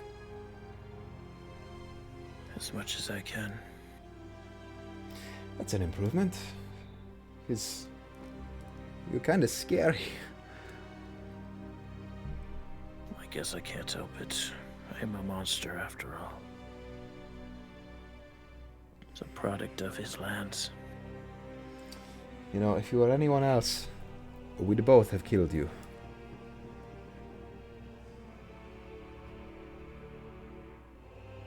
I appreciate it.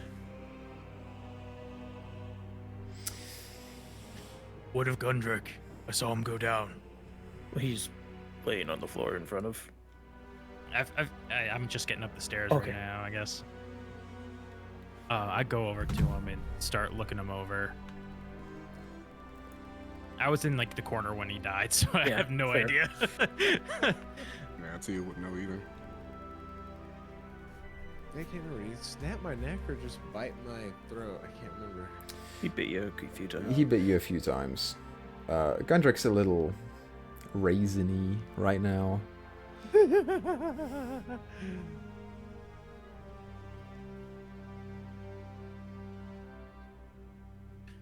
Whatever you're trying to prove, Gundrick, you did it.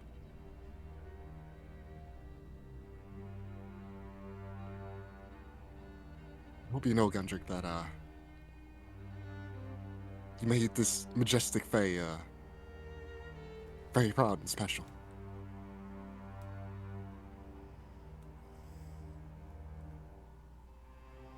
We should take him from here and not give all of our last rites. He doesn't deserve to be down here. Maybe bring him back to his homeland, if the mists have cleared. Here's hoping. I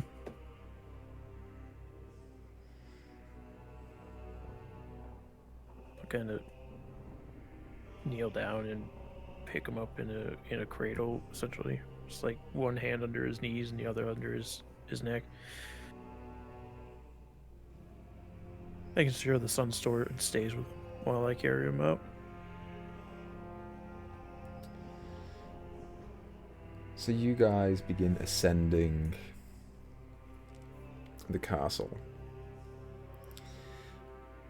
You quickly gather that the catacombs, the crypts down here, are still filled with creatures that are in various stages of life, and the castle itself is probably still festering with undead and other monsters that would seek to end you still.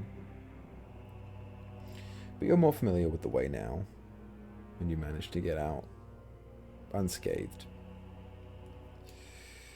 As you exit the front doors into the courtyard, opening those like thick oak gateway, you walk out, and for the first time for you, Blair, and the first time in a very long time for you, Roderick, you feel warmth on your face as the clouds have briefly parted, and for the first time in 4 centuries at least, sunlight has returned to Barovia. Smile definitely creeps upon Roger's face.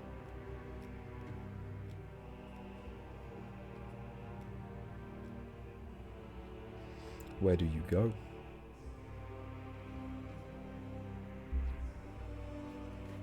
What place doesn't hate us again? Yeah, I mean, Crest is a long walk from here. Crest, yeah. We should find... Oh, wait. We could go to Barovia. Oh yeah, everyone that got kicked out of places gone, and I was a stone statue at the time. So Yes, I should go see my Nana. She lives nearby there. Maybe we could rest there. It'd be cramped, but yes. Once we're better, we can figure out what's next for us. As for me and the boy, we have more business to attend to. But we have some time. I'll start leading them to my Nana's cottage. You do so. It's a long walk from here. Oh yeah. I'm not going to make you roll for a random encounter, but I'm thinking about it. That would be hilarious. We die to a random encounter after all this. Oh my god. I almost want it to happen. The wolves come back. You almost want it? Okay. Grace, just roll d20. No, I don't actually want it. This episode's gone way too long. Roll d20, Grace. The wolves come 4. for Okay, you're revenge. fine. Blair leads you along the mountain path and back down through the valley of Barovia, down towards the village. Quick thing. Do we pass by the death house as we are approaching the village? We wouldn't be going into the village. Yeah, you wouldn't go into it, so I'm going to say no. Okay.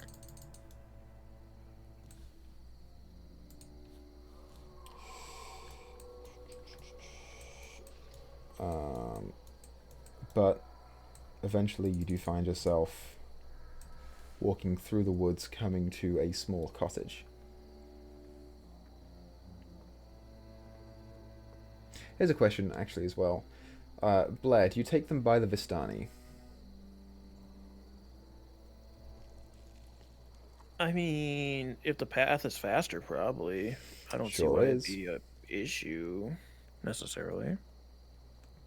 It sure is faster. So you guys go down the path over the bridge, and you take a left over the dirt road past the Sayre Pool encampment. The Sayre Pool encampment is known for being a lively place, filled with laughter and cheer. This time, it is still loud. There is commotion here, there is conversation. But as you walk by, the people, for the most part, are just looking up. Just talks about what may have happened, speculation, and everyone roll a perception check for me.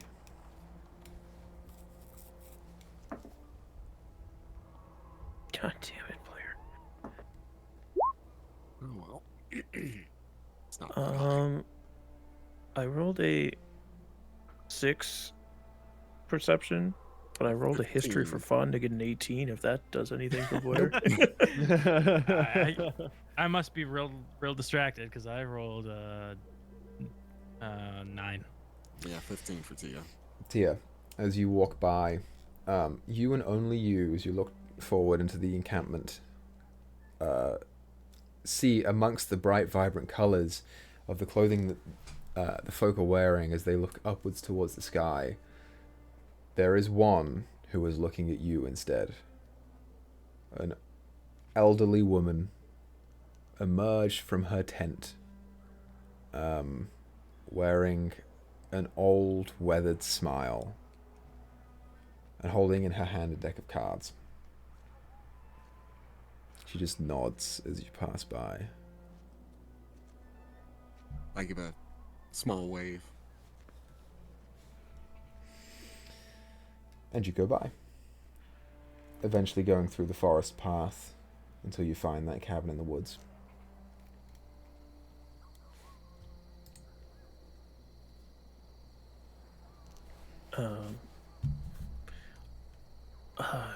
Roger, can you hold Gundrick for a moment?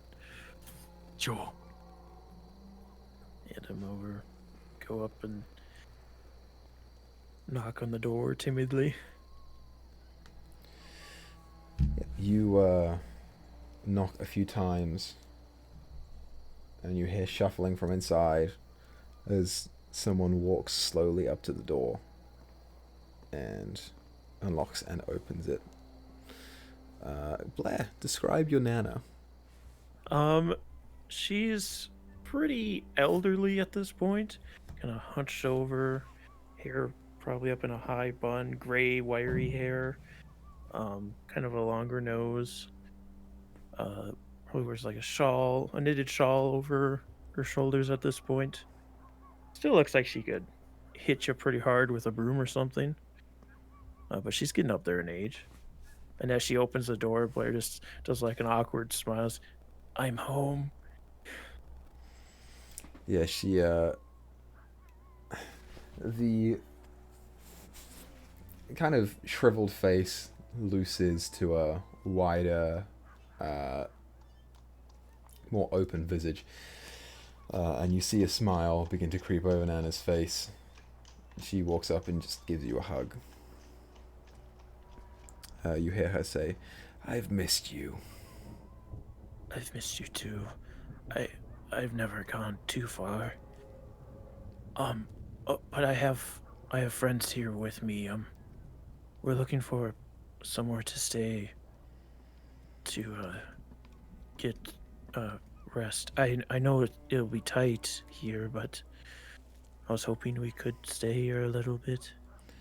Oh, that's fine. I don't mind that at all. I'm happy to see that you've been socializing. I guess you could put it that way. She opens the door wide for you all to come in, and it's like a strange array of like Blair, and then the talking cat, and then Roderick holding the body of Gundrick, and then Milavoy, followed by the monster hunters who kind of like nod and smile, and then they all just cram into this little cabin. But you are there. You can stay for the night. Let me know if there's anything that you want to do. Before they kind of like settle in, Tia's going to exit the cabin and take out the forgot how to say it. It's the what is that? Guthias staff? Yeah, the Galtius staff. Gultius staff, thank you. With Draugden's heart / seed tied to it. And she's going to take off the seed. She's going to find a good place around the cabin, not in front of it, just nearby enough. And she's going to quickly dig a little hole in the ground and drop the seed, cover the hole back, and just says, I think this is a decent enough place. No woodcutters to bother you here, or carpenters. And she stares at it for a minute and quickly grabs some water, drops it on it, and just goes back in the cabin. Okay. This day before you sleep will be the last day of this campaign. So if there is anything that anyone wants to do, let it be known now. Would we level up? You just killed Strahd. Yes, you'd level up. Okay, I go find a diamond worth 500 gold pieces and I cast Raise Dead on Gundrick. I mean, did one of those Strahd's wives drop a diamond? I can't remember. Oh my god. They did not, no. Oh no! Come on, yes they did! Rough go of things. Come on, they were all married. They had to be diamond rings. Come on. You know what? Just for... I'm not going to make you roll for it. I should make you roll for it, but I'm not going to. In the following days, you'll resurrect Gundrick. Let's go. Well, if he's willing. It does specify that. So let's talk about that, Gundrick.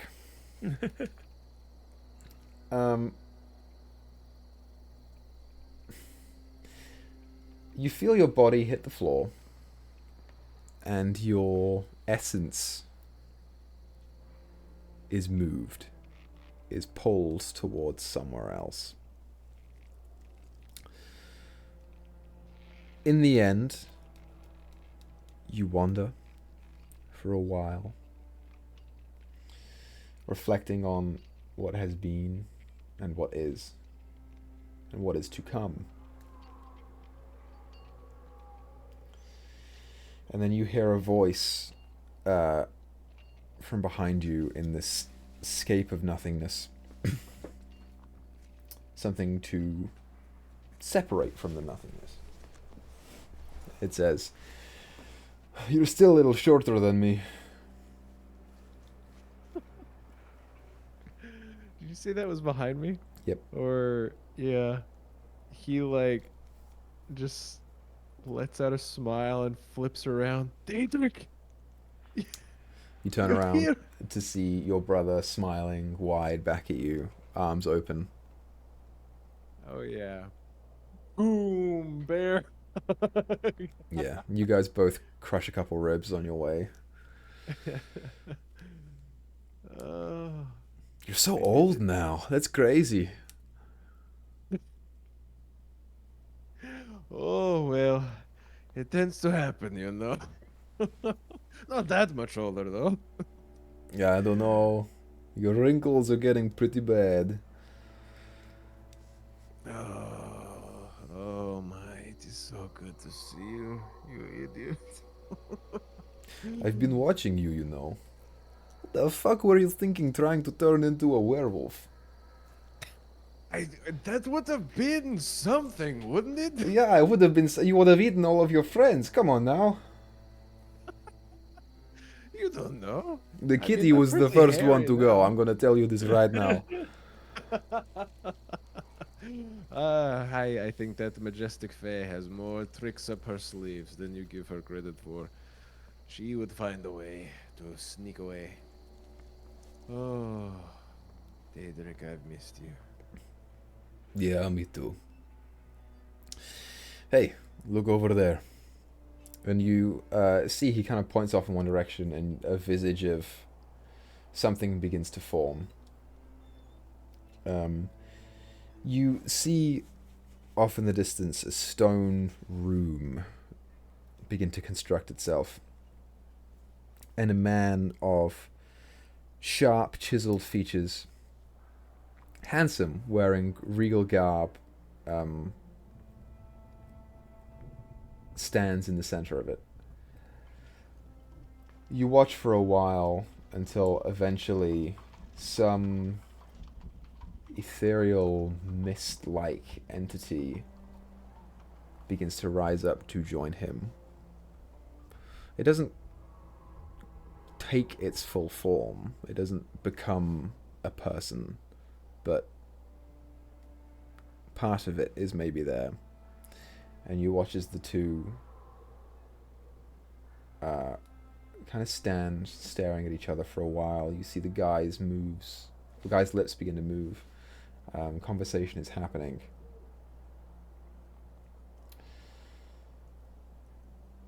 And there they just kind of remain. You hear Daedric say, "Ah, well, I guess sometimes not all brotherly relationships can be mended." Oh, like it on closer inspection does that look like Strahd and Sergey? It's hard to tell. Okay. He kind of turns and begins walking the other way. Was Daedric? Yep. Okay. Wait, Daedric, hold up! Don't leave me. Well, I guess that depends. Do you want to leave this place? As he kind of turns around and you see behind him the blank space begins to form into tunnels and underground, mounds of earth with gems encrusted into the sides, bioluminescent fungus, a city behind him. You could stay if you wanted to.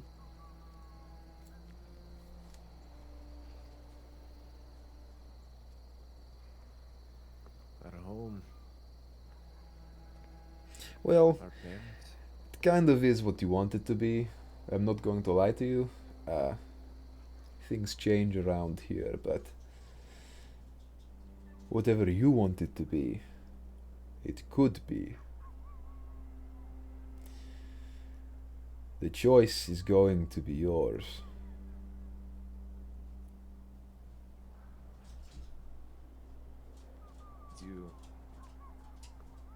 Could you forgive me if I used a little more time to help our people? There's nothing to forgive. You think forever, this is my fault, that is my fault, this is my fault. Shut up. You're doing fine.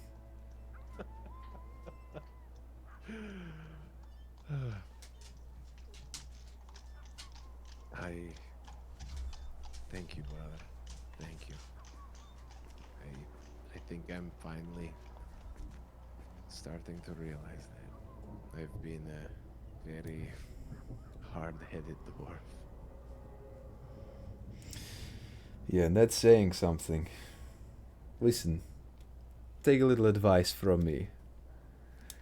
Girls love dark and brooding, but too much is too much. You always were a little bit better in that department. I know. He kind of begins walking back up to you, and stands face to face and kind of touches your shoulders and rights your armor a little bit. Hey, listen. I love you, little bro. I'll be here when you're ready. He mutters under his breath. A single day. Not even a single day. A minute. But I will see you when the time comes, Daedric. And I will make you proud. You already do. And he brings you into another hug. And as you feel that embrace, and some part of anger and shame that you were holding on to for the longest time, you loosen your grip on it ever so slightly as that warmth begins to fade and is replaced by the warmth of the sun on your face as you awaken next to your friends. Son of a bitch, it worked.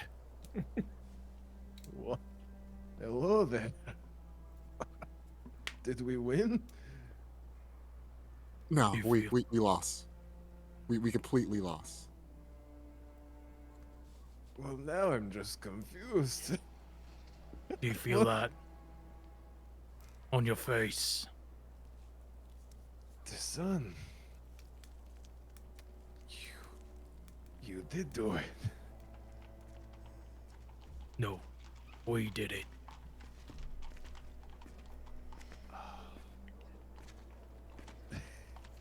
Yes, we did. We brought light to Barovia. Is there anything anyone else wants to do? Just epilogue stuff. Whenever we do that. Well then, this is where we close the book on the playable aspects of this campaign. We will return for an epilogue in the new year, as well as maybe we'll do like a Q&A sort of thing. I don't know how that shit works, but we'll figure out something and we'll kind of wrap up the post game in that. But as for Curse of Strahd, that's it. So, thanks players for playing. Oh, Thanks thank viewers you. for viewing. And stay tuned for the next stuff that we have coming. As always, thank you everyone so much for watching. Let's keep making stories together. And we'll see you guys next time. Bye. Tommy sucks.